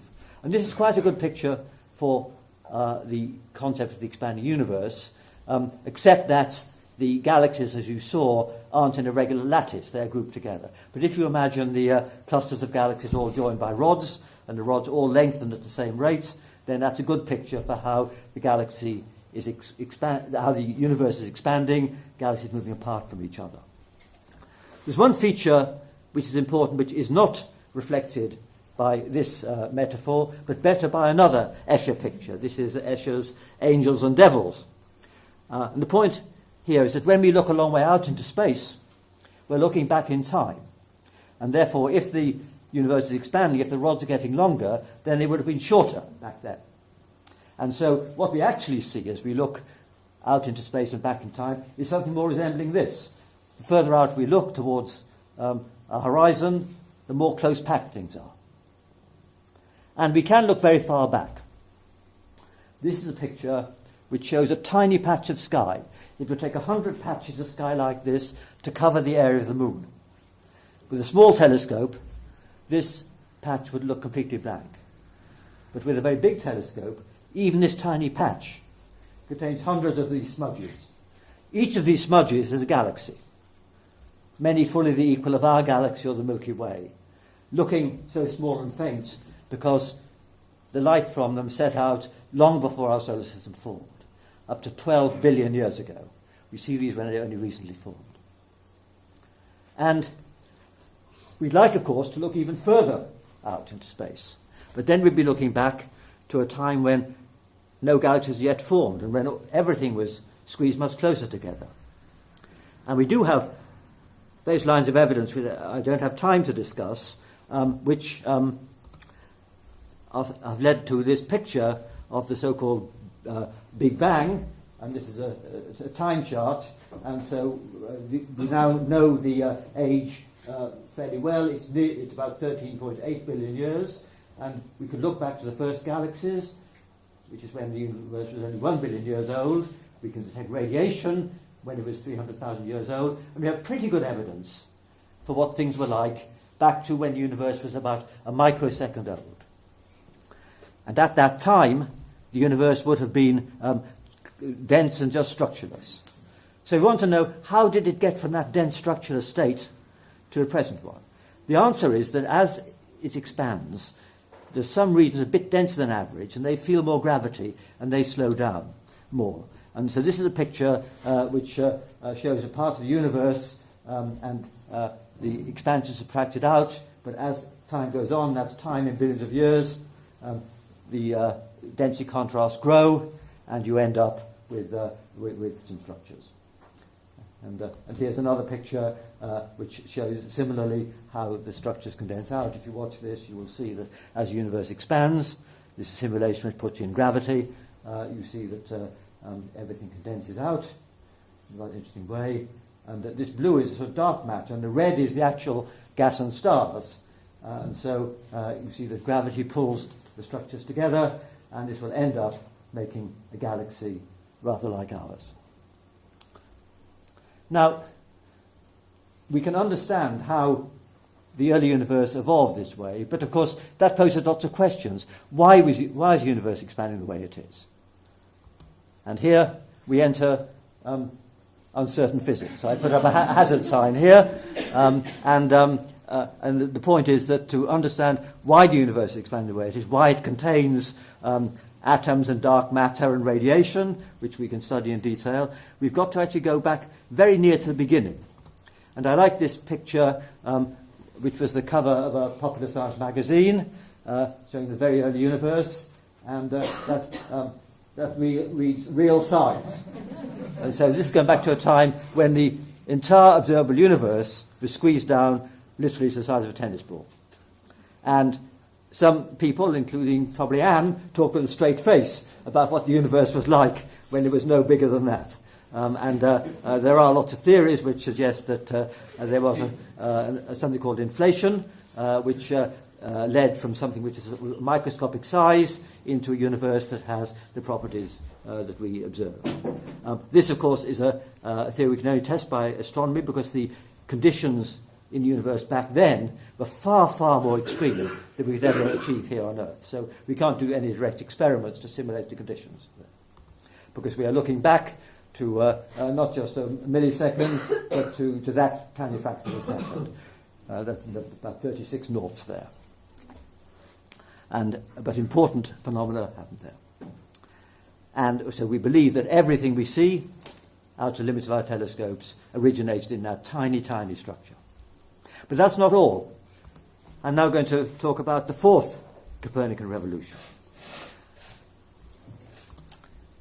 which addresses the question of how large is physical reality, and is our observable universe just a tiny fraction of all that exists. And there are two issues here. This is a picture I showed early of the distant galaxies, and there is a horizon which is set by how far light's been able to travel since the Big Bang. So there's a limit to how far we can see. But that horizon has no more physical reality than the horizon around you if you're on a boat in the middle of the ocean. You don't believe that the ocean necessarily stops just beyond your horizon. There's a lot more beyond it. And likewise, almost everyone believes that there are lots of galaxies which we can't observe because they're beyond our horizon, but they're more of the same, as it were. We don't know how far it goes. There are fairly good reasons for suspecting that the universe goes at least 1,000 times further than we can see. And some people think it goes far, far further than that, so far that every combinatorial option is fulfilled. And so there'll be another lecture room with people like this doing the same things, and all other options. So you will have an avatar way out there, and if you think you've made a bad decision, it may be some comfort to you that somewhere out far beyond the horizon you may have an avatar that got things right. But that's not all. What I've talked about now is the aftermath of our Big Bang. And the other idea, which leads really to the multiverse, is that our Big Bang is not the only one. And that's depicted in this cartoon here. This is our universe, our horizon, and as I mentioned, far more galaxies beyond our horizon. But in the grandest perspective, it's suspected that this may be just sort of one space-time volume, one bubble of space-time in some infinite ensemble. There are many ideas. This is an idea called eternal inflation, the idea that these bubbles pop off and there could be infinite numbers of them, each of them producing a universe as big as everything we see. And incidentally, if that happens, there's a big question about whether these other domains, these other space-times, would be governed by physics like the physics in our universe. Would they have atoms like ours? Would they have chemistry? Would they allow life? We don't know. But there could be far more to physical reality than our observable region, far more even than the aftermath of our own Big Bang. And this is one idea. There's another idea, which is that our universe, which has three spatial dimensions, is embedded in a higher dimension. And the best way to give an analogy here is to imagine that you have a whole lot of ants crawling around on a sheet of paper, and imagine this paper goes on, then that's a two-dimensional universe. And they might be unaware of another population of ants moving around on a parallel sheet of paper. One dimension up, this could be our predicament. We're in a three-dimensional space, but it could be that there's another space-time just that far away. But if that distance is measured in some fourth spatial dimension, and we're imprisoned in our three, we wouldn't know about it. So this is another idea of the multiverse, that there may be two or more of these parallel ones. Well, so much for the multiverse. I want to now turn to one of my favourite pictures. This is called Ouroboros. This is a well-known symbol, and it's used here to depict the links between the very small and the very large. What you can see here is it shows on the left the micro world, atoms, cells, and then the everyday world, and on the right, big things, the Earth, stars and planets and galaxies. Now, there are lots of links between left and right, the very small and the very large. The everyday world is determined by chemistry, in other words, how atoms combine together, so there's a link there. Halfway up there's another link, because stars, on the right, are fueled by nuclear fusion. Nuclear there.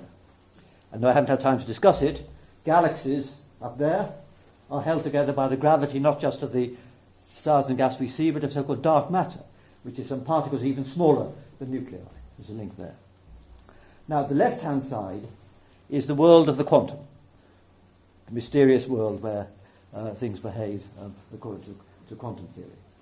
The right-hand side is the domain of gravity, where gravity is important. And if you're an astronomer worrying about orbits, you don't worry about quantum fuzziness, because they're very big. Conversely, if you're a chemist, you don't worry about the gravitational force between individual atoms in a molecule, because those forces are very weak. So we have a theory that's very good for the micro world on the left and for the cosmos on the right. But we have, if you want to understand the Big Bang, a problem. Because if the Big Bang really started off very small, we have to worry both about quantum effects and about gravity. And so to understand the very beginning of the universe, we probably need to have the synthesis symbolized, as it were, gastronomically at the top of this picture, to understand how quantum effects relate to gravity. And this is a theory which, as you may know, is one of the challenges of 21st century science. For 20th century science, the two great pillars were quantum theory for the left and Einstein's gravity for the right. We need to link them together. Before leaving this picture, though, I want to mention a third thing. We have two scientific frontiers, the very small on the left, the very large on the right. But only 1% of scientists are either particle physicists or cosmologists. 99% of scientists work on what's at the bottom, things which are neither very big nor very small, but are very complex. And for them, the challenge is the complexity. And I like to say that even an insect is harder to understand than a star or a galaxy, because it's got a layer upon layer of structure. And this is, you probably recognise this is one of the drawings from Robert Hooke's famous book, Micrographia, which he had one of the first microscopes. He was a wonderful draftsman, and this was a picture of a flea, and this indicates how even something as tiny as a flea has layer upon layer of structure. And his book was published in 1665, and so we're celebrating its 350th anniversary this year. It was the Royal Society's first bestseller, and you can imagine how much it must have fascinated people to see for the first time an insect. But the main point I want to emphasize is that the scientific frontier of the very complex of the biological world and people is probably the biggest challenge compared to the challenges of the very small and very large. And finally, I want to turn back to our Earth. People often ask me as an astronomer, does the fact that I think about huge realms of space and time affect the way I look at everyday matters? The answer is it doesn't. And I've observed many other of my colleagues, and they fret just as much about what's going to happen tomorrow and next year as anyone else. It doesn't make us any more serene or relaxed than anyone else. But I think there is one respect in which we do bring something distinctive, and that's an awareness of the far future. And I want to finish up by mentioning this. This is a time chart of Darwinian evolution. We know we're the outcome of about 4 billion years of evolution from the simplest organisms in the young Earth. And this, I think, is part of common culture, unless you live in Kansas or parts of the Muslim world, where it is not. But for most of us, this is a common culture. But I think for most people who are happy with the idea of evolution, they somehow think that we humans are the culmination of it all. But no astronomers could believe that. Because one thing we know as astronomers is that the time lying ahead is at least as long as the time that's elapsed up till now. This is a time-lapse drawing of the sun's life. The condensed interstellar cloud 4.5 billion years ago. It's now been going for less than half its life. It will be another 5 billion years before it flares up, as in that picture, and engulfs the Earth. And so there's plenty of time for post-human evolution. Even Darwin realized that no living species would survive unaltered into the future. And of course, we've got a far longer conception of the future than he ever had. We can say for sure that any creatures witnessing the Earth's demise 6 billion years from now, they won't be humans. They'll be as different from us as we are from a bug, because the time for evolution between now and then is just as great. And I think I'd even strengthen that statement, because future evolution is going to happen not by Darwinian natural selection, but it's going to happen by technology. Probably it won't be organic, it'll be machines, and they will evolve and develop on technological timescales. So we have this vast horizon of future time over which things can evolve far faster than it did in the past. So that strengthens the statement that the creatures witnessing the demise of the sun, who will by then have gone far away from the Earth, one hopes, will be utterly different from anything we can now conceive. So we are just at the beginning of cosmic evolution. And I think that is a good concept to finish with. But my final thought is a slightly different one, which is that even in this concertina perspective, when we think of billions of years in the past and billions of years in the future, if we realize that the Earth has existed for 45 million centuries already and has another 50 million centuries ahead, nonetheless, even in our perspective, this century is special, because it's the first century when one species, namely ours, has the future of the planet in its hands. It's the first time when one species has had power, because there are so many of us, we're so empowered to determine the future fate. We've entered a geological era, sometimes called the Anthropocene. And so the final thought I want to leave you with is that we live on this planet, which is clearly a very special place, maybe a unique place, and we live on it at a very special time. And that's an important message for astronomers and for everyone else as well. Thank you very much.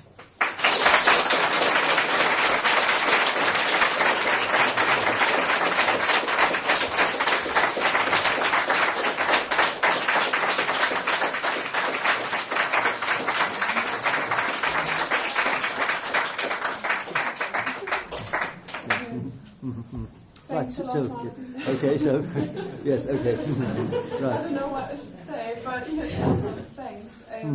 We have time for question now specifically to Martin before we go into the roundtable discussion. Okay. So I'm sorry, I went on rather a long time. No, okay. no, don't apologise. Okay. So, if there are any questions, we have time for 1 to 2 questions, and we can continue in the roundtable discussion. Yeah. I'm going to ask a very stupid question, excuse me, because I don't know. So the stars are always surrounded by planets. Do stars ever go around each other, or is that Oh, yes. stupid question? No, not at all. No. In fact, most stars, well, a good fraction of stars are in binaries, where their pairs go around each other, and sometimes even triples. And in fact, there are some planets which were found which orbit a double star. So you have two stars in your sky in their sky. And in fact, when one of these was found, Brian Aldiss, science fiction writer, he was very excited because he'd written a story about a planet with two suns in the sky, and these things actually exist. And one other thing that might be relevant to people here, anyone can download some of the data from the Kepler spacecraft. The data consists of a time series, rather like a stock market, up and down. For each star, there's 3 years of data, so it's up and down, and then you want to look for regular dips, which are a planet. The planet around the binary star was in fact found by 2 American amateurs, because the standard program, which looks for regular transits, of course doesn't work if the transit is due to a binary star. So it was by eye that they found these, and so it's very nice that amateurs can now contribute to this exciting quest to find new planets, and indeed perhaps find the most interesting ones, because they're the ones that aren't revealed by the standard programs. But your question is correct, that there are indeed many binary stars.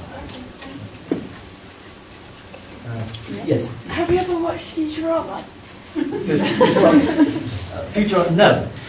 No, yeah. You recommend it? Yes.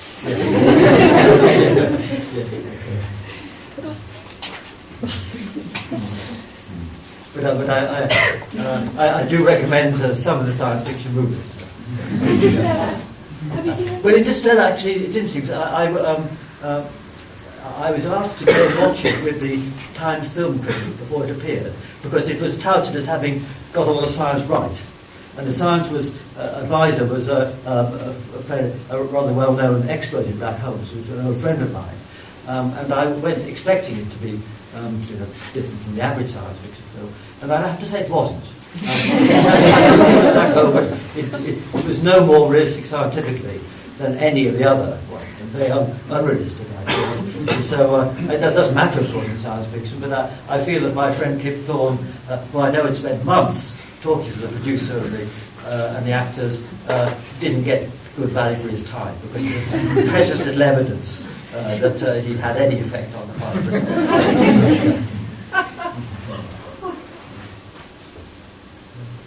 Yes? Yeah, last question. Yeah. I wonder what you make of the art that is here today on the topic of the multiverse. Well, I came later. All I saw was the movie of the strip, which reminded me of my of the parallel universes. That's actually the only one I've yet seen. Good, yeah. And that might be actually a very good question to take us into. Well, just say the question people sometimes ask me, which I can't answer, is why didn't the Big Bang happen sooner? That really stuff.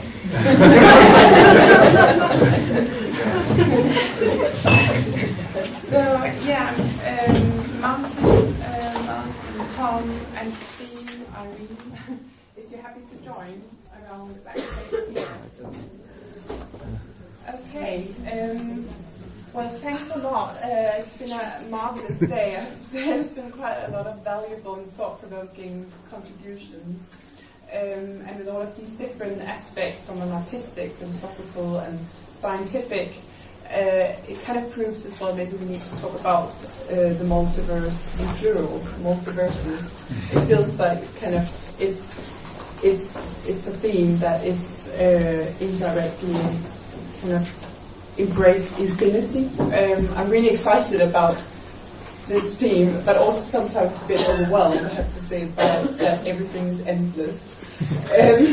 But that's just me, personally. But what also excites me is all of the potentials. So we wanted to open up, Irene and I, about what kind of potentials do you see from both an artistic, writing, scientific perspective of the multiverse in your practices. It's quite an open question. So I wonder if, because Mark and Tom, you've been reading, not so much talking, which is obviously complete fine. But I wonder if you would like to open. Don't worry if you don't feel like it, but I wonder if you would like to respond. Okay. Well, in science fiction, as I said at the beginning of my reading, for time travel, for instance, it helps the idea that the past might be a let's say there's so many paradoxes. You go into the past, you change history, so it's no longer the past. That makes no sense in the universe, but in the multiverse, if you think then, that splinters off another universe with a separate history. This is a layman's understanding, but these kind of things make it easier for me to write the stories without feeling like a complete ass. But in terms of, in writing fiction of the sort I do, I've noticed this year, for instance, a lot of literary magazines saying postmodernism is dead. That there's we're back to the self and the unitary narrative. But I take comfort as a writer of more postmodern texts that multiversal physics is coming to the fore at the same time, and, which seems to me to be more related to narratives of the so-called postmodern, style. That is to say, not demanding a single coherent narrative, but narratives influenced by the observer and etc. and all the complications of that sort. So I take comfort from them. What you say is frightening. I like this openness of that kind of conceptual.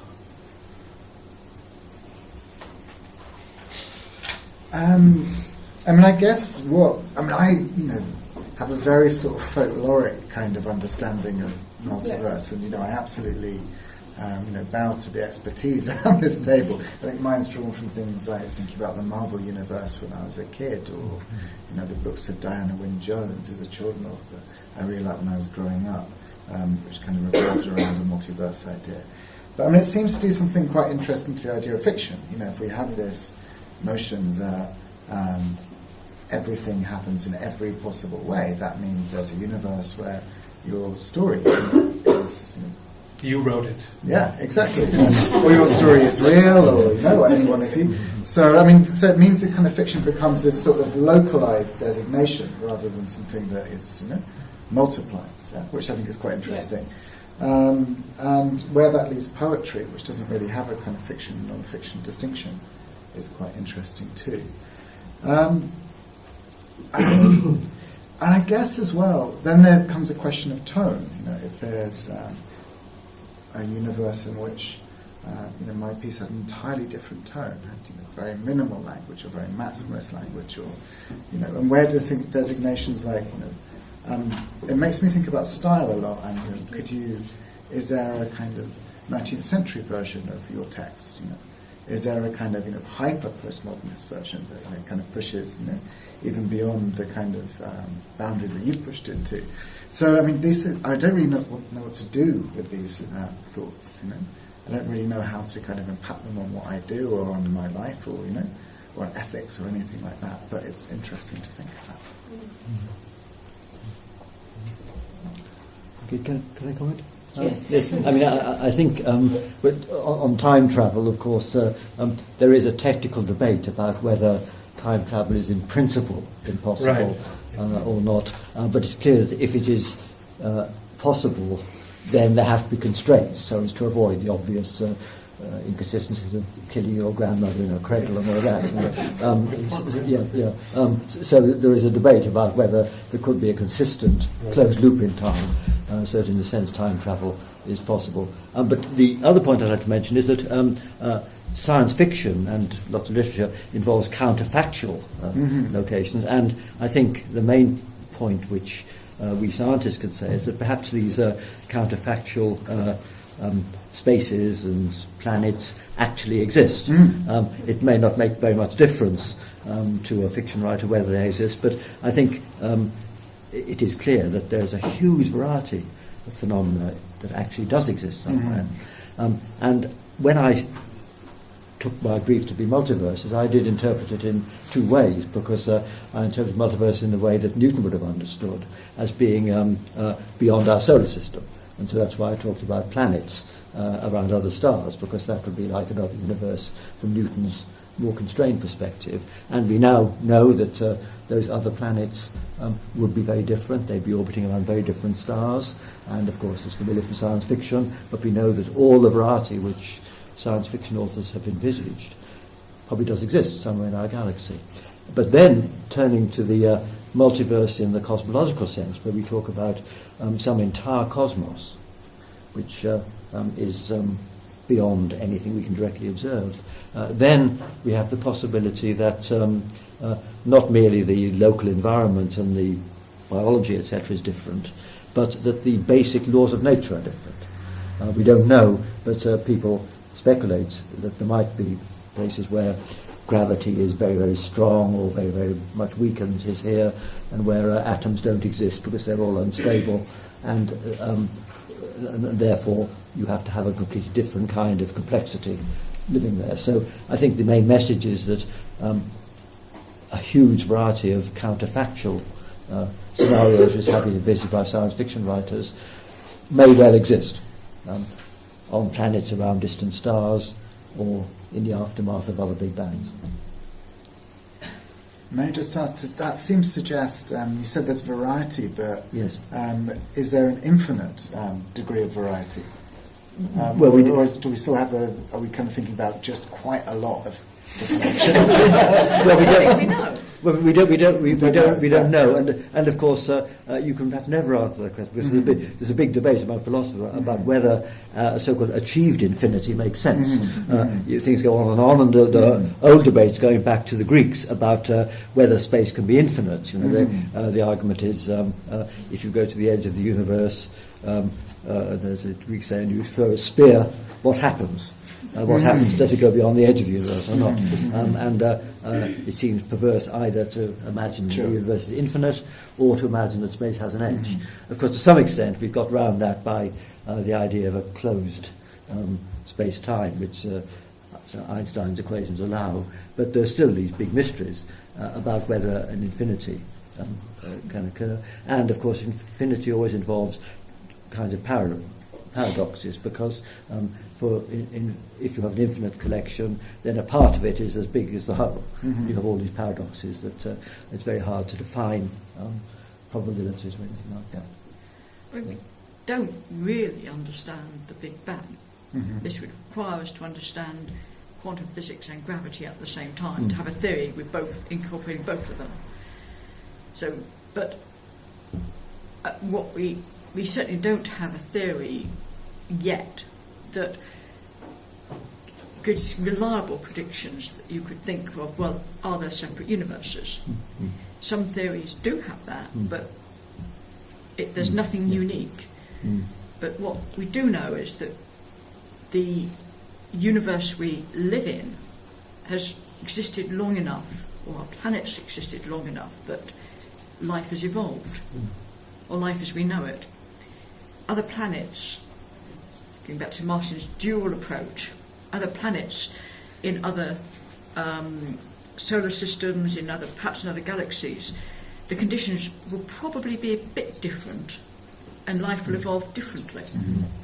But if we would take the multiverse approach, that there could be completely different universes out there with separate big bangs, then the laws of physics as we know them will be different, and we could get back to somebody's question. I think that that these universes could be such that they start with a big bang and they end with a big crunch. The singularity at the beginning, the singularity at the end, very rapidly. There's nothing wrong with that. Theoretically, it's possible.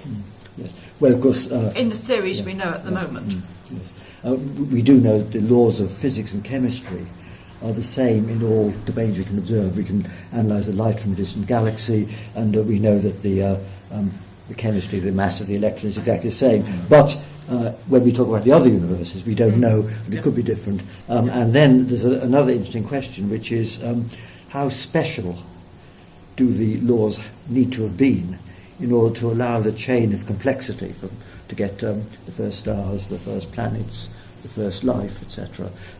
You probably need stability, you need enough time, the universe mustn't expand for a bit and then collapse too soon.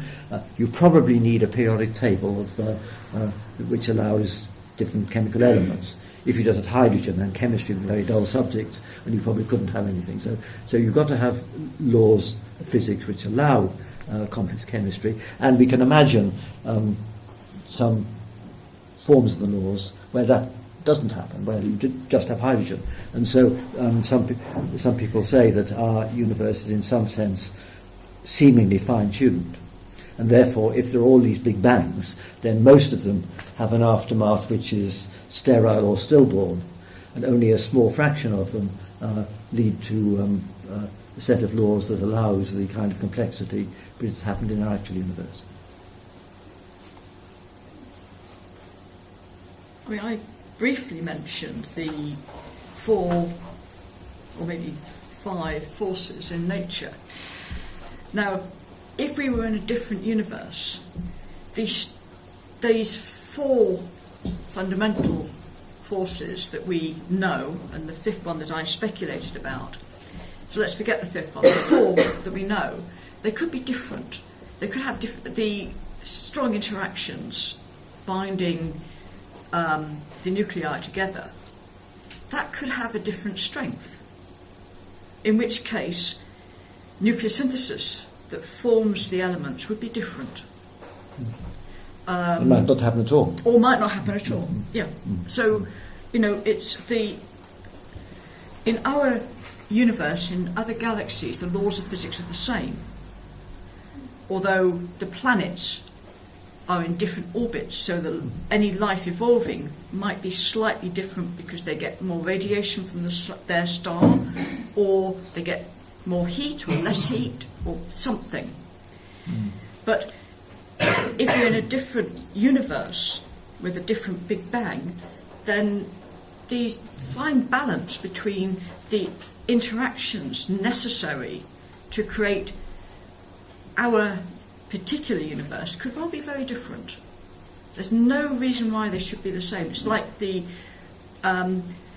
photograph I had of the Himalayas. You'd be in a different valley where it could be colder. You might have been at the South Pole in Everest, and there life wouldn't last very long in this other universe. Who knows? Actually, that reminds me of comments on the origin of life. I mean, as I mentioned, we know how simple life evolved into complex life. No one knows how the first life emerged, what caused the transition between just biochemistry and the first replicating, metabolizing entities. And the people working on this, we might understand that. And when we understand that, we would have a better guess as to how likely it is that this happened on other planets.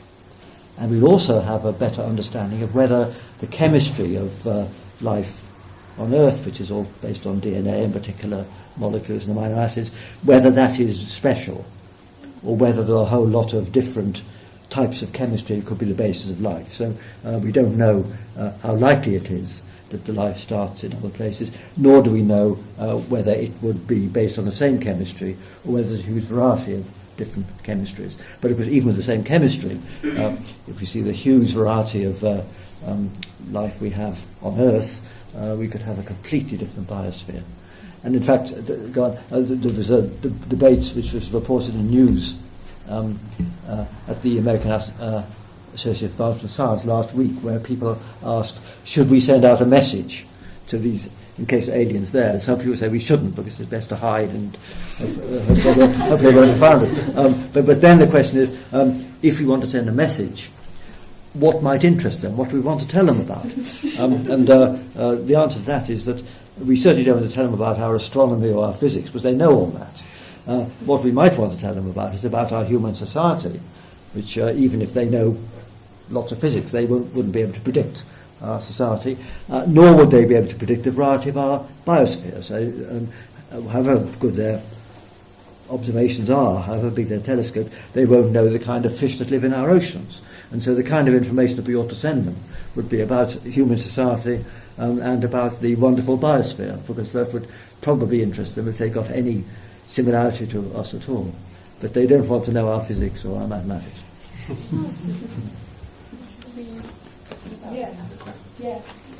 Regarding that, I'm interested to know what one human, artistic, creative thing that exists would you send up to space in order to allow the aliens to sort of give an understanding of the Earth as it is?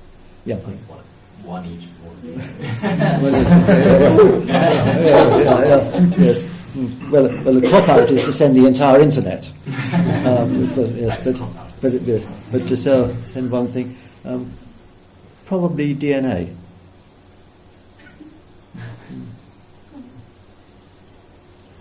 But you, I mean, sorry, are you asking for an object from the planet or a human artifact? A human artifact. Like a work of art? Or? Yeah, kind of, specifically, like a Beatles album or something like that. This is the one thing you can send up. Requiem or something. Yes. Well, just to follow up, there was this little probe that was sent about 30 years ago, and they, in a rather sort of semi-serious way, the Voyager, where they did discuss this, and they had pictures of the Earth and what human beings looked like, etc. And they did include the sounds of Earth, which included some Bach and some Chuck Berry. And the answer was, you wait for the aliens, and do they say, send more Chuck Berry, or do they say, send more Bach? But they sent it on a record, which seems... They did. The aliens were like, here's my turntable right here. Yeah, I mean, I'm a DJ. It wasn't very serious, but it was an amusing exercise.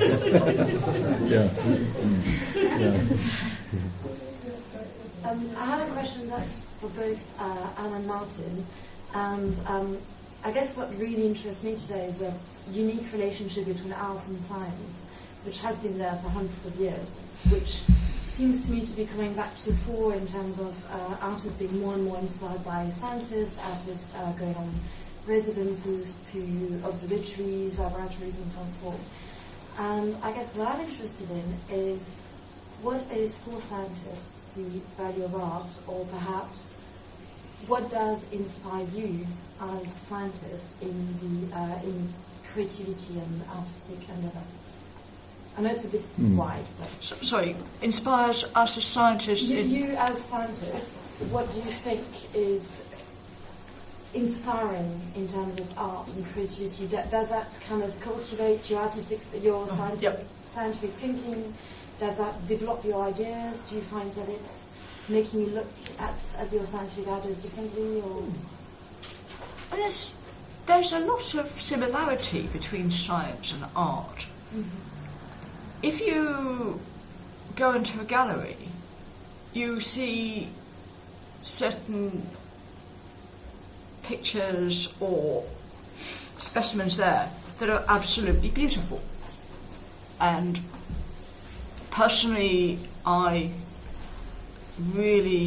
can stare at some of the Renaissance art for yonks because it's so beautiful. If you look at the night sky, you look there, and it is beautiful, particularly if you don't have this light pollution that we've got. But if you're somewhere where you can actually see the sky properly, it's so beautiful. And why? Why is it so beautiful? What is it? Now I can't create any art. But I can recognise I can appreciate the beauty of the art, whether it's visual or audio or literature. And it's just deep, profound and beautiful. Similarly, the laws of nature are profound profound and beautiful, and you want to understand why and what's behind it and unravel it all. I think my appreciation of art, and particularly music, is probably completely unrelated to my science. I don't think there's any links. So I think sort of art and religion are quite separate from science, in my opinion. But the only kind of imaginative fiction which is relevant to science is perhaps less aesthetic things like science fiction. And first-rate science fiction is a stimulus to the scientific imagination, although that's not great art. But I think the greatest art probably is a different part of my mind from anything I do in science. But that reminds me of another point that's often worth making, which is the nature of creativity in science and in arts. I mean, great scientists are creative in a sense, but it's not quite the same sense as a great artist, because if you're an artist, then your work is distinctive and individual, and even if you're not a great artist, it's got your individuality in it. Whereas in science, you can have an idea, but if you didn't have the idea, someone else would. So in science, in science, your work has lasting value. It's a brick in an edifice, but it loses individuality, because in general, if A didn't think of something, B would. And that's different from in the arts, where even if you're doing art that's not going to last for a long time, so long as it does last, it's your personal work. I like, there's a nice way this was expressed by Peter Medawar in a lecture. He said that whereas Crick and Watson, if they'd not made their discovery, something else would have done fairly quickly. When Wagner took 10 years off in the middle of composing the Ring Cycle to compose Tristan and Meistersingers, he wasn't concerned that someone would scoop him on Götterdämmerung, because all that work was individual. And so there is a difference between the nature of the creativity and the nature of the originality in the arts and in sciences. I had a question sort of on a completely different sort of plane really, but I was wondering about the reading we had from your lovely novel and the relation between the text and the pictures, and I could see that there were little things that came up that you were reading about that were related to images that were there. But I wondered if the idea of having that parallel set of things and the fact that the images were each a separate thing on a completely timed, different space, the colours and people and the rest of it, was a way of you thinking about maybe not multiverses, but sort of some sort of way of projecting outwards from the text, or quite what we were meant to sort of think about that. I mean, so when I'm sort of planning bits of the book, I hope, in my study, I find it quite useful to knit together found images. Having them here is partly so I can just concentrate without feeling too self-conscious. So it kind of throws attention elsewhere. I mean, I guess there were, I can't remember if there's 2 or 3 cycles of images here. So the kind of sequence is the same. So I guess, you could read that in that way, yeah. But it really is just, because I think, readings over a certain amount of time, people drift off a little bit, especially if someone's reading from a text rather than speaking in a more animated kind of stand-up way. Yeah. So it's a way really to try and keep people awake. I wanted to do something more to it than that. Rather than just a sort of parallel set of things, that each image was actually intended for us to sort of think, out there, into that picture and away from that. Yeah, or to kind of, they're not entirely synced to my voice. That would require, I think, technological skills I don't have, and in time to the text. But it's really just kind of to bring you back maybe to the text as well, if your mind's wandering. So yeah, that's kind of it's to stop you looking at me.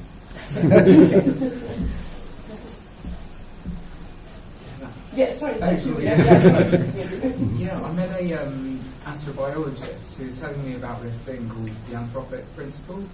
And he was like entertaining this idea that it's almost like a conspiracy in the universe for life to exist, that there's something quite special about carbon, that it being formed in suns that have a large enough mass when they die, and this special thing about carbon sort of attaching to itself and forming different things like rings or lattice structures. And I'd love to hear a bit more about that. You might happen to know about it. Well, this is just the point that the chemistry which leads to life may only exist because of particular detailed relationship between the strength of Anne's four forces. And in a different universe, then they could be sort of untuned in such a way that you would not have complex chemistry at all, or if you did, it would have to be based on some different kind of elements, not carbon in some way. And there's a big debate about just how special things have to be in order for life to emerge. No, I think that's okay. Isn't that one possible? Some speculative evidence for multiverse? Well, I think fine-tuning. It is. I mean, I think the best arguments for multiverse now, I think, are of other kinds. It's suggested by some of the most popular current ideas on cosmology and the unified theories. But indeed, it removes any reason for surprise at any apparent fine-tuning, because if there are many universes and they bring the changes, as it were, then there are going to be some. Have to be in them. Some, and we're unsurprisingly in the one where the tuning is achieved. Yeah. I was just thinking about what you said at the very end of your talk about the future. Yeah. And if you have any kind of perception in your mind about future robotics or future computers that will undermine human existence and go on to rule the world or whatever within the universe, do you have a kind of vision of what those beings might be or how they would exist? Well, I mean, it's hard to look even a century ahead in this, because things are changing so fast. I mean, there are, as you probably know, people who think that within this century machines will achieve human intelligence, and we may even have to worry about them taking over. But my main point is that if we look much further ahead, then almost certainly we will have machines and huge fabricators out in space doing things that humans could never do, and perhaps achieving greater intelligence than human beings. Of course, there's a big philosophical question about consciousness and whether that exists in robots, but I personally think that we should imagine that in the future there will be more intelligent creatures, maybe organic, maybe inorganic, than us. And one thing which strikes me is that it's rather surprising that we got as far as we have done in science, because our brains haven't changed much since our ancestors 50,000 years ago roamed the African savannah and they evolved to cope with the everyday world. And it's rather remarkable that we have been able to make some sense of the counterintuitive microworld of atoms and got as far as we have got with cosmology. So I think it's remarkable we got so far. And the converse of that is that there may be some important features of the world which is just beyond our powers to grasp. Just as a monkey can't understand quantum theory, there may be some things which our brains will never understand, and we'll have to await some post-human intelligence, because just as there's no reason to believe that we're the end of biological evolution, there's no reason to think that we're the culmination of intelligence. Very strange, actually, that our common ancestors have not evolved in a way in which they can develop, their brains can understand quantum mechanics or something similar. It's really strange that evolution is such that we've come from the African savannah and we can now talk about the cosmos, whereas other primates have not evolved in that way.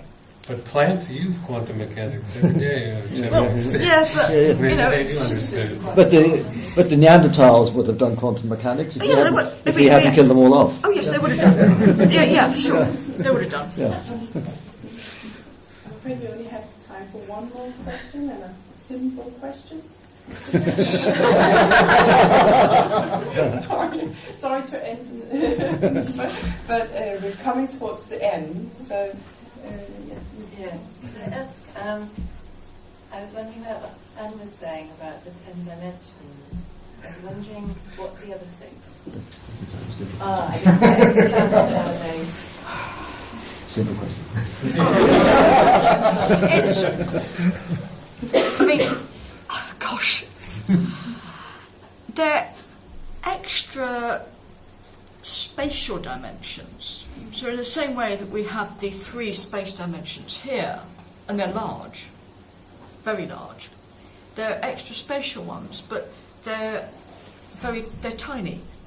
So it's like wrapping them around in a tiny circle, a 6-dimensional circle. Why 6? Oh, it's 6 because if you write down the theory, it's consistent in 10 dimensions.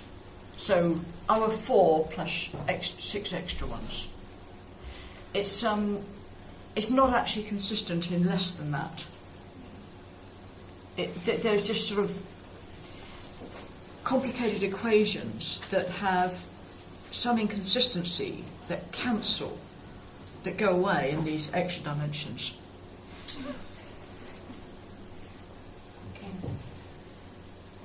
Good? Yeah. Okay. Well, thanks to everyone for contributing today. Thanks for everyone being here, and a big thanks to the Wysing team as well for providing technical support, field support, and all of the infrastructure that needs to happen when we're doing events. So, a big thanks for everyone. Those who are going on the bus back to Cambridge, it's leaving outside 7:15. So I recommend you to wrap up quickly and maybe take a toilet break before going back to Cambridge or beyond. So, well, thanks a lot. And Thank you.